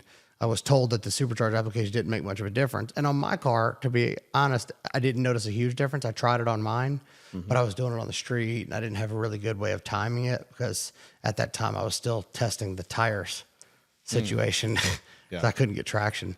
But for the two cars at the track, I significantly saw a difference. And I was like, now, don't get me wrong, if you stress the DI out and try to do some crazy stuff to push the living crap out of it, and, you know, instead of doing port, I think there's a negative effect of that too. I don't know what it is. Maybe the DI pump gets hot or the injectors start struggling or something. But I've noticed if I push them past about 6 milliseconds, it'll start having a lot of issues. So, you know, I guess I'm not saying stick with DI and run your car ragged, but make sure you're utilizing that DI and make sure that you're Much as possible. setting this up properly. Yeah. And that way, when they buy your stuff, they get the same results. Yeah. I think that's going to be a big issue is what I'm getting at, is a lot of people aren't going to optimize that. And they're going to be like, man, I'm not getting the same results as he is. Oh yeah. Yeah. You know, in the Gen 3, Gen 4 days, tuning was not too tough, right? Right. You got your fuel ratio right. You got your timer right. You're going to make power. Yeah. With the DI stuff. And this was crazy to me to begin with. On average, if I have a car that you tell they didn't mess with the injection, we will on average pick up 100 plus wheel on a retune. Wow. I don't doubt it. Which is, you know, if you Gen 3, Gen 4, no way. But Gen 5, absolutely. It's very common. I've picked up 200 on a really well done car that just had stock injection table. So that's the big difference that I think people really got to think when they're trying to compare these two engines. Yeah. But, all right, I think we nailed that one. Back to the cylinder I head. know, right? Look, I knew we'd go No, off on some it's fine. tangents, but I mean, Yeah. you got two legends in here. Yeah. One thing I want to talk about on cylinder heads is, you know, our LS3 head uses a 2125 intake valve, and obviously stock LS3 is 2165. And so a lot of people will be like, 2125 intake valve, well, that's dumb. You're going backwards. It's smaller, blah, blah, blah. You know, and we're going to show them this thing's making 10, 20 horsepower more than the best LS3 heads out there, and they're going to be scratching their head. And it's back to efficiency, right? And of course, with cylinder head, we measure efficiency in terms of airflow with a simple coefficient of discharge calculation, right? So you take the CFM at each lift point divided by the valve curtain area. And that valve curtain area is simply the valve diameter times pi, which gives you circumference, times the lift, which gives you the curtain area. So it's CFM, you know, per curtain area. And that curtain area, that calculation is square inches. So it's literally CFM It's stem per to square inch. stem to where it goes up to, or stem to the seat. So it's just the seat, just seat to seat. We keep it simple. Okay. Some people go to the ID of the seat. Some people do the throat. You know, a lot of different things Should out be a there. diagram of that one. I just go to the OD. You know, what's the OD of the valve? Multiply it by pi. Multiply it by the lift. You know, because the outside diameter of that valve, in my opinion, that's what the engine's actually seeing.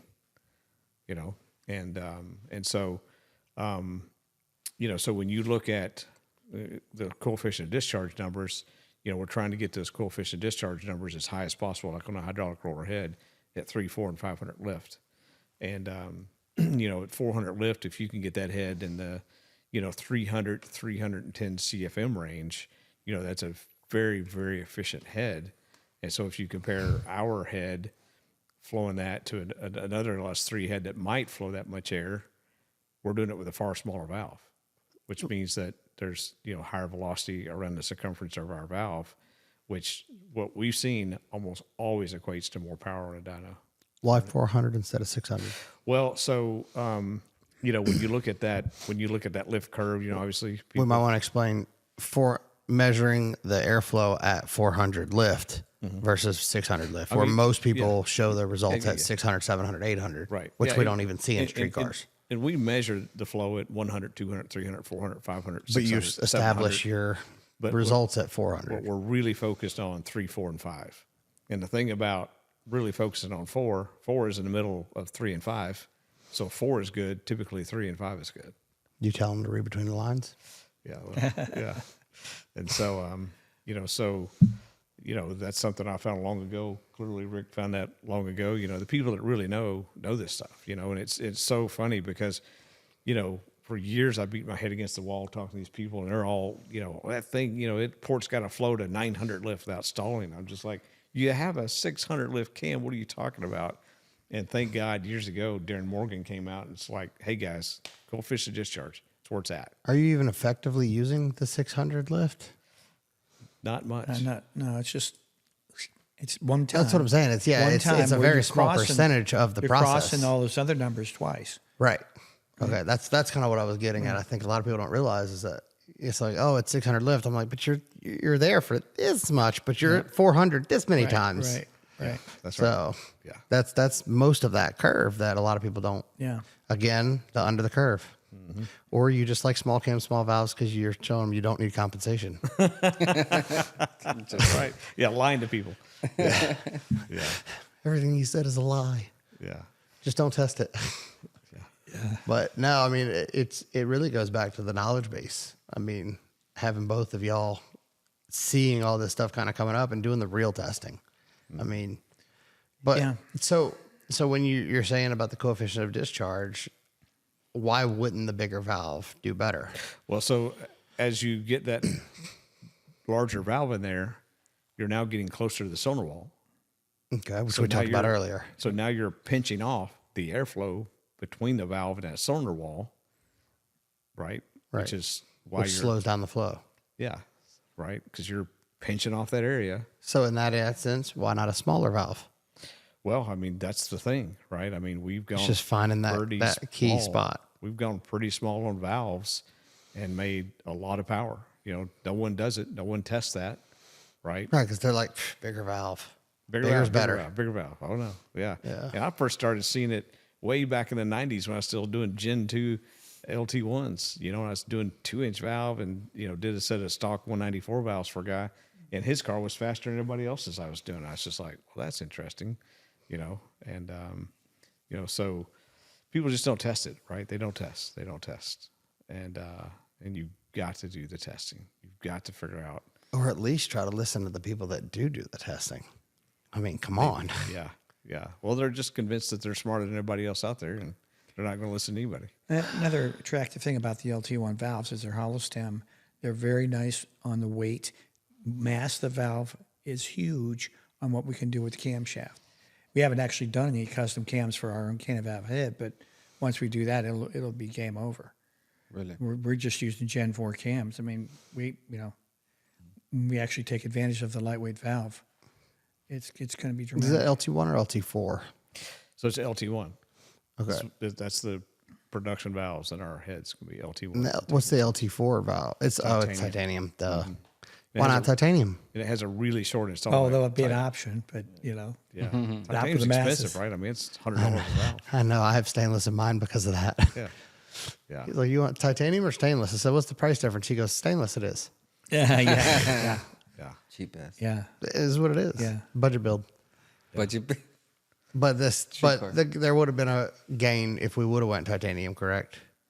Well, interestingly, not necessarily. So typically on the Spintron, when you go from, let's say, a hollow stem like on our LS3 testing, went from 89 gram hollow stem LS3 valve to LS9 titanium valve, and that titanium valve was better, like you would think.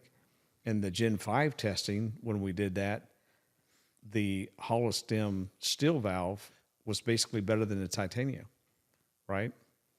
So that's, you have so many things dynamically happening with that valve train, because, like we were talking about earlier, everything in that valve train effectively becomes a spring, right? The lifter, the push rod, the rocker mounting, the valve itself, right? Everything is a spring in its own way. And so as that valve is trying to seat, if for some reason that stainless head seats better than the titanium, maybe the titanium flexes more, right? Titanium is not as strong as steel. It's just lighter. See, people think titanium is stronger than steel. It's not. It's just... Thought it was harder. No, it's harder to cut. Yeah, it's a pain to cut. Yeah. But so steel is pretty tough, pretty hard, and so what's dynamically happening with the head of that valve as it's seating, right? And so it's very interesting as you test the stuff and see and learn. Yeah, because even if you think it's right, without actually testing it, you're not going to know. Right. Yeah. Now the 10,000 RPM testing we did, I'm pretty sure we put titanium valves on those heads, the Gen 5 that went 10,000. I can't remember. Yeah, I think. Sorry, the what? So. Don't just skip right past that. Like, just say that. Yeah, so we did a YouTube video where we developed some cam lobes. We wanted to go 10,000 RPM with a hydraulic roller Gen 5 valve train. And so we, did spring testing and lobe testing and all of this. And, our threshold for closing bounce is 6 thousandths. We don't want to go below or go above 6 thousandths closing bounce. And, when we were first doing Gen 5 Spintron testing, at that point in time, the most closing bounce we'd seen on about anybody's cam was maybe 25 thousandths closing bounce. And then we finally tested another competitor's cam, and we saw 45 thousandths closing bounce at 7,400 RPM. And I did a Spintron video on that. And so... Did you disclose whose cam? It's on the specs are on that video. So Go watch the video. Yes, you can watch that video. But so it's a horrendous amount of, 45 thousandths closing bounce. Well, that'll pull seats out. Oh, it'll bounce seats out. It'll damage lifters. It'll damage everything. So since we're on that, you know exactly where I'm going with this one. So when I dropped a valve seat, broke a valve seat in my car, I was like, man, I guess it's because I didn't do the seats. But I was told that that's probably not what it was. Yeah. This is a big issue with LT1s, though. It's a big issue with LT1 if you have a very poor lobe design. So there's a competitor to ours out there that they simply took their 1.7 rocker ratio lobe designs and put them on Gen 5 cams. Well, that Gen 5 cam with that 1.8 rocker, you can't do that, right? That Gen 5 valve train is far more sensitive to lobe design than Gen 3, Gen 4 because of that 1.8 rocker. And that's what you think is causing that. Oh, I know it is. You know, we've done all the testing, right? 45 thousandths closing bounce. Are you kidding me? That is horrendous. Yeah. You think about It didn't make it far. No. You think about us developing a 10,000 RPM hydraulic roller, still 6 thousandths bounce at 10,000 RPM, and they're 45 thousandths at 7,400. And again, most people blame the lifter for the seat. or the seats. It's just like, well, wait a minute, a stock LT1 will run 300,000 miles without the seat falling out. You put a camshaft in it, and now the seat falls out in 5,000 miles, and it's the seats. Less, but yeah. Or less, yeah. It's the seats, really? You think something else might be going on there? Yeah, it's the closing. Very valves. possible. Yeah. What about the LT4s that drop valves? Because that's still a real problem. Yeah. What is going on there? Great question, right? If you are bouncing valves. Well, I'm seeing it on stock cars. Okay. No cam. Interesting. So here's an interesting thing about Similar to the LS7. the Gen 5 and LS7. And so we've seen this because we tested LS7, we tested L83 stock, bone stock on a Spintron LT1.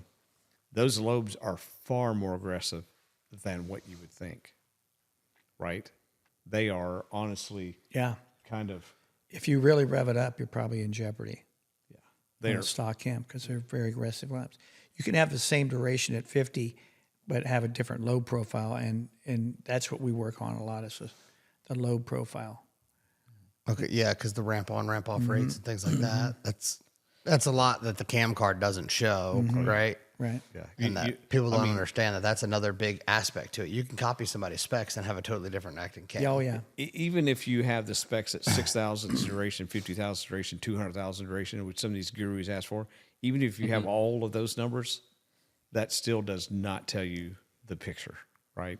Because unless you have done the testing and understand, what you truly need to be looking for in terms of what is going to be more dynamically stable, you just don't know. People think they know, but they actually don't. Right. Right. And we know because we did all the testing. We designed these lobes about every different way that you can possibly design them. And, we had a pretty big lobe breakthrough in mid 2021. And that's when I decided I was going to spend $1 million on a cam grinder, because we want to try to keep that intellectual property in-house. Because up to that point, we were sending those lobe designs to a tier one supplier in Michigan to grind our camshafts. So there's a way more that goes into all that than what anyone would probably ever imagine. But you have to do the testing. But getting back to stock failures, we were shocked at how aggressive some of these stock cams are. Chevrolet really pushed that stuff, in our opinion, past the point where they should have, in search of a power number. I think they sacrificed a little durability for power. Wow. Yeah. Something else I found kind of surprising, and this is something else we kind of found out together when we tested the LT1 cam in the boosted engine. Oh yeah. And then we swapped it for an LT4 cam, and it gained 100 horsepower. That was something I thought was really crazy because a lot of people. Everything? Yeah. Well, I mean, it was a LT4 with a blower and everything, but yeah, we ran the LT1 cam, and I was like, Brian, what the hell? This thing's not making any power. Yeah. And then we swapped the LT4 cam, and 100 plus horsepower. I'm like, what was that? Yeah. So you look at the LT1 cam specs, 200, 207, and then you look at the LT4, LT5 cam specs, and it's 188, and exhaust is what, 220? 220 something. Yeah, 220 something. Yeah. So they're running 12 degrees less intake duration. Obviously, a lot more exhaust duration, and they're making a lot more power. 100 plus wheel from a cam swap. And people are wondering why less intake duration on an aftermarket cam makes more power. So I did this on my brother's car. Look at the LT1 versus LT4. He has a stock LT1, and typically 12 pounds of boost on a stock LT1 makes 6 something. His car, we put a stock LT4 cam in it, and because I was too lazy to pull the heads, let's be honest. So we just slid a stock LT4 cam, 12 pounds of boost. That car made 760 something wheel. Wow. Which is about 100 more than it would have made with the LT1 cam. Yeah. And somehow it has not blown up. It's been a while. I don't know how he didn't blow it up. But so what I'm getting at is I wonder if, maybe that cam is what's keeping everything quenched, right? To where this thing's not, why it's taking the abuse it takes, or why it makes that much more power. Well, we understand why it makes more power, right? Right. Because they went the correct direction with the camshaft. Yeah. I guess that was just more of a crazy example of why bigger is not always better, and why, the right cam makes such a big difference. Yeah, absolutely. Because he surprisingly also doesn't have intake temp issues. Crazy. Yeah. But you see that cam make 100 horsepower more with 12 degrees less intake duration. Yeah. It's like, why are more people not paying attention to that? I don't know. Yeah. I've told too many people. Yeah. Now I'm just like, Yeah. Well, a lot of people somehow think that the LT4, LT5 cam has 200 intake duration because somebody's website out there had a misprint, and it's just like, no, that's that's not, 189. That's not what it has. Yeah. Well, LT4 and LT5 cams aren't they're the same, other than one doesn't have DOD. Exactly. Yeah. Right. Okay. Yeah. Yeah, and when you look at the DoD AFM lobes, they're actually more duration than that, but I don't count those, right? Because Yeah. yeah, Can you talk about your newest Hemi products? yeah. So And you know, why Hemi? well, I Sure, mean, why? you know, Why the Mopar?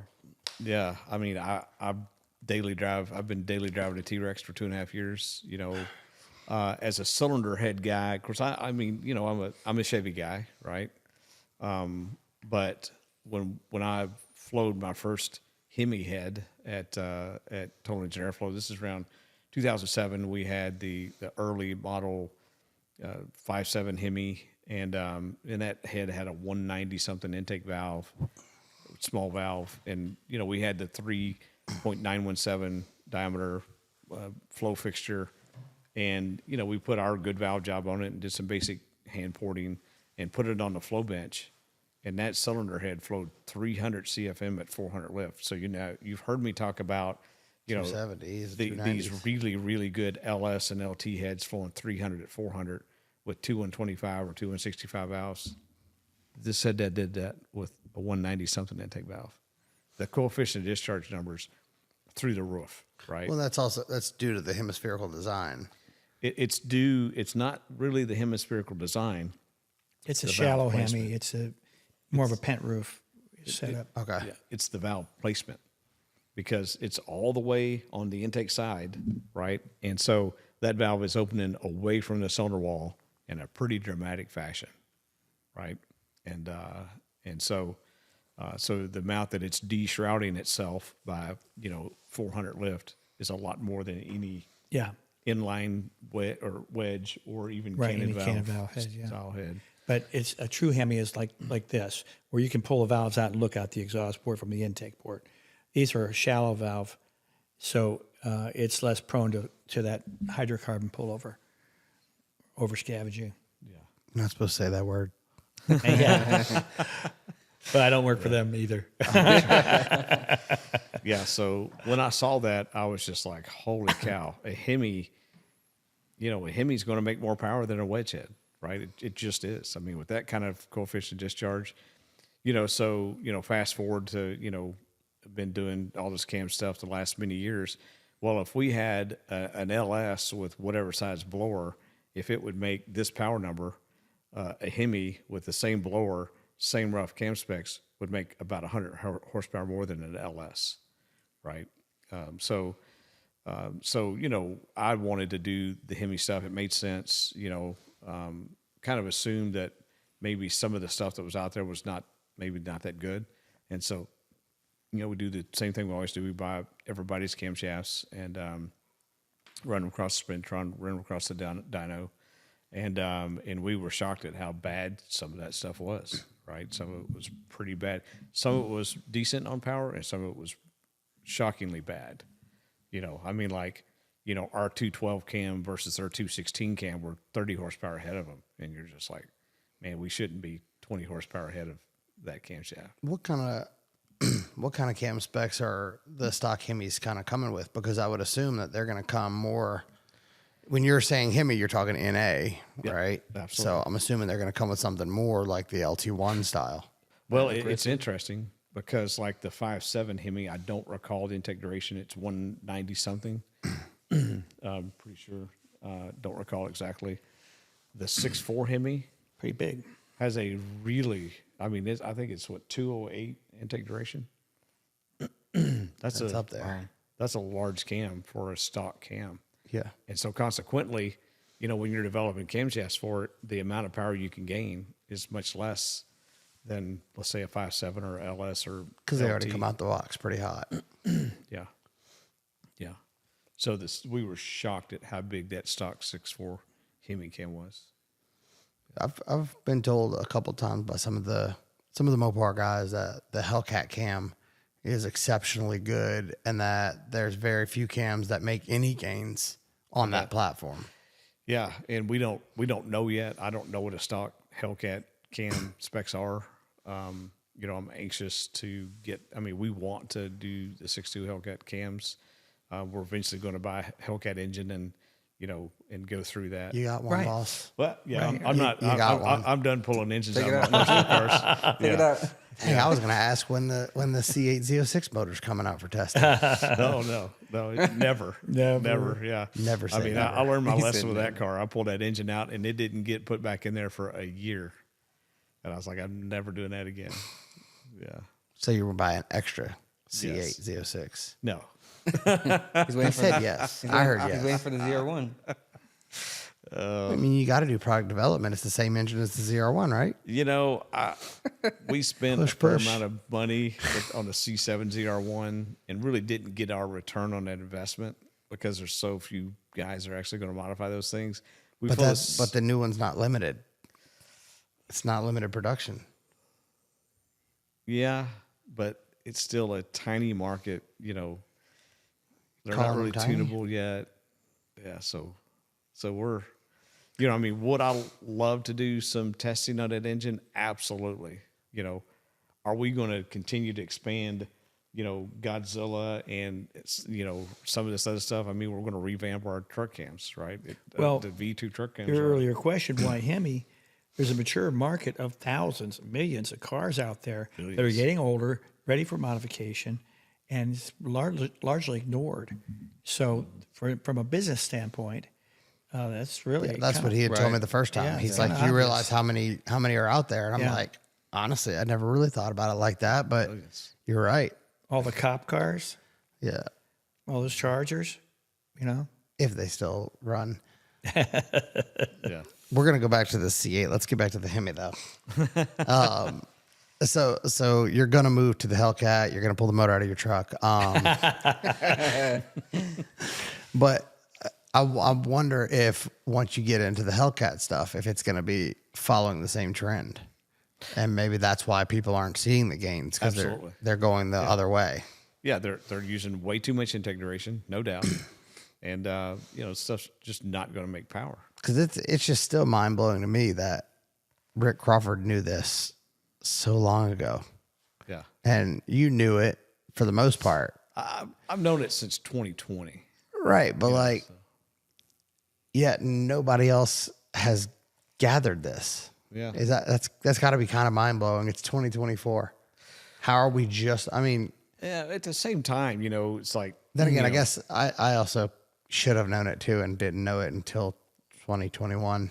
some of our big competitors have been bought by private equity. Private equities, they don't care about any of that stuff. They're just like, how much more money are we going to make?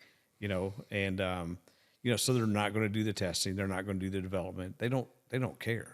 You ever thought about swapping the numbers? Make the stage 1 the stage 3, stage 3 to stage 1. It'd make more sense, right? Yeah, from absolutely. a power yeah. production standpoint, it would. Yeah. But imagine how many more people would buy the stage 3 if they didn't get. I told you, Yeah. people don't want because it says stage 1, Yep. and clearly there's a compensation issue in the market. The Absolutely. consumer. So maybe dies. call it the 1-ish. We The one- gotta call it some catchy cool name and then just completely That hide bitch. and then just completely hide the specs. Right. That's what I said before. Yeah. I'm like, just turn the specs off. yeah. Justin White. Call it The Justin White. if you want to go fast, Cam. Yeah. That's right. Yeah. But yeah, I'm wondering, does any of the LT stuff or LS stuff, because it's port injected on the Hemi, does any of that relate?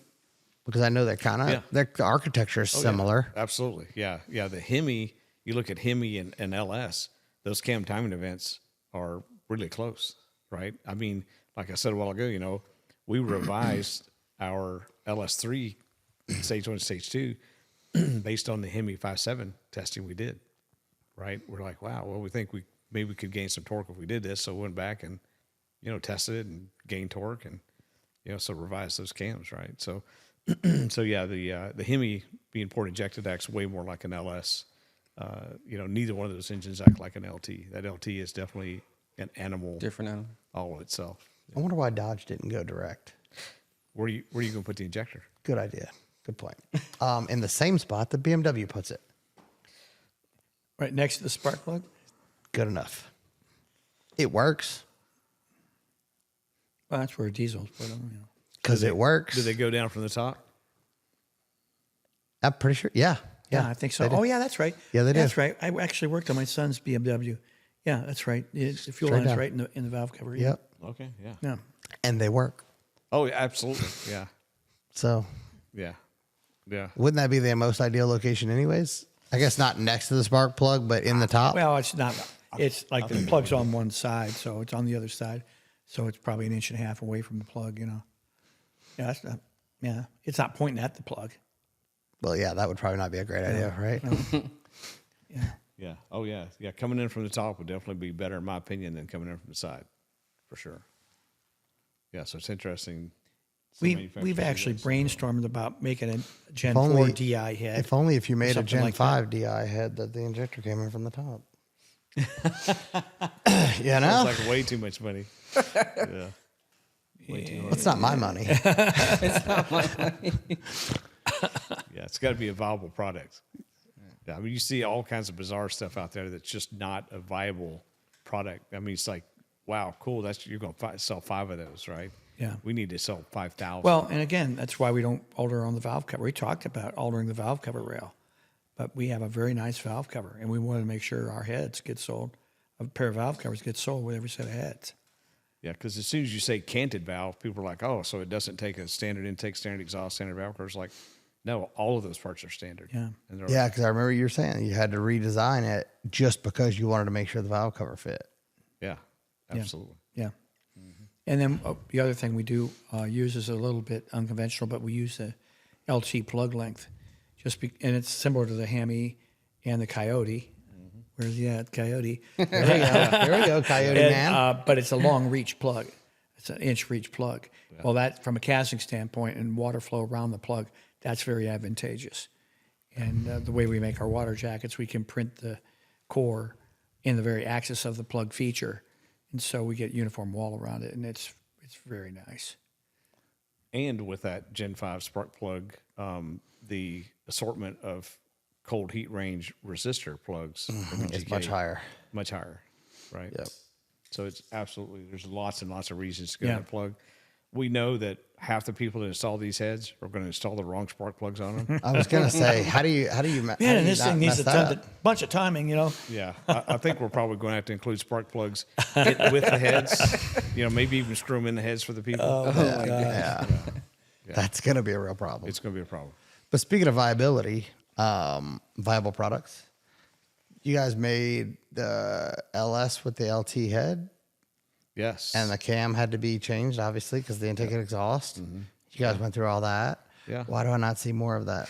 Well, when you're doing something like that on an engine dyno like we were, it's like, hey, this is cool. We just machined the head for the lower dowel location and, and swapped the intake and exhaust locations, lobe locations on the camshaft. And Just real quick, you can do this, right? Yeah. It's just like, yeah, it's cool. But then in a vehicle, right, you now have to run what headers, right? Because now you got to run a Gen 5 header. Right? Oh, yeah. Not Gen 4. I didn't think about that. And so, Oh yeah, the length of the head too. And the length of the head. The head's Gen 5 head sticks out, Yep, it sticks out. and So it hits the accessory drive. yeah, the accessory drive's a nightmare. Right. So there's just a whole host of reasons that the Gen 5 heads on the Gen 3, Gen 4 blocks is just. Did it make good power? Oh yeah, it made great power. I mean, it made more power than LS3. most of the aftermarket LS3 heads. Yeah. Yeah. So Well, it makes about what our Canted Valve head makes, except ours fits. You don't have to have a different cam. So we called those a 3-4-5 cam. Yeah. 3-4 Gen 3-4 Yeah. 5. So out of all the heads you flowed and tested, which one flows the best? Flows the best The in most. terms of coefficient discharge or the most peak? Or both, The one yeah. that flows the most coefficient discharge is our head, Which is which one? which is the Canted Valve, cathedral port, and LS3 port head. Yeah. In terms of which head flows the highest peak flow number, at this point, I couldn't even tell you. Probably the mast. And we tested, Mass, yeah, mast. AFR, Like a LS3. black label or like? Yeah. Yeah. I think. What about from factory? Gen Well, I 5 mean, was yeah, probably. clearly as you get bigger valve. I mean, obviously stock LS3 is going to flow a lot more than a stock LS1. He says clearly, but let's not forget, he's Team Cathedral. So He understand. was Team Cathedral for a very long time. Yeah. Well, but understand that when you're talking stock to stock, well, yeah, this head that's way bigger intake port, way bigger intake valve, it's going to flow more air than a way smaller intake port, way smaller intake valve. Which one makes more power? If you modify both of them, if you modify that cathedral port head, put the proper size valve for the application in it, which is a 205 to 2100 intake valve, and you properly port it, it's going to stomp the LS3 head. The stock LS3 head. Ported LS3 head. You take the stock LS3 15-degree head and port it, and that cathedral port head is likely still going to outpower it. Likely, or it's gonna? Likely. Let's get to the facts here. I mean, you'd Which have to one, have, which? I mean, your LS3 head porting would have to be top notch. Feel free to step in here, Rick. Oh, no, we've seen it. I'm an I know LS we've seen it. That's I'm where an that's where I'm LS7, going for this. I like the tall port, and I look at these little cathedral ports that we did. I'm like, Well, holy I mean, shit. I've done this testing, right? And I told my guys, I said, because everybody's, LS7 port. I'm just like, there's no power in that port opening size, shape, or location. There's no power there. There's power in it being higher, right? Because it's better angle to the valve. That's what everybody says. That's what But we think. In real back-to-back hydraulic roller testing on an engine dyno, there's no power there. yeah, it's shocking. None. And I told my guys that because I've done raised runner versus stock. Isn't that how the location. mastheads were gaining? Because they were raised runner as well. They're not raised runner. They're The exhaust rolled port's over up a valve little angle. bit, and they're rolled, but the port entrance on the intake is pretty stock. They're big, and the exhaust port's raised a little bit, and they do have longer valves, which is actually a long stainless valve, not an asset. That is Yeah. no bueno. Yeah, I mean, and again, keep raises hydraulic roller. Okay, But in all this testing, the LS3 did win. Win what? Ported for ported, the LS3 makes more power than the Cathedral, or the square port versus Cathedral. Oh, I mean, Why not? our canted valve heads that have exactly the same valves in both heads. Right now, the LS3 head does not make more power than the cathedral port head. Because you made it that way. Well, no, it just. I mean, You're that's- biased. we're trying, man. I'm telling you, He's It's biased. He shocking. made it that way. He was It's like, "I'm shocking. bringing We Cathedral honor- back." No, I take it back. I think Pierce said he did have a version. Well- the epoxy nut version was maybe 3 or 4. Yeah, horsepower yeah, better. it's so close. But Send on me the Paris's LS3 number. version, we are moving the exhaust valve over 30 thousandths to be able to put the 2165 valve because we know people want to do that. And I think they're probably in there right now, but it's tickling 400. It should be a little over 400. But on what are we at? A 230 at 50 cam on our test and 650 lift or something like a hydraulic roller. You probably won't show it. Well, Hydraulic roller is a different deal. It is even 8,000 RPM. It's Yeah. I mean, I've one of the best examples I ever saw of valve angle intake port height was a NMRA hot street engine that belonged to excuse me, Bang & Bob Hanlon, 363 That's a hell of a cubic name. inch, 9,000, 9,500 RPM engine. So he had 15-degree Victor raised port heads on it, and he was making 812 horsepower. So 363, he was making 812. And When was this? when? Yeah. 2008, 2009. Yeah. That's a lot of power. I still trick flow. Oh yeah, that's good power. And so, so it made 812. This 363, 15-degree head, raised runner, Edelbrock. And so, he approached me. He's like, "Hey man, I can knock 100 pounds out of my car if I run a high port head. Can we work together on a high port head?" And so we developed a 400 CFM high port head for him. And so he had like a 200 intake valve in his Victor head, and we went a 125 titanium. Of course, it was 55-degree seat to get 400 CFM, but it was a really nice head. And did the head for him. And now, bear in mind, this NMRA Edelbrock Hot Street. Edelbrock was the class sponsor, right? So he went to this trick flow high port head that we did for him. And first time out, he sets the ET mile per hour record. You know, number one qualifier, wins the race. Immediately got that 100 pounds put on that head, right? but back to back, you know, so going from that 15-degree raised runner to that low port, you know, stock forward intake port height, 20-degree head, 5 horsepower. It went from 812 to 807. Yeah. So, you know, everyone thinks, oh, if you raise that port height, man, there's 10, 20, 30 horsepower. Well, actually, if you look at our cathedral port versus a Gen 5 with port fuel, they make basically the same power, and that Gen 5 is way up here. Oh yeah, yeah. The floor of the Gen 5 is probably as high as the top of the cathedral port, right? I mean, it's like this is cathedral port. You know, the Gen 5 is probably here. And they're basically the same valve angle, very close. Yeah. Same power. You know, I'm still team square port. You can. We'll make you one. yeah. Talk about you know, marrying your thoughts and not deviating from that. You know, it's a good example of that, right? You know, I was wondering how I get a cool name like Bangin' Bob. Banging Bob. That is a hell of a name. Yeah. Everybody had such cool nicknames. Because he was doing that with a stick. Yeah. Yeah. He was winning races with a stick. Yeah. So he was banging gears. Yeah. Yeah.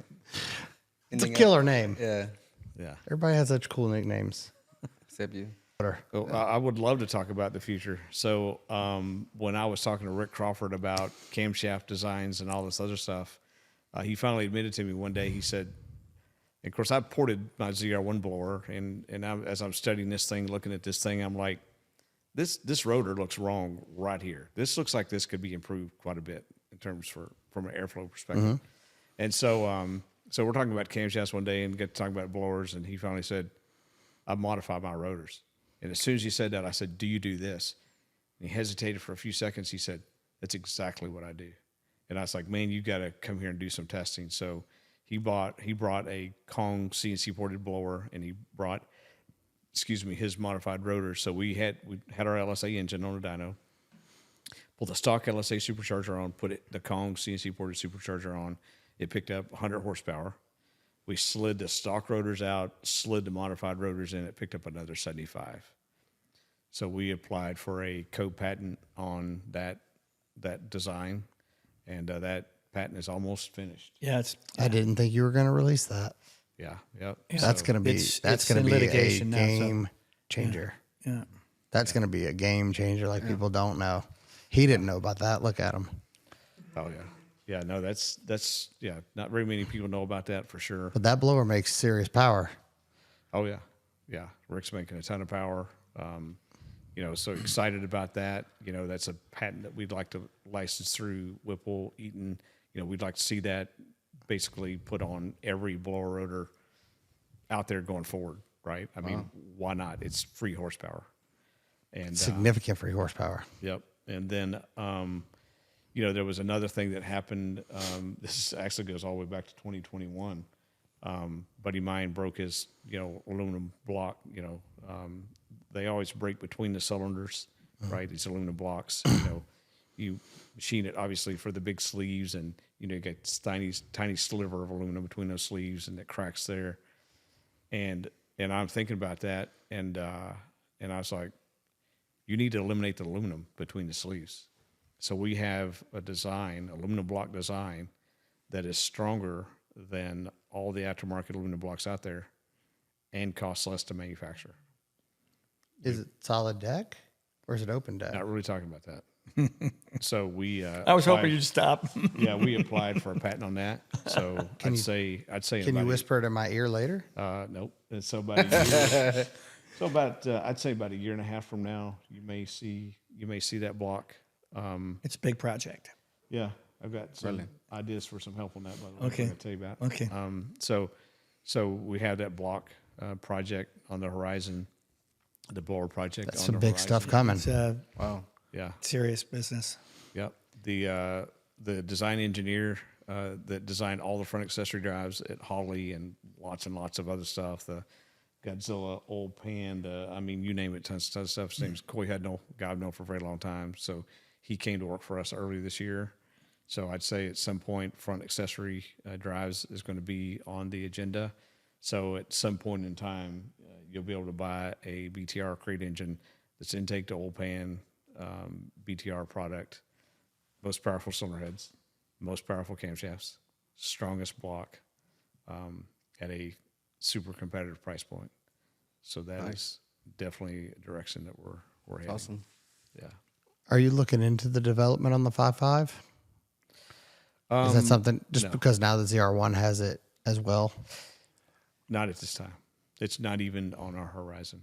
No. If we did anything with the 5.5 Chevy engine, I'd say we're 2.5 years out from touching that engine. I was just curious how soon you thought it was going to be before somebody starts actually messing with it. Yeah, I mean, I would, don't misunderstand me. I would love. Well, we know you're interested. You're going to be interested at some point, but I would love to build a billet LT7 or LT6 and twin turbocharge it and put it in a Pro Mod car and go see what it would do. Damn. Right. I think you could go out there and hurt some feelings with that engine, because most 4-valve engines, they're pretty tiny bore space, right? The Ford modular, right. That's 100 millimeter bore space. So it's 3.937 bore space. That Chevy engine is 4.400. That's Yeah. a significantly wider bore space, which Yeah, I mean, it's, more airflow. you think a Coyote's fast. well, the crazy And thing in is fact, it's that about curtain area too, right? Right. it comes with a 76 millimeter set of turbos.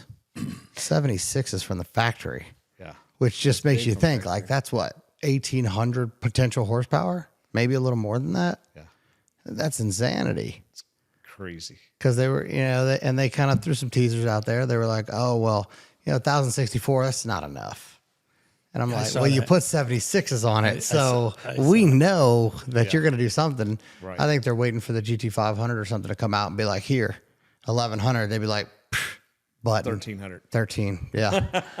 So it's going to be nothing. I mean, plus it really helps a lot of the track with temperatures because that's what that car's focused for, right? As you were saying with your C8, that you love it on the track. Yeah. So on the road course. have you ever driven a Viper on a road course? I've not. No. Calvo was telling me that his ACR. ACR is better than his GT3 RS on the road course. And I'm like, man, I don't know if I believe that. And he explained it, and he's like, yeah, it's insanity. Yeah, that He tested it.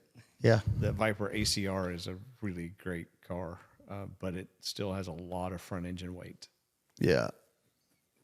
Yeah. We saw those motors. They're massive. Back to Gen 3. We went right by this. Crank rods and pistons. Gen 3 Hemi, Yeah. Yeah. Crank rods and pistons. 426. Yeah, so that drops soon or now. Yeah, so 426. By the time this comes out, Yeah. Oh, yeah. Yeah, 426 stroker kit. Nice. So, yeah, for the Hemi, it's done. Got some other interesting stuff that we're doing.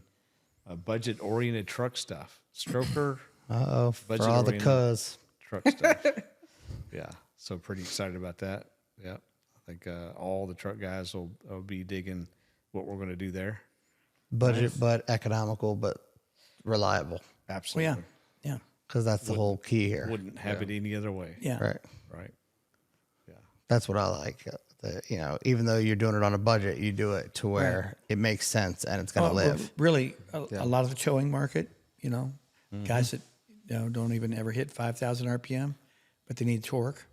I get back to my camper. I identify with that. That was one of my biggest reasons I didn't want to ever cam my truck, which I did, because when I cammed my truck, of course, I went stage 4 because why not? Jeez. It was the worst thing I've ever driven in my entire life. And then I had to put a big converter because it just wasn't working. Yep. It was horrendous. But knowing what we know now, we should be able to have a lot more torque and a lot more power down low and not have that same issue anymore. Yep. So Absolutely. that's going to be cool. Yeah. Because I'm sure whatever power I made, I didn't make any of it down there. No. No, you didn't. Right. Yeah. So we're really excited about that. You want to talk about what you're doing with the car? What you intend to do with the car? We'd like to go reset the hydraulic roller record. So when I hatched the idea to buy Dave Atkins' C7 Corvette, the car had been 380s, and I thought, man, we could probably convert that thing hydraulic roller and go 390s, and be the first to the 390s hydraulic roller. And then, our customer, my friend Kenny Dangler, about that same time, went to Florida, went 14s right off the bat. The weekend I was picking that car up at US 131 in Michigan, he went 406. And I was just like, man, maybe he's got another 700s in that thing. And then, a week later, picked up another 10th and went 390s. Jesus. And, very, very happy for him, what he achieved there. I'll never achieve anything that significant with that car simply because he built that car. He built that chassis. First chassis he ever built the engine, tuned it, drove it, right? Wow. That's awesome. Very impressive. Yes. I mean, I might build the engine, right? I'm probably going to drive it, but I didn't build that chassis. I'm not tuning the car, so what he achieved is, He sounds like one of those drag and drive guys, the gangster guys that can just do everything Yeah. on the side of the road yeah. and just achieve some crazy times. Yeah. So, happy for Kenny. So, certainly kind of took the wind out of my sails on that project. But we have so many things that we can do with that car. We have, a spare Noonan billet solid block that we're going to put the hydraulic roller stuff in. We have a Gen 5 block that we can also go hydraulic roller with it in the car. So when you want to start Gen 5 chasing- Noonan. we have one. Yeah. So, if you want to go out there and chase. Would it Gen have direct 5 injection? record- I'm sorry? Would it have direct injection still? We absolutely could put direct Because that's the injection one on thing that kind of bums me out when I see the cars like the motion car and stuff like that. It's like Gen 5 record, and I'm like, not really. it. Not really. Yeah. You can call it what you want. So to but take a C7 and set the Gen 5 record with DIPI on it, it'd be kind of cool. yeah. So a lot of things that we can do, a lot of capability. Blaine in product development, who you met today, his twin turbo truck, Gen 5, it has DI and PI on it. And, he's probably one of the few people out there with a boosted Gen 5 with DI and PI. Maybe, well, I don't know, retrofit anyway. It's a Gen 5 truck. Well, so it's a Zuzu truck, but he's got a Gen 5 engine in it. Okay. Yeah. Okay. Yeah, because a lot of people that are, swapping these Gen 5 engines into all these different vehicles. They always put them on port. First thing to do is, plug all the DI and put it on port. But he did retain, and he worked in EFI at Holley, so he had all the inside track to do that well. And so the guys that are out there doing it right now, right, they're doing it generally with stock computer and then, the additional port. So to do the DI and PI with an aftermarket controller like the Holley is really, really the way to do it. Does Holley have full DI controls? Because that they couldn't. He does. They couldn't do it with a different cam lobe. He has it. Could have just went Motec. I couldn't, huh? Said he could have just went Motec. He could have, but he's in it with Holley. Yeah. So If they have it, release it. I don't know what Holley's released and what they have. I don't know what's They haven't released that. available. Yeah. Okay. You just hold on them. Yeah. So it's out there, right? I mean, because Motec's Holley. expensive. I'm pretty sure Holley's been controlling the Copo Camaros, DI, and so they, The Copo Camaro's DI? the newest ones, yeah. I didn't know that. I thought they were all electric. Oh, geez. And on that note, Right? But Ready? electric's the future, guys. Come on. Not my future. It's not. The old guys that are still out there modifying flathead Fords. Yeah, that's going to be me. I'm going to be out there modifying. So you're not going my to Tesla LS swap and your LT and C6? Never have. I'm probably never owned. do an an inverted EV. swap. Swap a Gen 5 and a Tesla. Inverters. I just couldn't imagine making it slower. That's just kind of weird for me. Yeah. Because it's too heavy of a car.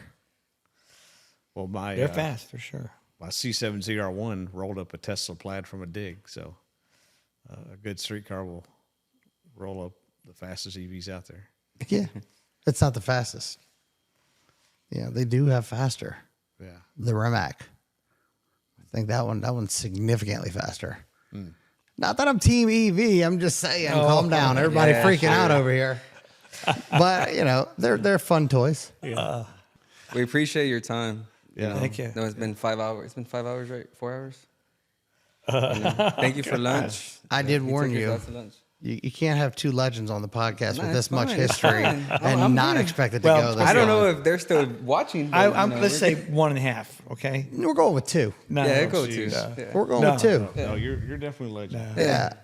Trick flow. Come on. Yeah, trick flow. Exactly. And all the new stuff you're coming out with. Don't cut yourself Nah. short, sir. Yeah. I will say at 66, feel very optimistic about the future and Nice. the performance community.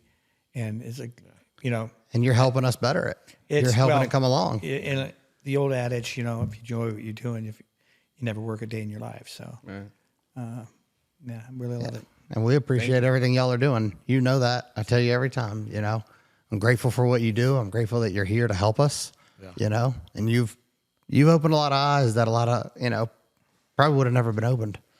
Yeah, and I just hope that we can continue to learn, you know. Always. Yeah, I mean, that's the thing, because it's just like, you know, I'm the guy that in January 2020 thought, you know, I mean, we tested everybody's all those 3 cams on our engine dyno. We're all within a horsepower too. And I was just like, everything that can be done with a cam has been done. There's nothing left to learn. And then 6 months later, we had a major timing event breakthrough. And a year after that, we had a major cam lobe design breakthrough, which allowed our lobes to make more power and be more stable in a spintron at the same time, right? Which is a huge breakthrough, you know. So, you know, I don't know how many more breakthroughs there are to have. Maybe there's no more breakthroughs, but EV conversions. I have to think that there's more breakthroughs. There's always gonna be that something come. else. But is it faster than the fire truck? Doesn't matter if the fire truck gets there or not. It's not putting it out. Right? Not putting that out. That's right. Yeah. Yeah. Have to let it burn. Just stay away. Yeah. But Yeah. Well, thank you guys for traveling to Bardstown, Kentucky. Appreciate y'all's time. Thank you guys for watching Go Hard Podcast. Make sure you tune in to the next episode. Thank you, Justin, for coming out. appreciate it. And what's the channel for YouTube so people can find that? Just Brian Brian Tooley Tooley Racing? Yeah, Brian Tooley Racing. I want to make sure there wasn't nothing fancy in there because you nothing got to watch fancy. all these videos now and tie all this together. For all the new products, make sure you check out Brian Tooley Racing. Check them out on Facebook, Instagram. Brian TooleyRacing.com. Yep. And thank you guys for watching. Peace.